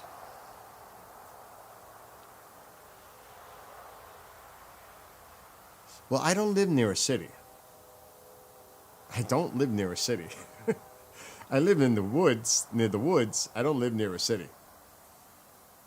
Not like a city like I would think. New York City, Rochester, Buffalo, that's a city. I don't live near no cities like that. You gotta remember, the front of my house is there's no cars. There's no traffic. My house sits in the back by itself. You know what I'm saying? So it's 120 feet up the driveway to get to a small road. It's pretty quiet and private here. My nearest neighbors are 120 feet away. So it's not like we're close together. We're spread out. Not as like other places. You could have a house here and then a half a mile is the next house and shit like that. That's also around here.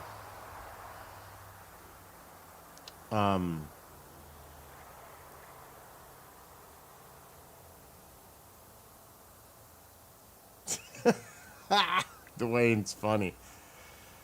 Oh my gosh. I won't even joke about that. I won't even joke about that. There's something in my hat and this Iron Maiden cap that's bothering me. And I don't know what the hell it is. It's like on the top.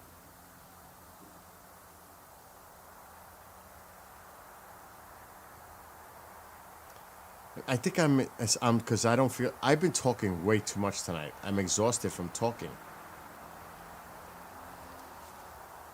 And yeah, let's mute this. See, that's the cool thing about having all these gadgets.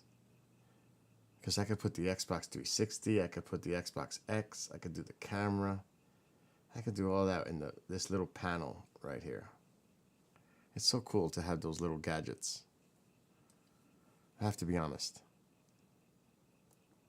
But you know what I'm going to do one day?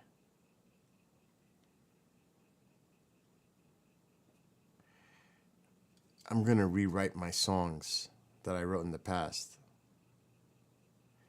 and put the drum tracks to it and make it sound better. Not that I'm going to start playing guitar and drums now, because I'm not. Hell no. And it takes me time to write the lyrics too.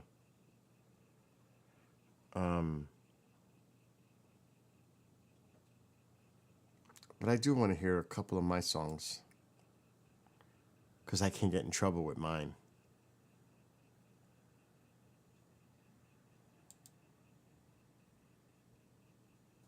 If I could remember where the freak I put them.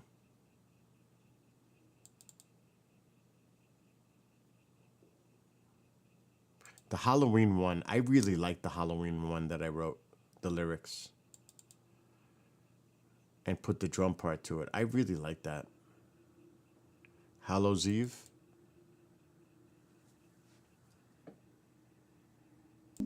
They gather in the fields, the fall's harvest to complete.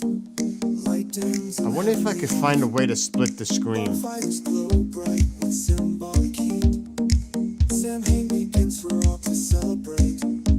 The physical and the It's not working. Blessings for the new harvest. Fires to seal their yearly pact. Pumpkins smiling throughout the house, letting their way in the dark. Maybe if I slide it up. Bounce on their glittering web. Let me try it. Dogs can be heard as they begin to bark. I'm surprised that you can't see it. It's supposed to be working, Moon shines bright, but it's not. howls in the night, I tremble with fear. Candy awaits in the jack-o'-lanterns. Children all dressed in their Halloween guise. It's even saying it, but it's not showing it. That's stupid. Everyone dressed in their best disguise.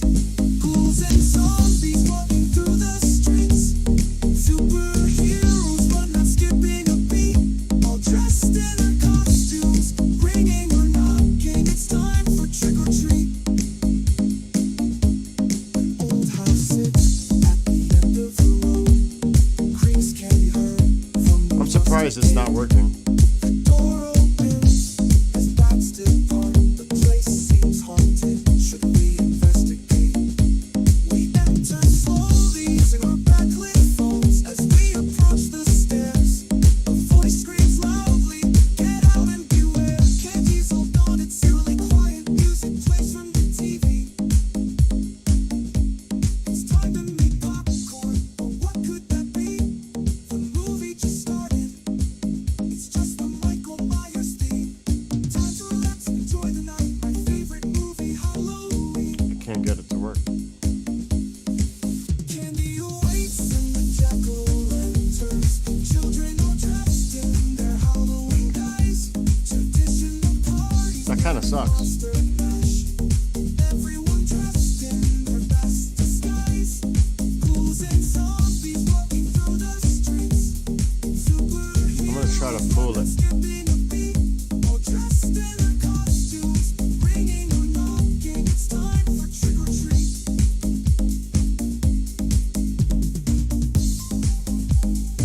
It's not working. That's stupid.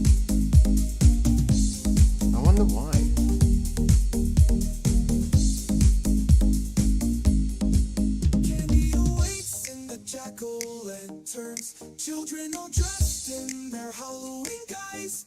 Traditional parties bearing monster mash. Everyone dressed in their best disguise. Ghouls and zombies walking through the streets. Superheroes run not skipping a beat. All dressed in their costumes, ringing or knocking. It's time for trick or treat.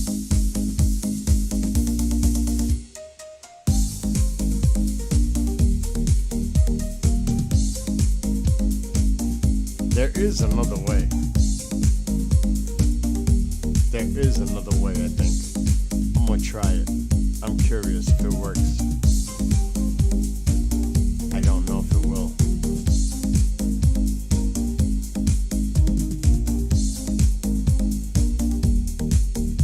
I've never tried this before.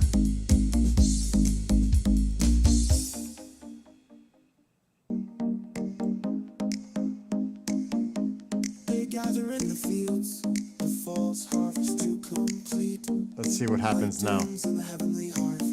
If this works, I'll be Bonfires shocked. glow bright with symbolic heat. Samhain begins for all to celebrate. The physical and the other world to interact. Let me take my camera off. Blessings for the new harvest. Fires to seal their yearly pact. Pumpkins smiling Oh, yeah. around the house, bidding their way in the dark. Yeah. At least I could do that. Spiders bounce on the glittering web. Dogs can be heard as they begin to bark. Shadows in the distance, the source yet unclear. The moon shines brightly, howls in the night, I tremble with fear. Candy awaits in the jack-o'-lanterns. Children all dressed in their Halloween guise. Traditional parties blaring monster mash. Everyone dressed in their best disguise. Ghouls and zombies walking through the streets. Superheroes run not skipping a beat. All dressed in their costumes, ringing or knocking. It's time for trick or treat. Well, at least that works. Old house sits at the end of the road. Creaks can be heard from the rusty gate. The door opens as bats depart. The place seems haunted. Yeah, true, Bob. Investigate. We enter Yeah, I did move the camera, CB. backlit phones as we approach the stairs.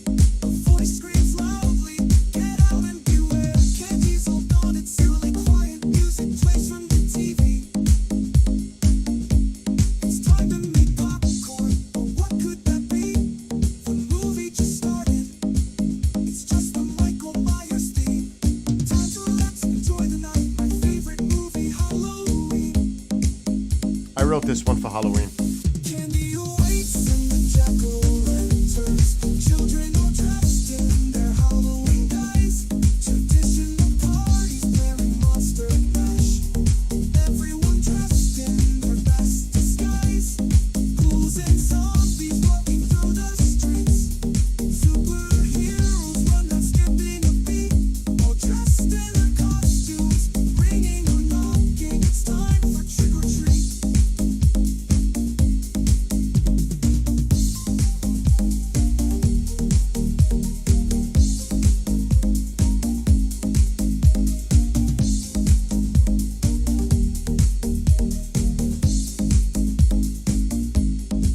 Candy awaits in the jack-o'-lanterns. Children all dressed in their Halloween guise.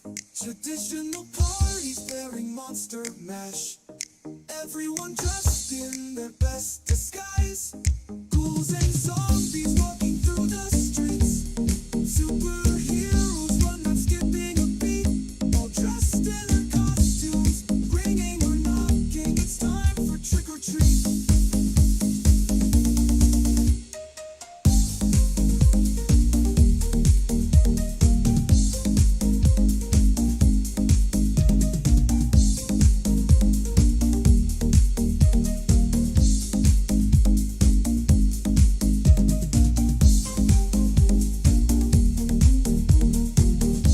Sky looks pretty good though, considering the moon is so bright.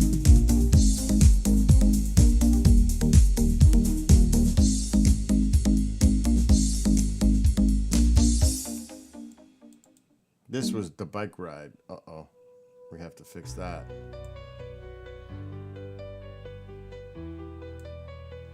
See if I can shrink it up. Shit, I can't see this monitor.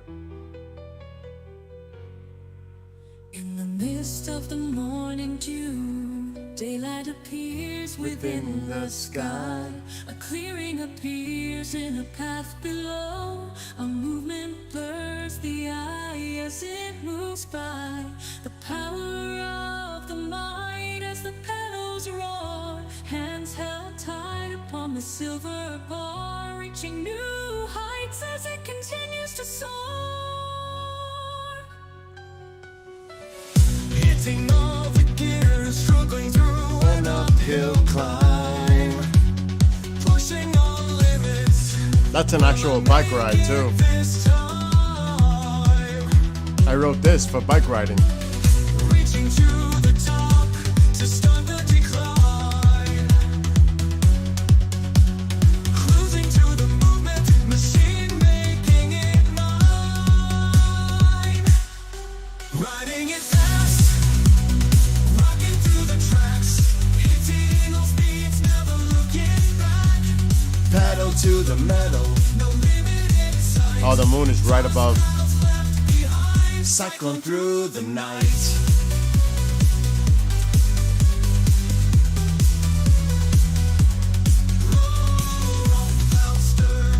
Eagles glide above. No regrets. This is what I love. The path reveals a light. My body starts to purge. Energy ignites. We continue. I love that bike riding. That bike ride, that one. Upon the clearing path. It's one of my favorite trails. Nears its end, glimmering light approaches the bend, cutting like a blade into the wind of glory. Cross the finish line in a champion story, riding all the gears, struggling through an uphill climb, pushing all limits. Will I make it this time? Reaching to the top to stop the decline. Cruising to the movement, Machine making it mine. Riding it fast, rocking through the tracks, hitting all speeds, never looking back.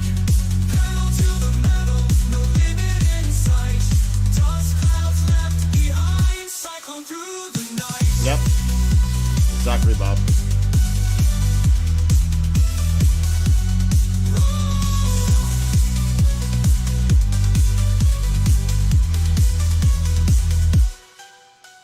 Storm clouds stir. Eagles I love that glide bridge. above. I love that bridge. No regrets. This is what I love. The path reveals a light. My body starts to purge. Energy ignites. We continue to search. That is Upon the an clearing awesome path, view when you're there. nears its end, glimmering light approaches the bend, cutting like a blade into the wind of glory. Cross the finish line in a mist of the morning dew. Daylight appears within the sky. A clearing appears in a path below. A movement blurs the eye as it moves by. The power of the night as the pedals roar. Hands held tight on the silver bar, reaching new heights as it continues to soar. Yeah. Riding it fast, rocking through the tracks, hitting all speeds, never looking back. Pedal to the metal, no limit in sight. Dust clouds left behind, Cycling through the night.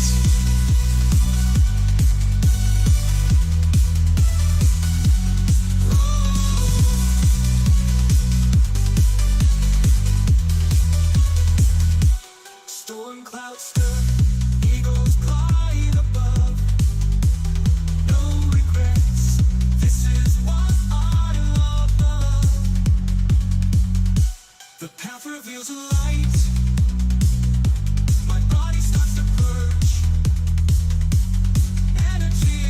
And the thing is, I'm out there by myself.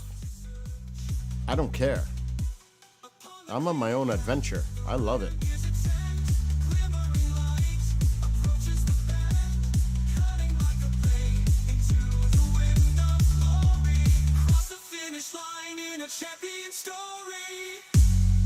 Riding it fast, rocking through the tracks, hitting all speeds, never looking back. Pedal to the metal, no Let me put the song that fits the night. behind, cyclone through the night. What will I ever do? Man, Momzilla. Retreat. Mozilla whips her tail so high, his throne. Mozilla.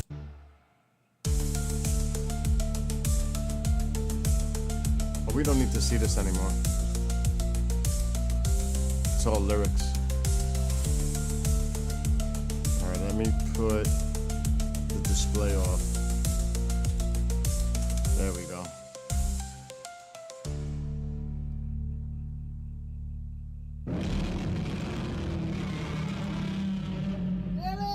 Billy, I need you. need you. This is the one.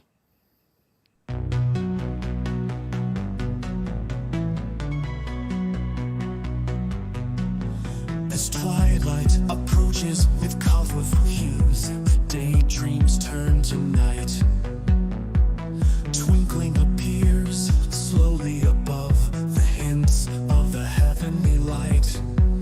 With each passing moment, wonders are born, like years traveled, determining that date. A look through a time machine, how long before we know their fate? The wonders and dreams race against time, the brilliance of light and shooting stars. What lies above and beyond our earth? Imagining our travels and visits to Mars. How far can we reach our outstretched hands? There is no limit, our goals set high. Watching the meteor streak above under the night lit sky. Could there be life out there, feeding in the Goldilocks zone? What would an exoplanet be like? Is it similar to our own? Mysteries of the universe, galaxies swirl, what is that black hole? The power and beauty of our sun, northern lights are born in the northern pole. Viewing through a telescope, revealing the secrets the naked eye can't see. What is that beautiful planet? Which planet is that? What could that be? Pulling all the charts like a captain at sea, heart pounding within my chest. A new frontier to be explored, humanity's destiny to begin its quest. Rockets launched upward with a fiery roar, risks and danger lie in its course, overcoming all challenges, atmosphere pierced with all its force. Is that a SpaceX rocket or satellite? Feelings of excitement and joy, lying back and gazing at this beautiful sight, the night lit sky for all to enjoy.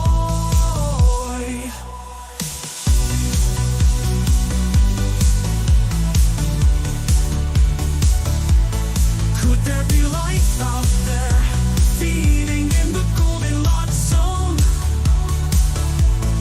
What would an exoplanet be like? Is it similar to our own? Mysteries of the universe, galaxies swirl, what is that black hole? The power and beauty of our sun, northern lights are born in the northern pole. It's crazy because when I added the drums, it just sounds so much freaking better. Now, I don't know which version is the drum one. Let me see.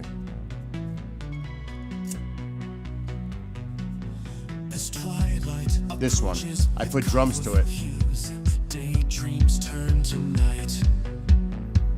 Twinkling appears Sounds so much better with the drums. slowly above the hints of the heavenly light. With each passing moment, wonders are born, like years traveled, determining their date. A look through a time machine, how long before we know their fate? The wonders and dreams race against time, the brilliance of light and shooting stars. What lies above and beyond our Earth? Imagining our travels and visits to Mars. How far can we reach our outstretched hands? There is no limit, our goals set high. Watching the meteor streak above under the night lit sky.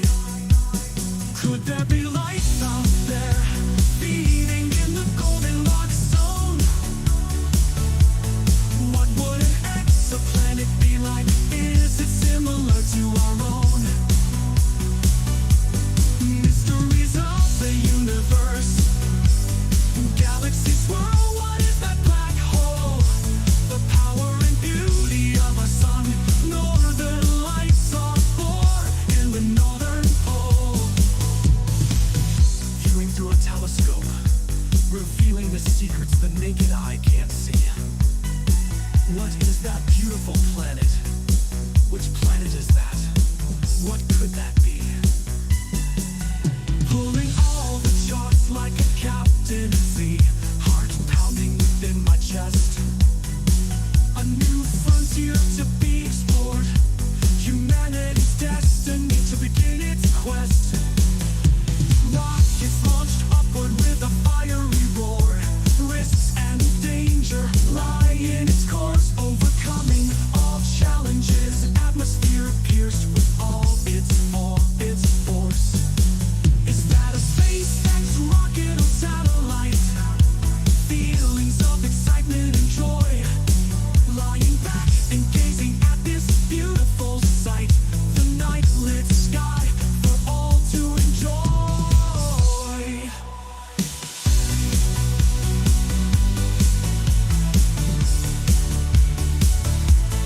Could there be life out there, feeding in the Goldilocks zone?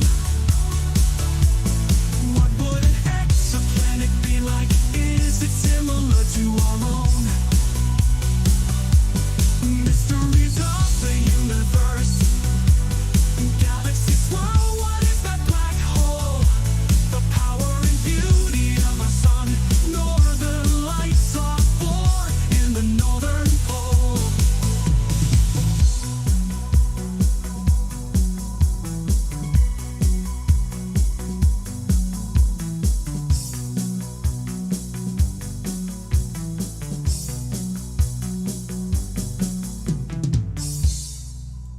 I like it with the drums.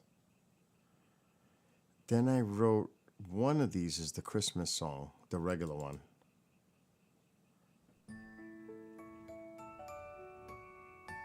This one I wrote for Christmas.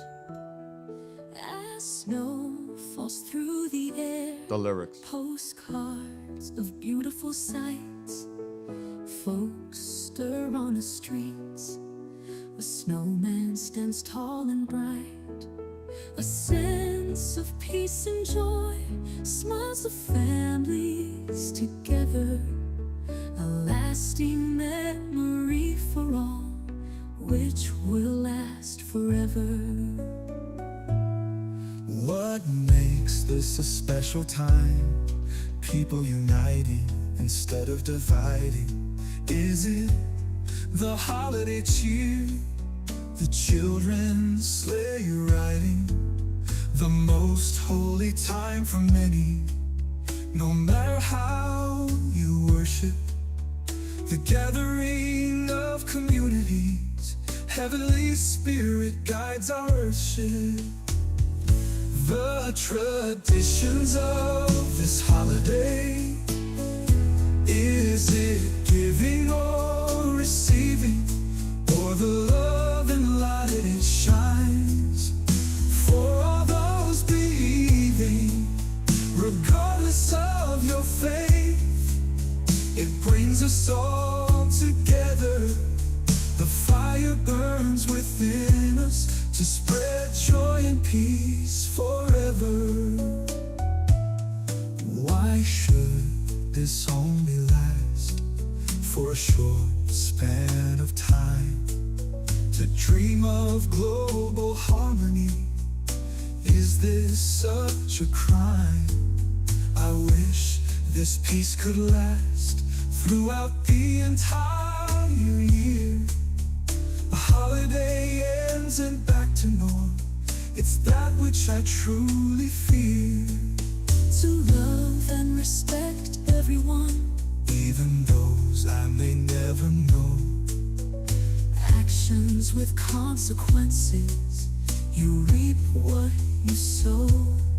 Holiday light shines around us, within our hearts as well. Happy holidays, everyone, with love I bid farewell. The traditions of this holiday, is it giving or receiving, or the love and light it shines? For all those believing, regardless of your faith, it brings us all together.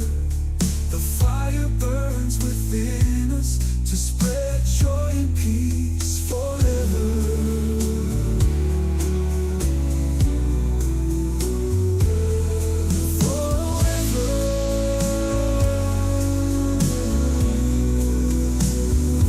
The traditions of this holiday, is it giving or receiving, or the love and light it shines? For all those believing, regardless of your faith, it brings us all together.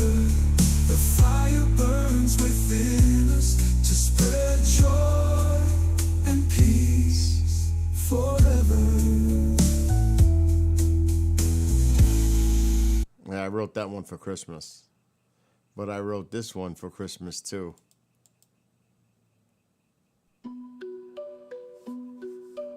This has the twist. The moonlight shines bright on this Christmas Eve. Excitement in the air, waiting for family to finally leave. Cookies left for Santa near the wallet tree. I wrote this specifically because Genghis told me to write this. I cover my eyes not to see. Could that be Santa's elves stirring in the night? Why would they be in my room? Suddenly it gets so bright, a noise heard on the roof above. Could that be Santa's sleigh? I close my eyes once again, holding my breath as I lay. Here come Santa's elves. Why do they look so strange? They seem to be floating. Appearance seems to change. Their eyes shaped like almonds, speaking without talking. They say we will meet again, as they leave without provoking. I peek to take a look. They seem to be so small, gray, not green in color, and surely not as tall. As they exit through the walls, I run to the window. A huge ornament in the sky, like the moon it seems to glow. Without a sound it hangs there, and moves in a blink of the eye. That didn't look like Santa's sleigh, or his elves, I cannot lie. No one will ever believe me, visitors from an otherworldly place. One thing that's for sure, I will never forget that face. Here come Santa's elves. Why do they look so strange? They seem to be floating. Appearance seems to change. Their eyes shaped like almonds, speaking without talking. They say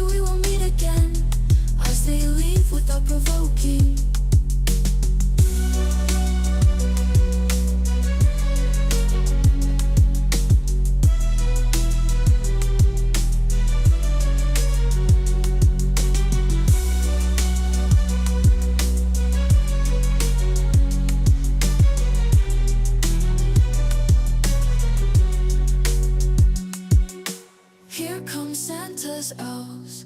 Why do they look so strange? They seem to be floating. Appearance seems to change.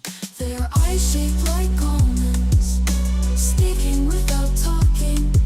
They say we will meet again as they leave without provoking. So obviously that has the E.T. twist. Because Genghis said, why don't you write a song that connects Christmas with aliens? I said, that's an interesting idea. So I said, I'm going to write it. And that's what I wrote. So it's a little cray-cray. So it's a lot of people like that, actually. From the people that I know in the field, they think it's like pretty cool when I wrote that. I need to start writing again whenever I find time, but I don't have time. On top of everything else that I do, but all good. Like Fault Line. I don't know which version. I love fucking Fault Line. Not that version. Let's see if it's this version. Yes, I love this one that I wrote. But I like, I don't know, I'm biased, so. The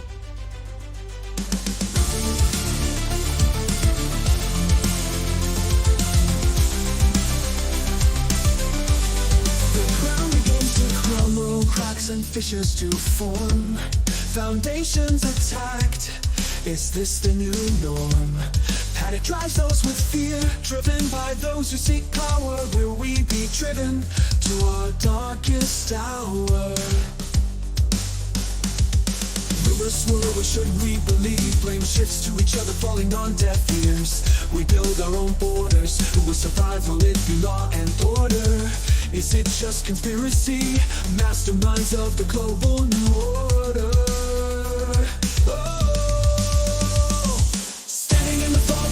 Ground trembles under my feet. Forces line to wage war. There will be no ones we defeat. Standing in the fault line, caught in the crossfire.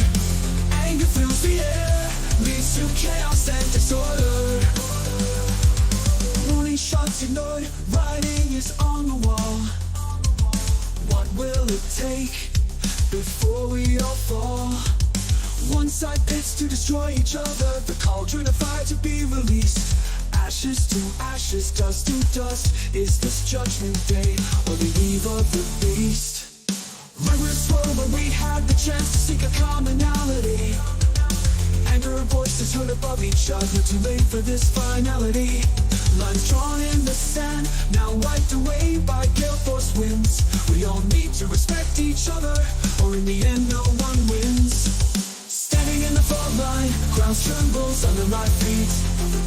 Forces line to wage war, there will be no ones we defeat. Standing in the fault line, caught in the crossfire. Anger fills the air, leads to chaos and disorder.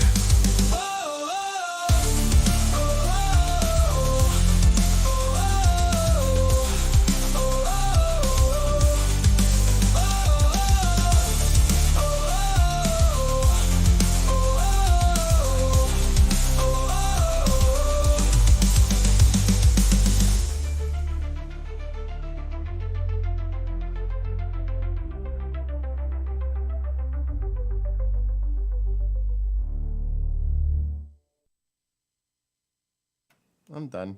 I'm not going to drive everybody nuts with my music. But I really enjoyed writing them. At least the lyrical part of it. So, just to share a couple. There's more with Tycho, the dog, who's probably sleeping right over there right now like this. If I had to guess. Of course. Tycho is my best friend. Yes, he is.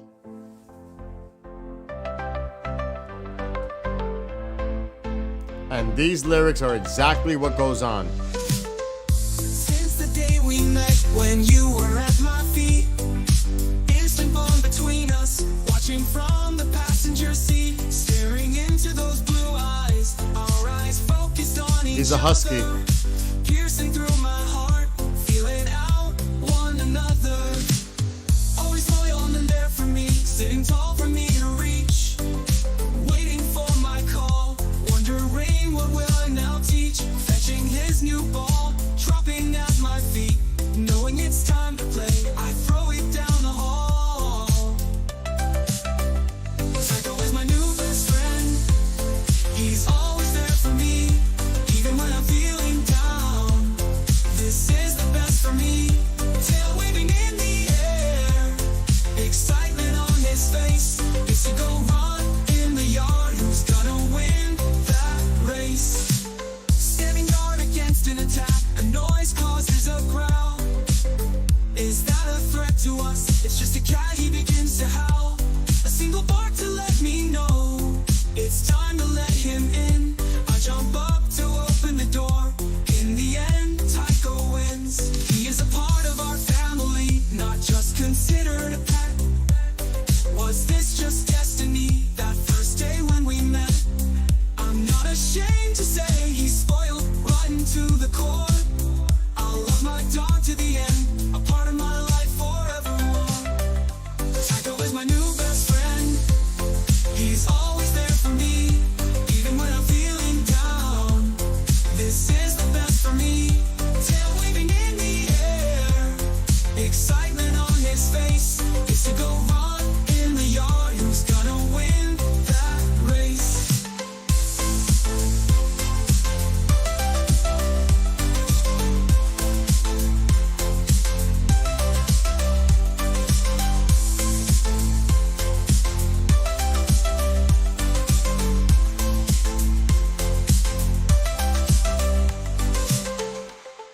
Yep, that's Tycho's song.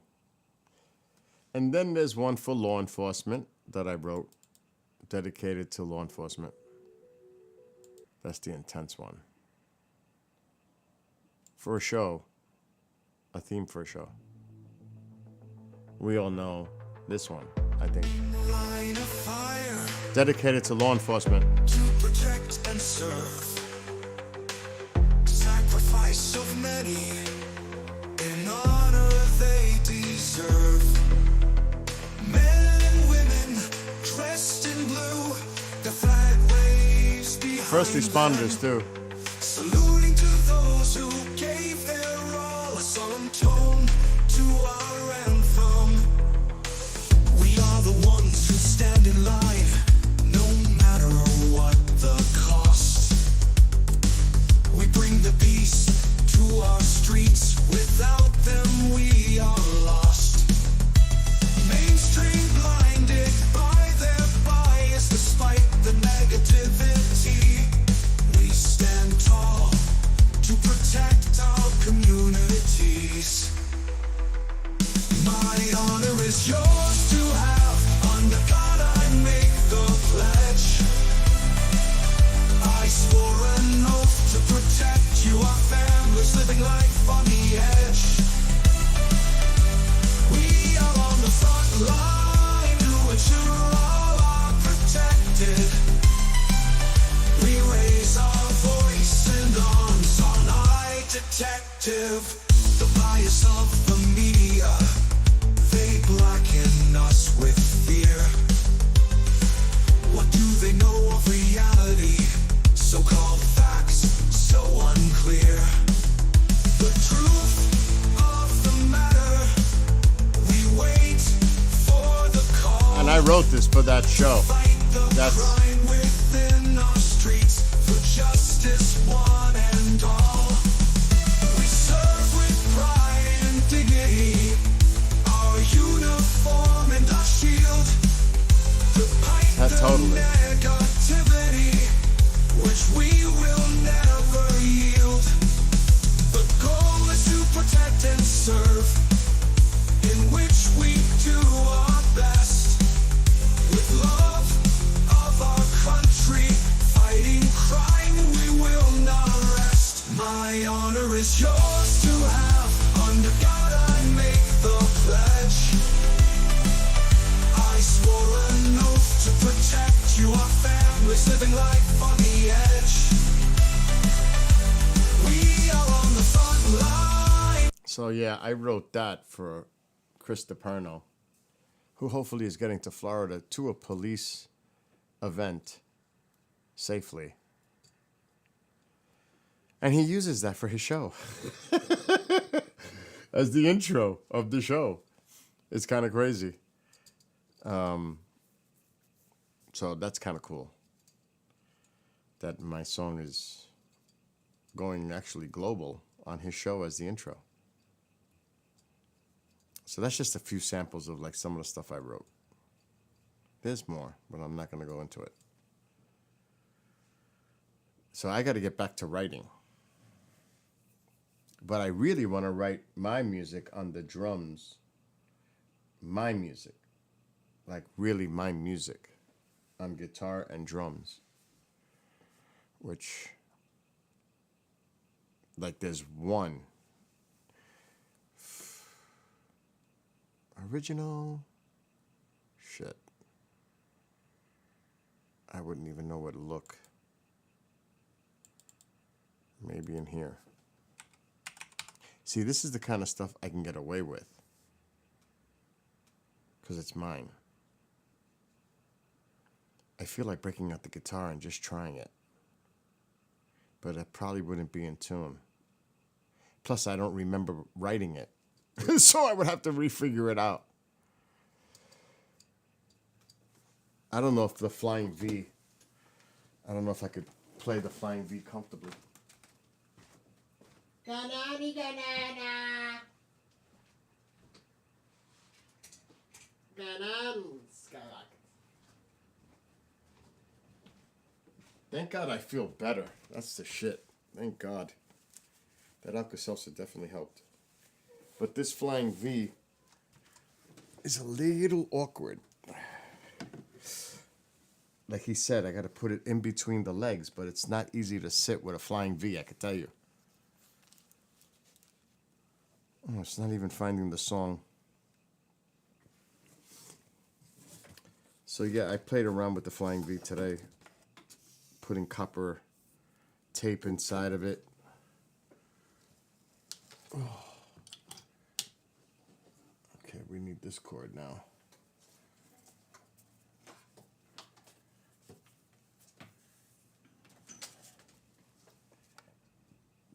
It's awkward, I have to tell you. Jesus Christ, where's the plug for it? I forget. I'm not used to playing this guitar. I can't remember where the plug is. It's right there. Jesus Christ.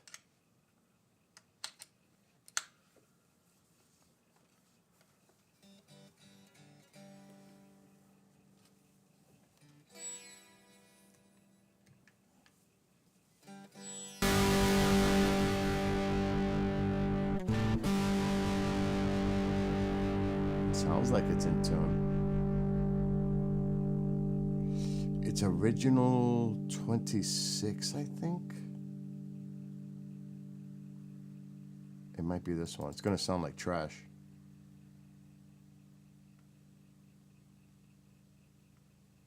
Windows Media Player?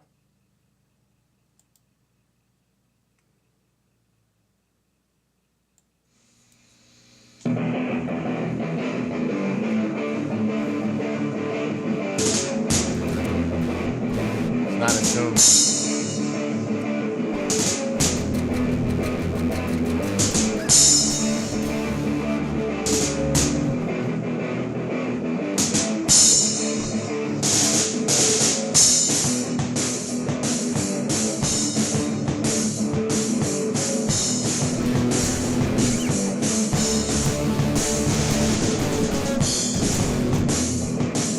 I can't even remember it. Oh, this is out of tune. And the shit is, I locked the nut. So now I have to unlock it. Oh my God.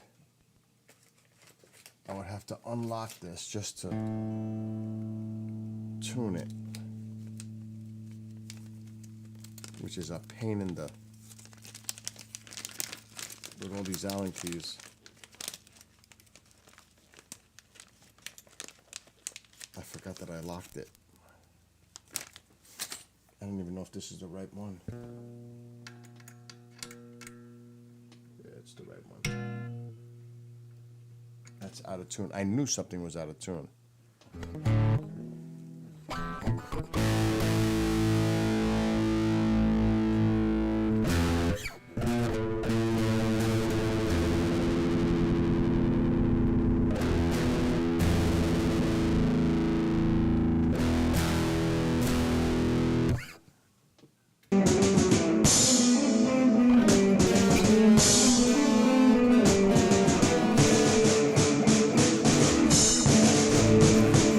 I don't remember it.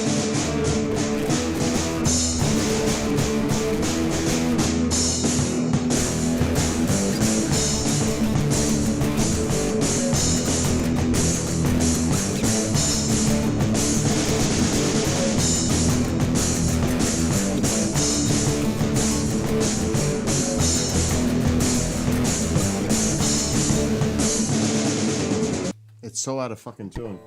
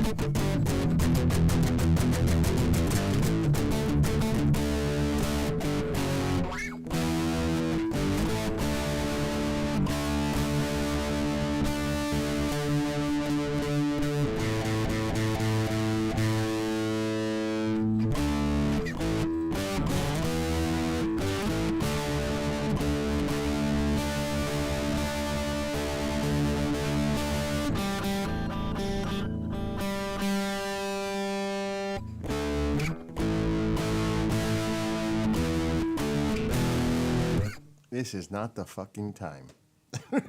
This is not the time.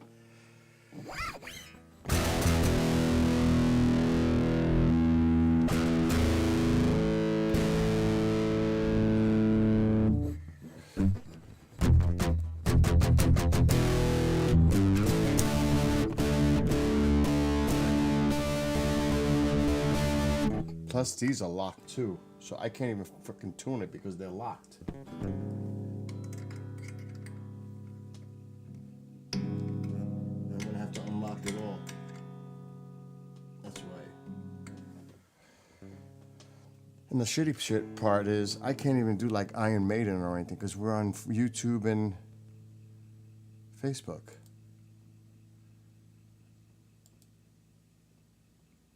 But I'm still gonna try. But I'm gonna have to tune.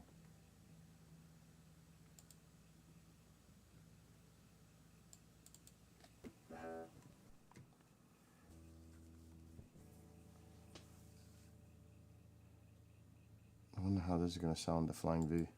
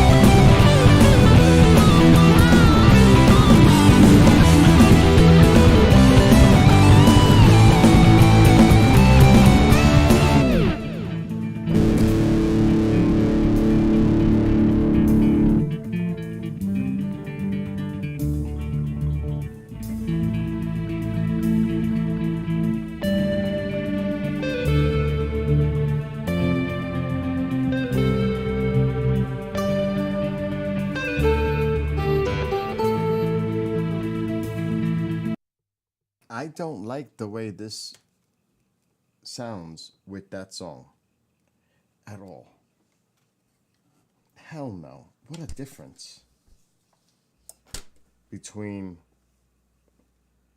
this Flying V and the Ibanez. Big difference. I don't like it. I don't like it.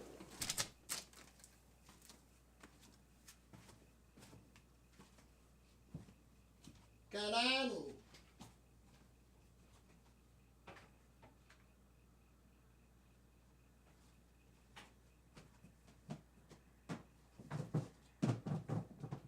It is a big difference between that.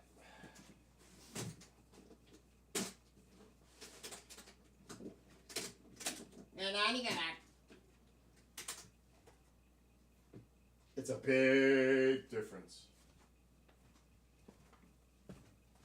Big difference. It's making me annoyed.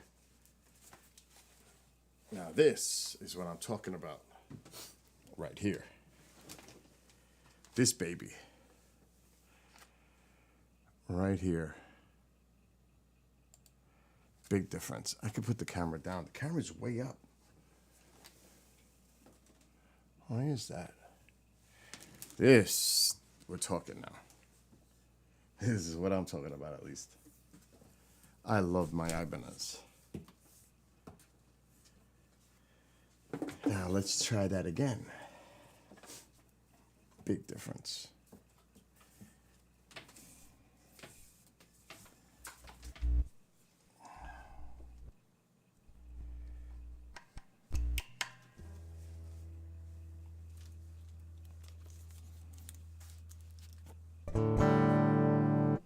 This is the baby.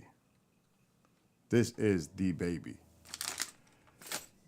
Now, I don't know what I did with the guitar pick right there. Oh shit, what happened to the camera? That was weird.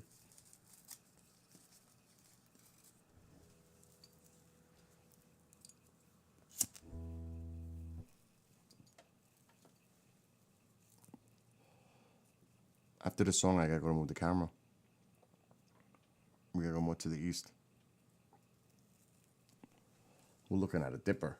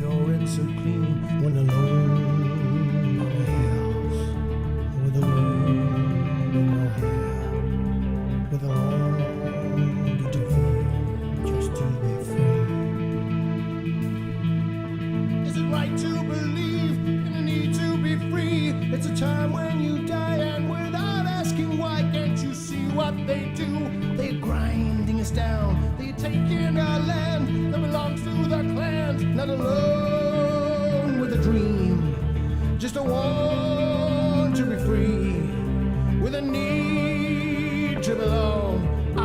a Klansman.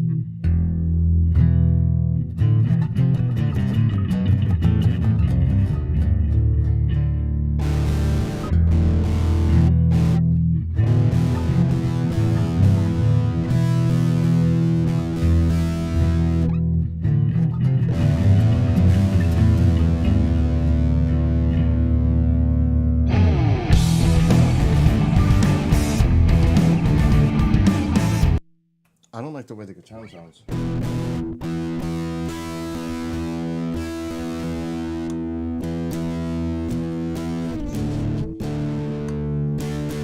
And it's all about the fucking pedal and the mixer board. It's a pain in the ass.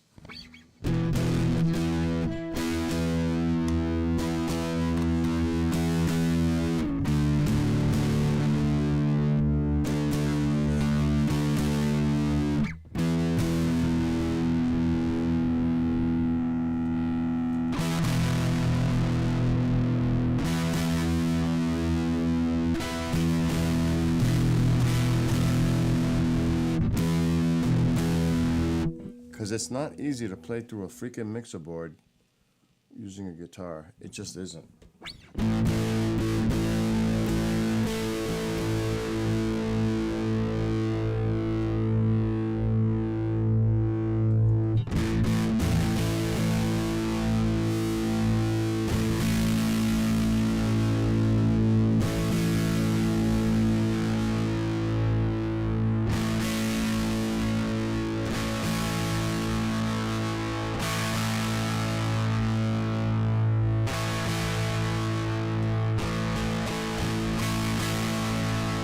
It sounds twangy. It sounds.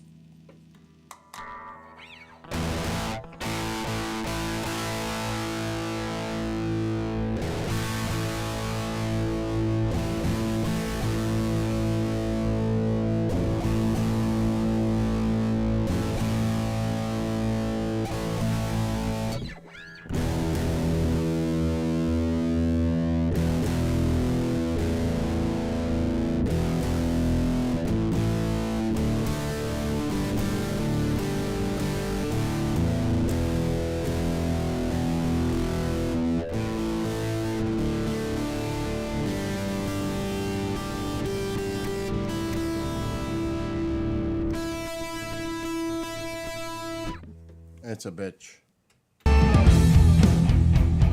I'm gonna try it though.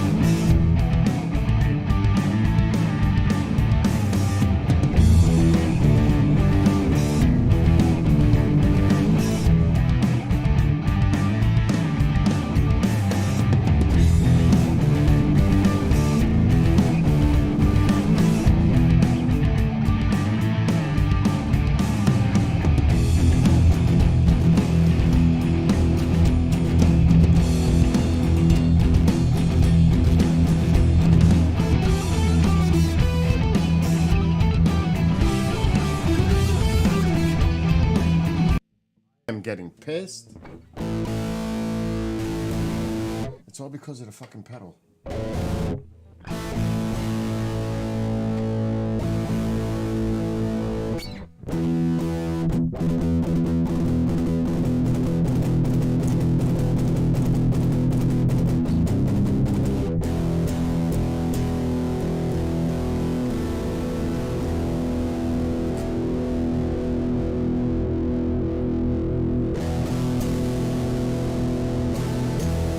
You hear it? It's that twang.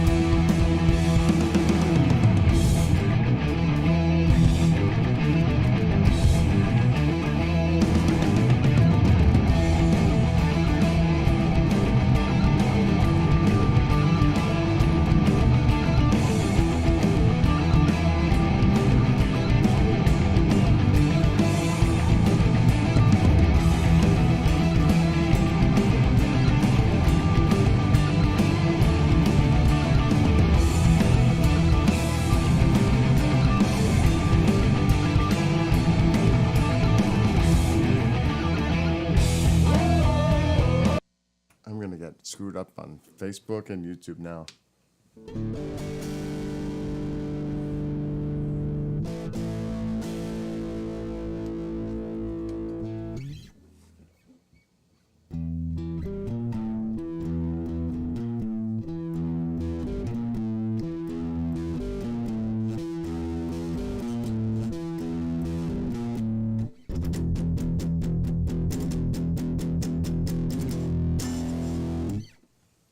I'm done.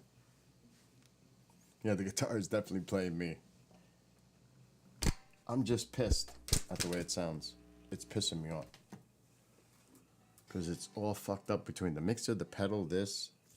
It's a nightmare. And I'm not in the mood to like, whoa. I am not in the mood to mess with it.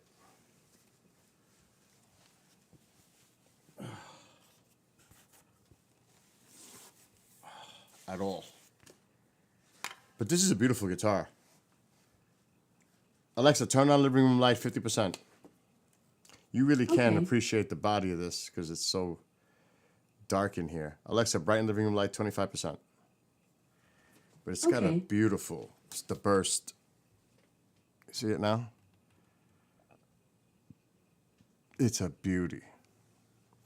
This is my favorite guitar.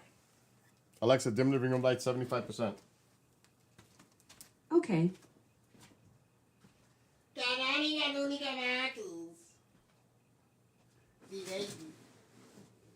You could have your chair back now, Taker.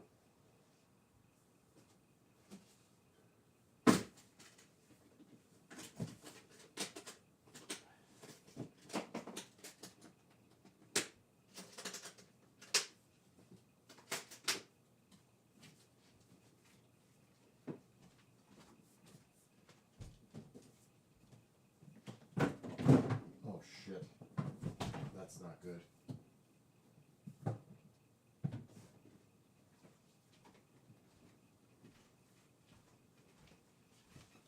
Another thing too is sometimes you feel like playing guitar and sometimes you just don't have it. Tonight, I did not have it. I just wasn't feeling it. Maybe because my arm is hurting again. And just to try to do the fingering, the pain goes right down my arm, all the way to my fingers. And it's like fighting the pain. It's not fun. It doesn't make it fun. Where the fuck is this now? We're off. Oh my God, we're off. We have to go more to the east. We are way off. Way off. Not good. Which I need my glasses because I can't see. Where is he?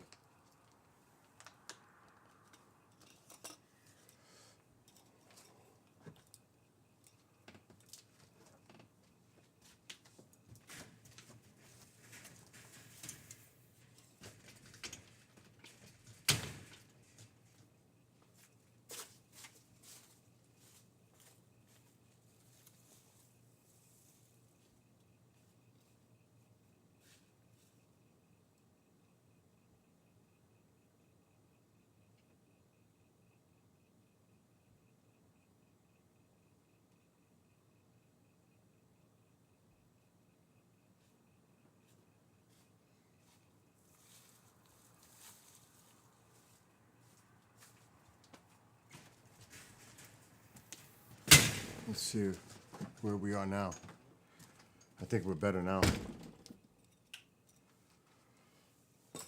I have to look at a map, star map. See, it's even asking for the calibration. There it goes. Hey, what's up, everybody? It's Dallas with Gadget Hacks, and this is just a quick little how-to. The hell was that? It's still asking for the calibration. Okay, so the 2 stars.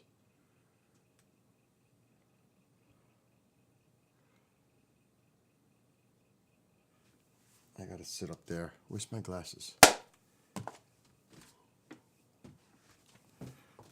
Okay.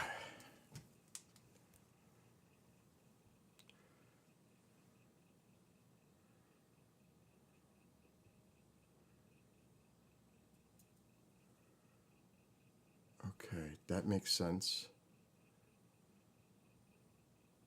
Oh yeah, this is better.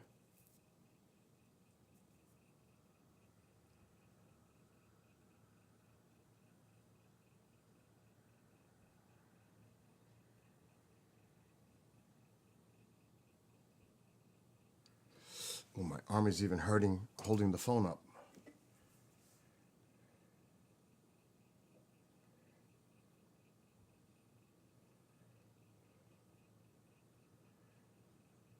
Yeah, but the radiant for the meteor shower is more to the right.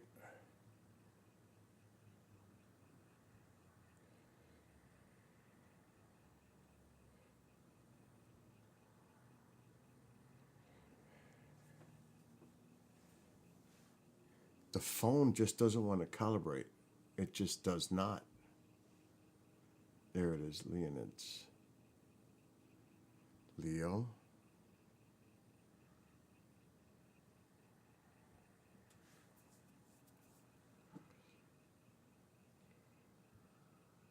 The best way to do this would actually be to use Stellarium, to be honest. And I could open up Stellarium to match it.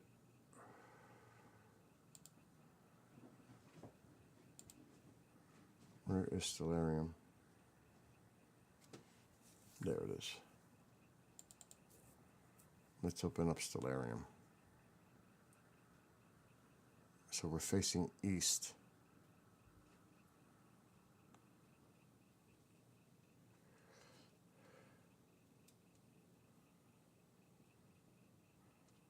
Come on, load there's Stellarium.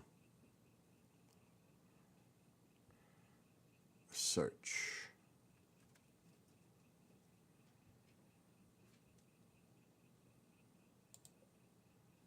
There's search. Leonids. Holy fuck.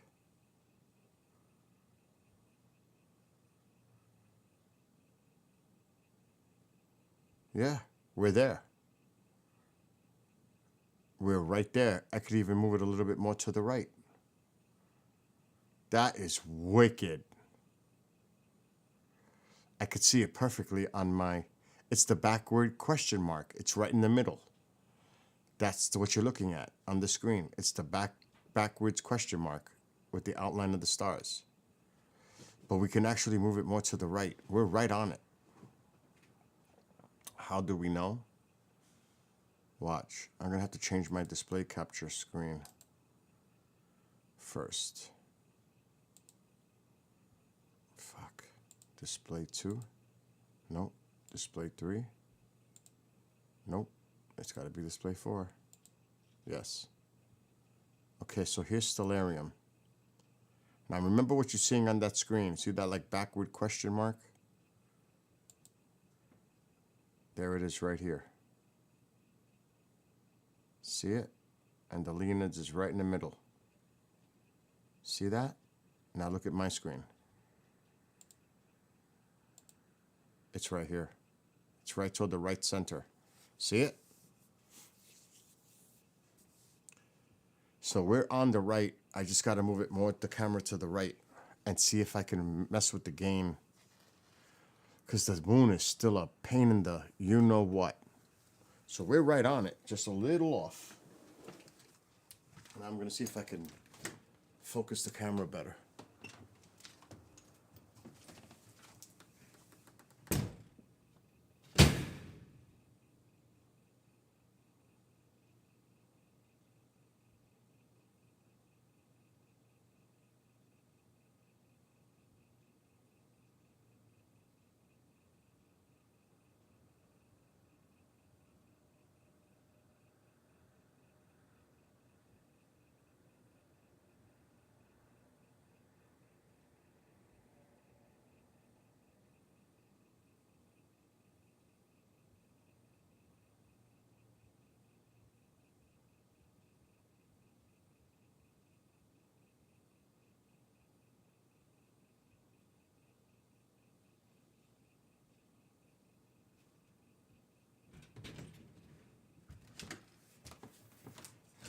It's the moon. That's the problem. It's the moon. It's so damn bright. But that's a good spot right there, right now. That is a good spot. Because the radiant is like in the almost dead center of the screen right now. And like I said, we can see it. That's actually Mars on the top. That bright looking star is Mars. That's actually Mars. How do we know? Oh, wait, let's fix the camera. By looking at Stellarium. There's Mars right there. And this is what we're looking at in the almost dead center of the screen right now. And we're facing east. So that's what we're seeing. So we're right on target. It's called the sickle, the backwards question mark. Yes. What's up, Daryl? Oh, that was painful playing guitar. Very painful. I got to stop playing for a while because it's hurting my tendons till this heals up completely from stupid weights. Working out. It still hurts. But now we're in a good spot. But the moon is a problem. Exactly. The radiance right in that middle. And tomorrow night is really the peak. It's not tonight, but you can still see some. Alexa, shut off living room light. Okay. Now I can relax. Can I just relax? It's like, I did enough. We've been streaming for like 5.5 hours now. I better check the station.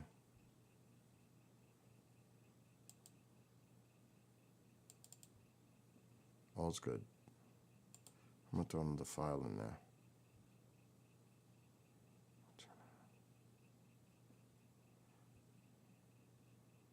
I'm gonna do it one more time.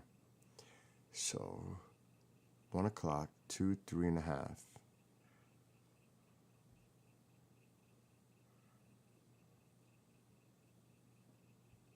One more time.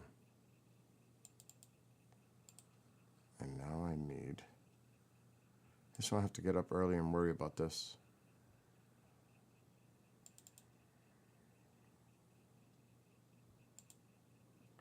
Tomorrow's another day.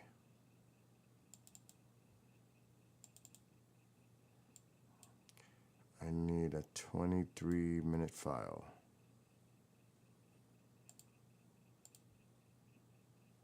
Huh? Too much. No. No. This one will work.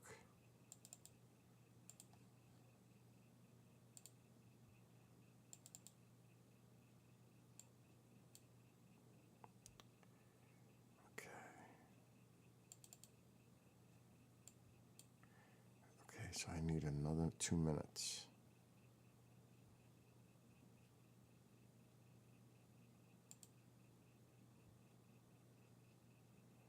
Yes.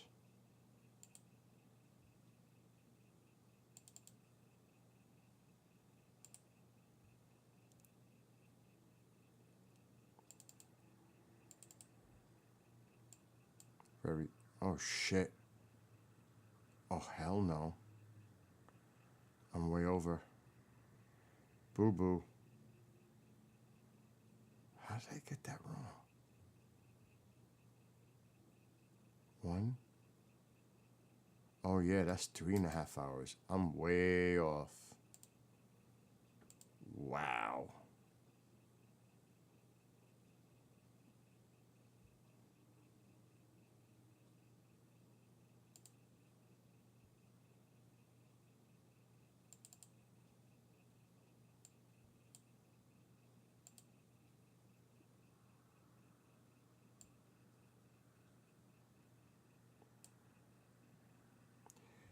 Okay, so now that's too little.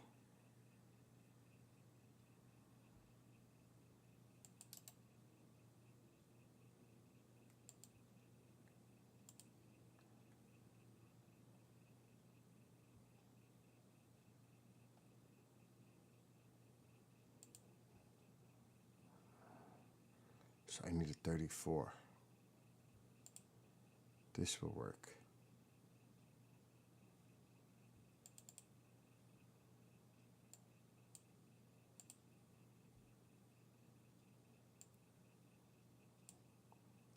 Okay, now I'm 30 seconds up. Too much.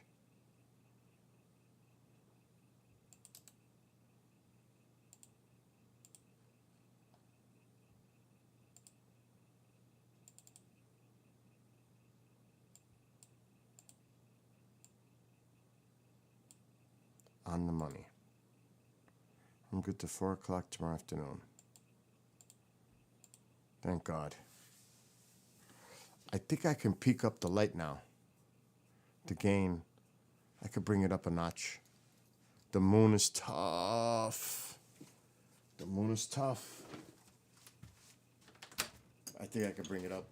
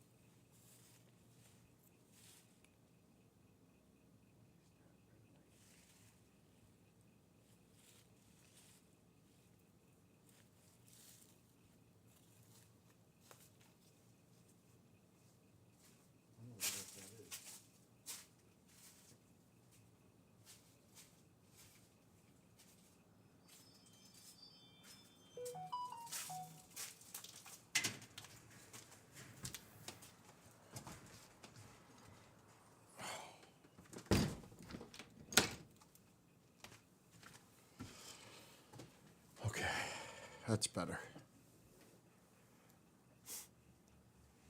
That moon does not make it easy. Yeah, it is. Usually it's not much action with this one.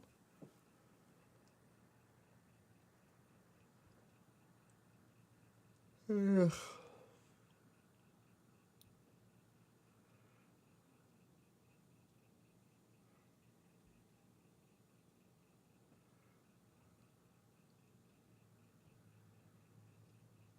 All right. Hey, I'm going to try anyway, Daryl, regardless if there's not much activity or not. It's a meteor shower. Got to give it the shot. It's like, damned if you do, damned if you don't. Got to make the effort.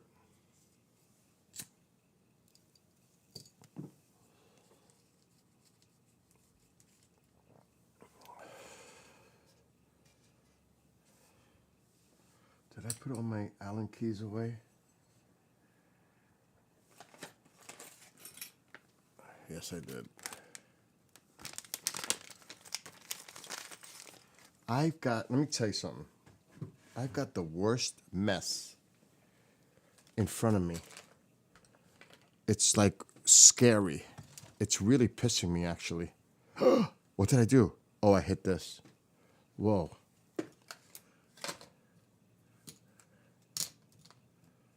Okay, that screwdriver has to go in my tool set. The watch goes back with me to my room. What the fuck is this?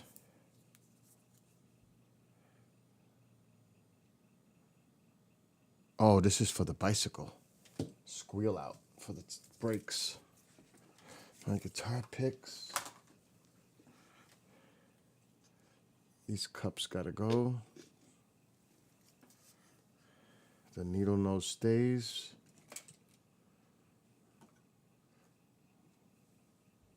These don't belong here. Guitar pedal. Another lighter. There's lighters everywhere.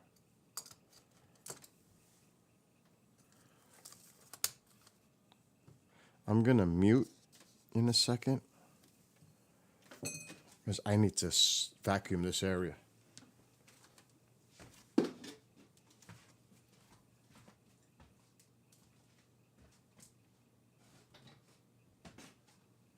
Banana.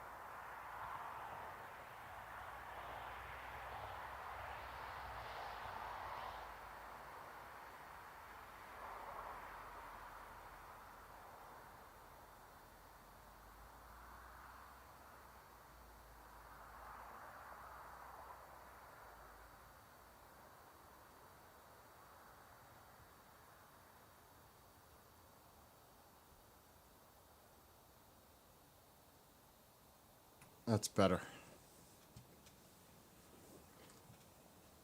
Now I still got a cluster in front of me, but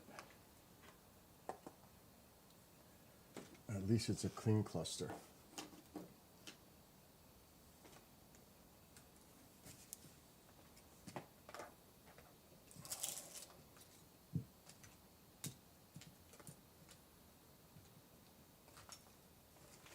I could take this out. I've got like 4 pairs of sunglasses in front of me. This is garbage. These are new.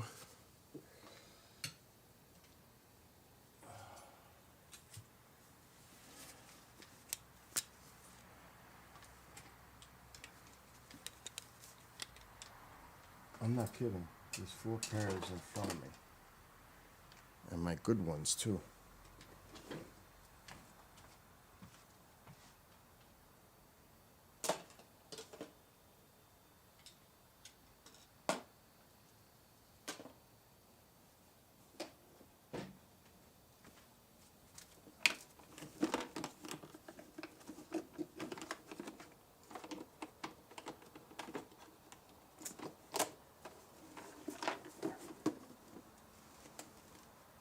The screwdriver's got to go back.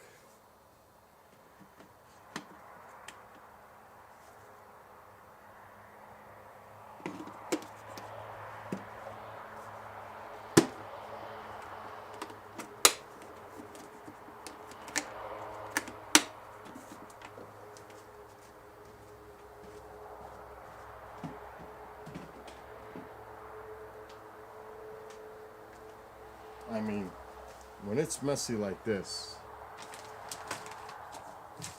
this is just above and beyond unacceptable. When it's like this.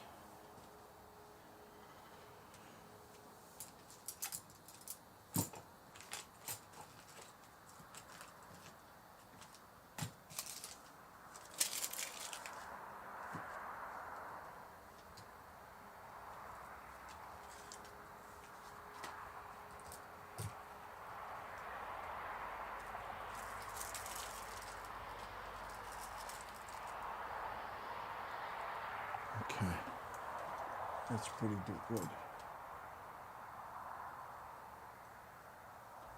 That's much better.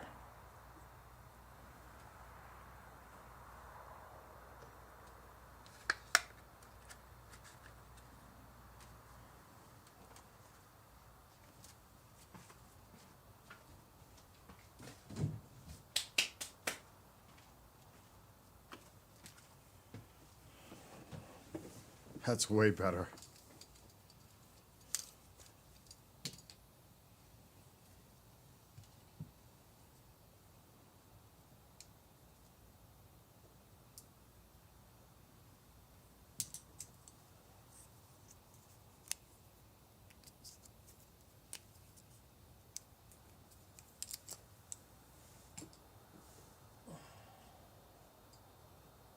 I have GoPro shit up here. It's like crazy.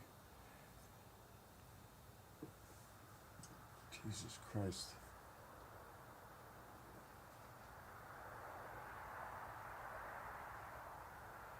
I forgot to take my vitamin.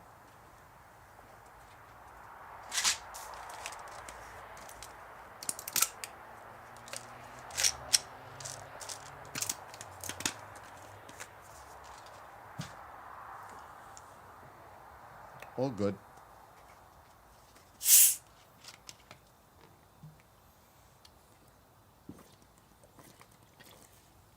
Good night, Daryl.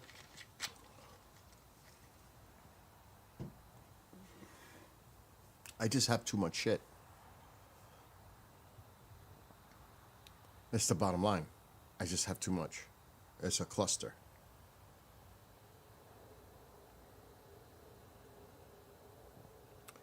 I mean, I can get rid of some tools in front of me, but I need them to work on the guitars. Like this needle nose. The Allen keys have to stay. The 9-volt for the other guitar, because that's an active.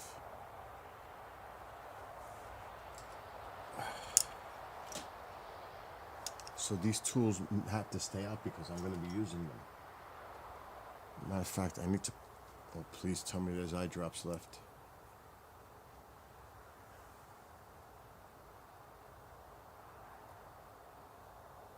Oh, my contacts are drying up in my eyeballs.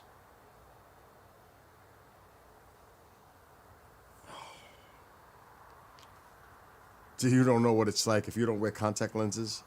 They actually dry up if you are tired. They actually start drying up in your eyes, and it's not fun, to say the least. Now I got all these freaking cables. This is the charger cable for the flashlight, which I should put away with the flashlight for this one. So let me put the cable. See, it's just a matter of putting shit away. And this is to recharge, which I need to do. This is for the rechargeable batteries, which I have to recharge these two.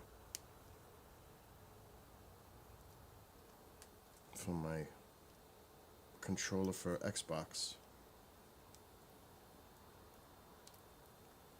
And I'm gonna plug these suckers in now. I think these are done. I can't see, so I'm not gonna do it. These are done already.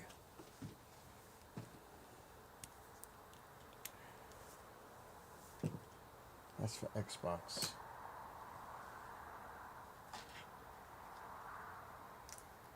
It's looking a lot better. I have 4 lighters out. It's sick.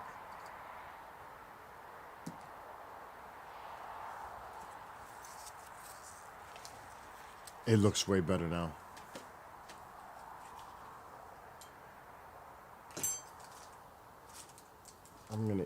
I don't want to eat that mint. Sugar free. What is this? That's garbage. Super glue.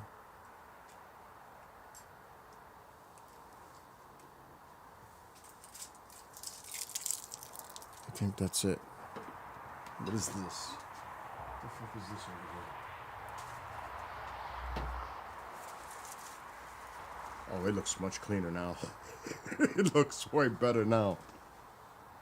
I'll put my eye drops up here.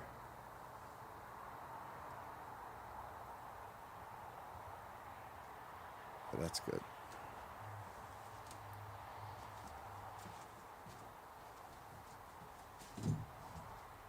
It's crazy. I'm cleaning at 2:30, 3 o'clock in the morning. I'm cleaning. Shooter right in the middle. You seen one?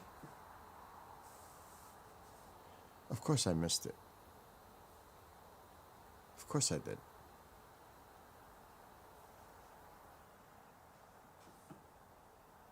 I actually should go up a little higher. Which way was it heading? It was right in the middle, but going in which direction? Should I move the camera up a little? No, we don't. The moon. We don't want to do that. We don't want to do that.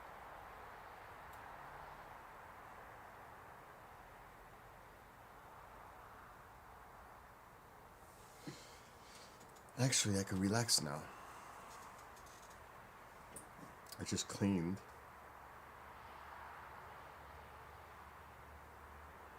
I could move the camera up a little.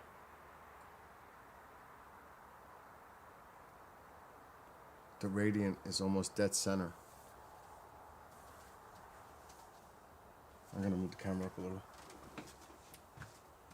Just so I can't stay still, that's all.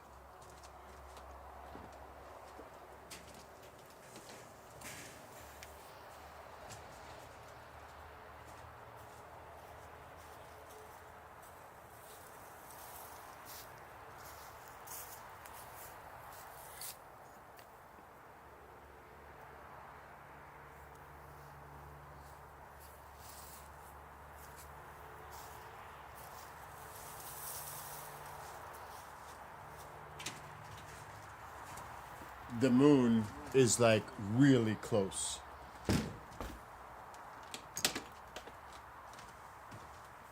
It is crazy bright out there.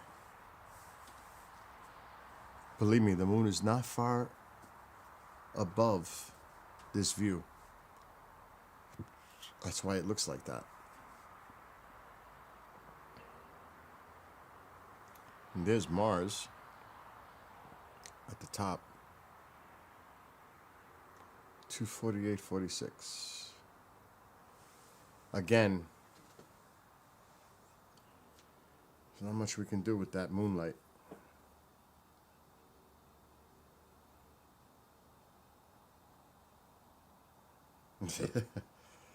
The whole it doesn't matter. The whole property, my driveway fence is closed, gate.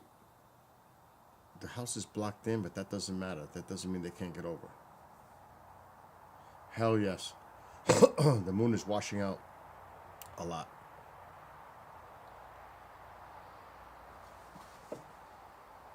It is what it is. What are you going to do?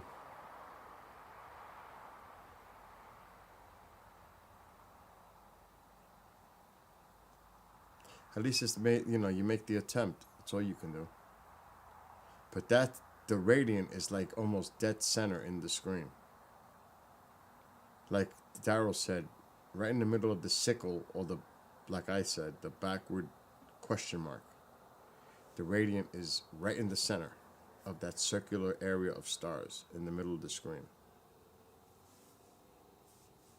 Think of it that way. Or like the sickle. Or like the backward question mark. Oh my God. This is crazy. I believe it, fantasy. I believe it. That's why you should be outside watching.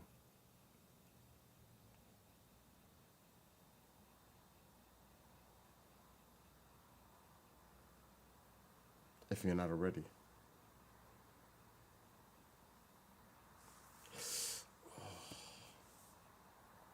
I feel good though. At least I just cleaned my area here.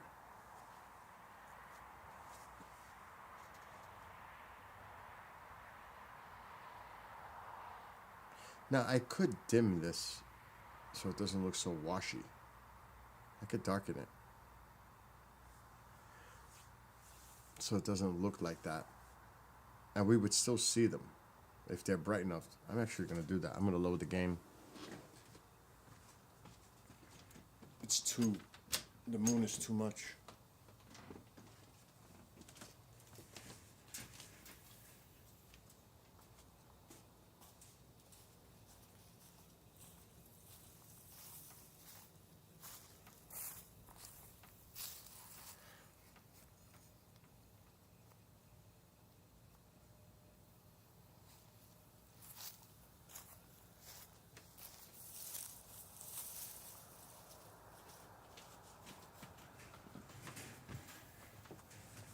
I'd rather it be darker.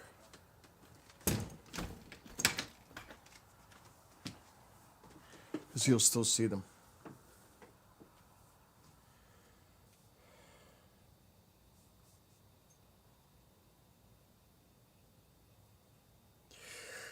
I can't believe I'm still awake. Oh my God. Oh, it's you. I'm like, Jesus Christ, who the hell's texting me at this time of night? Oh shit, my phone is dying.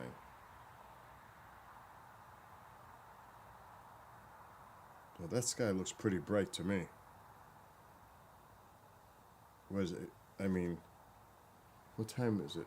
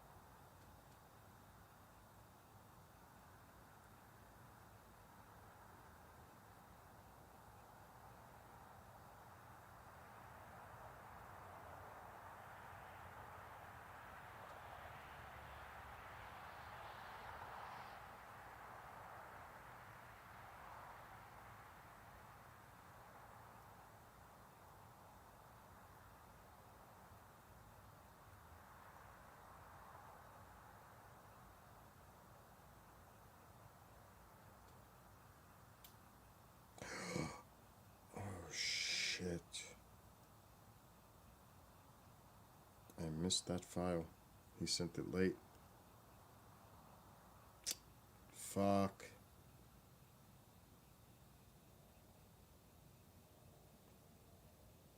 I could run it back to back next week.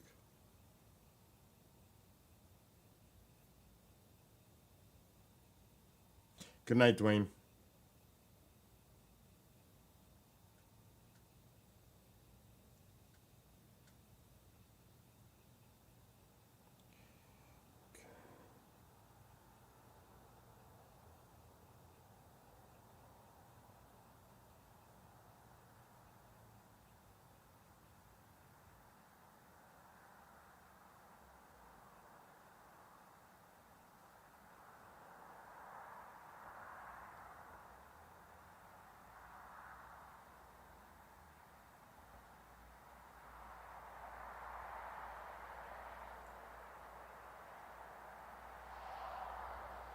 Damn, what are these emails?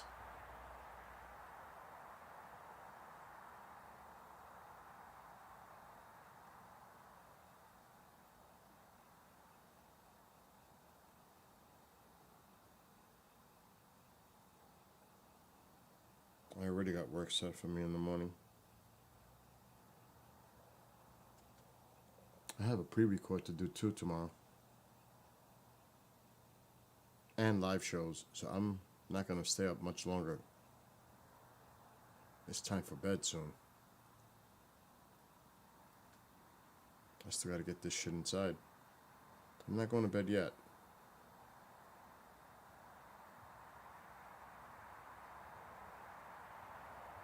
That Alka-Seltzer helped so much. I can't eat those. I can't eat those Doritos.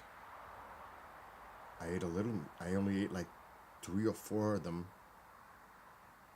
and I got sick. That's crazy.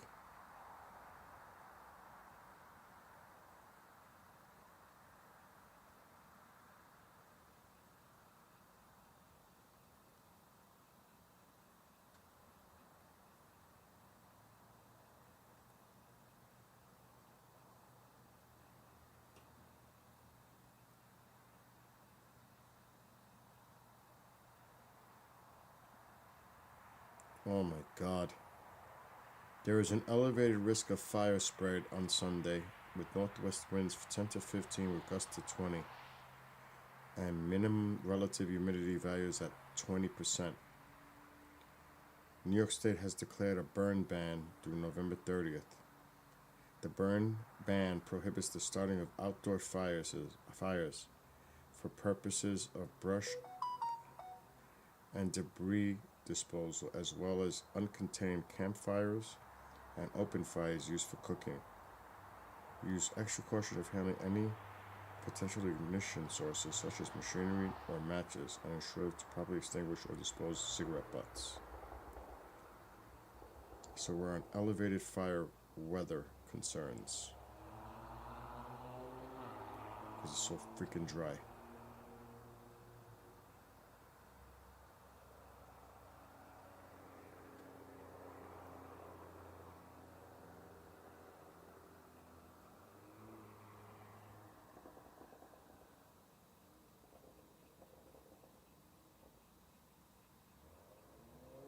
I'm telling you, we need rain badly.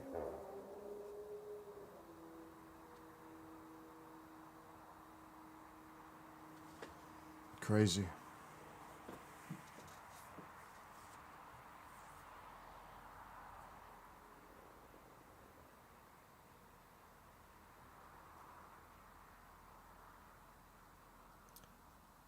No, I'm gonna go to sleep soon. Like I said, tomorrow, and it's a very important show for me at 2. And I gotta do station work in the morning. Then I got a show from 4 to 6. I don't know if Mark's gonna do one, and then another show from 8 to 10. So tomorrow's gonna be busy. It's not like this is a big meteor shower to stay up awake for anyway.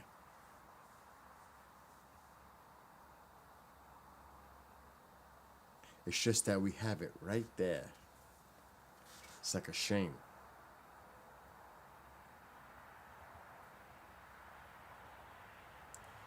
But I am beat up. I've been streaming since what? How many hours have I been streaming anyway? Like 6? I don't even know. I lost count.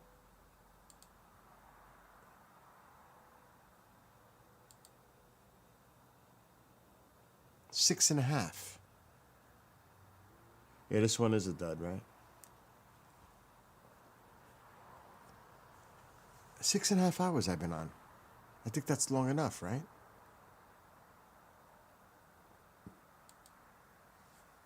Well, let's do the cameras. Bring it in. I'll put this off. If I get attacked by a bear, just call 911. Oh my God.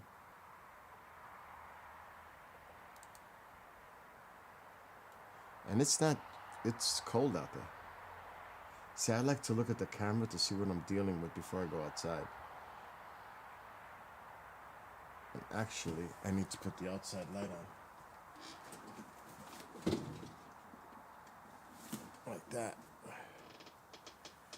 Now we're talking.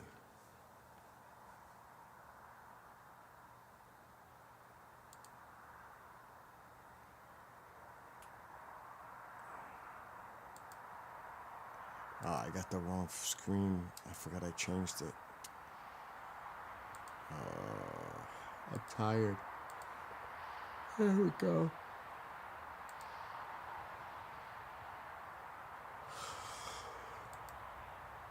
Let's see if we see any animals before we go out there.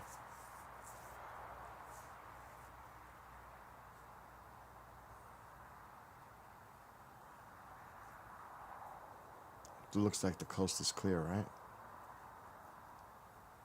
I think so.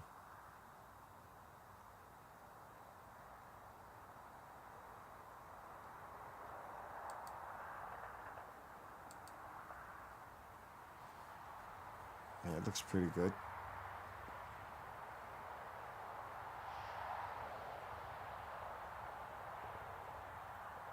It is so quiet out there.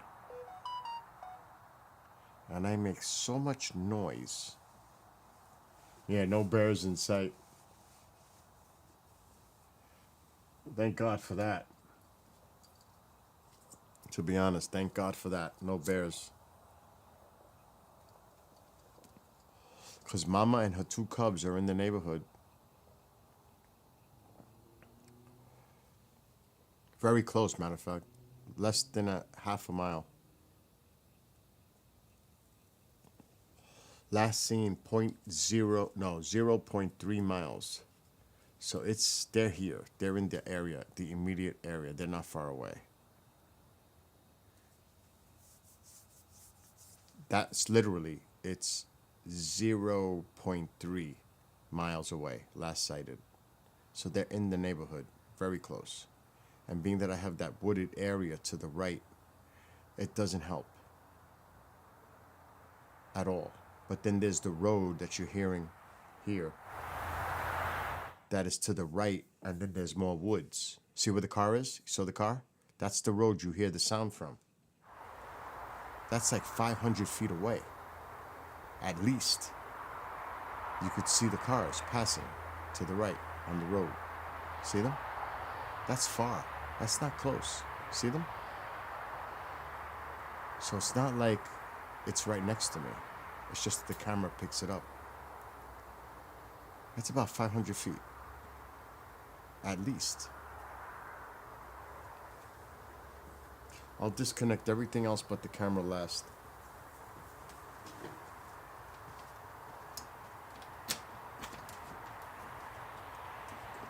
Alright, here we go.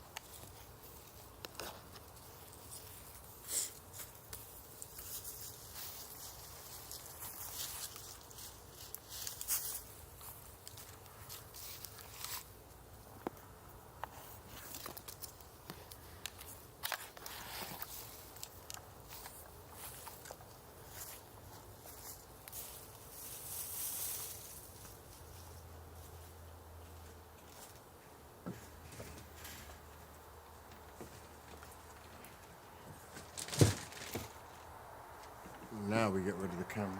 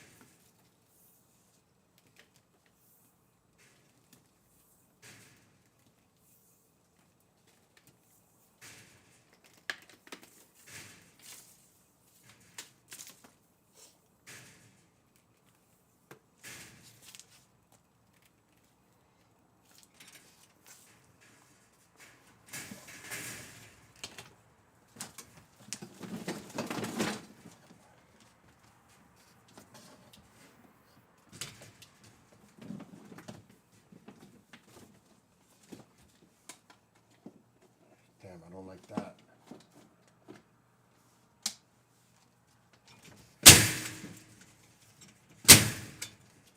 Really? Imagine a bear runs now. That would be messed up.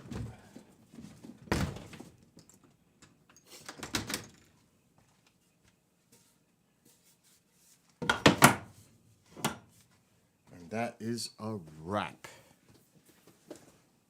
Oh my God. Thank God there's no bear.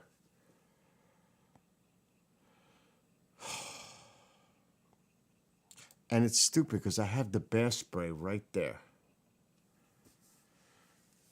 Not like I want to piss off a bear. But the bear spray is right here. Right here.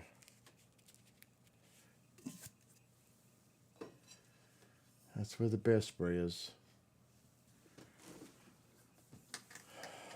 You can't see the moon, but it's like right there.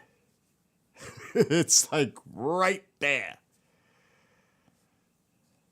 Rabbit, what the hell are you still doing up? Oh, shit. I shut the back light off. Oh, I gotta clean that lens.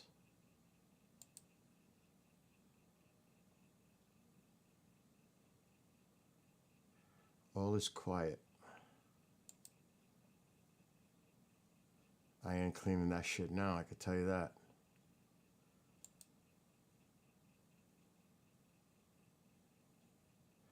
All is quiet.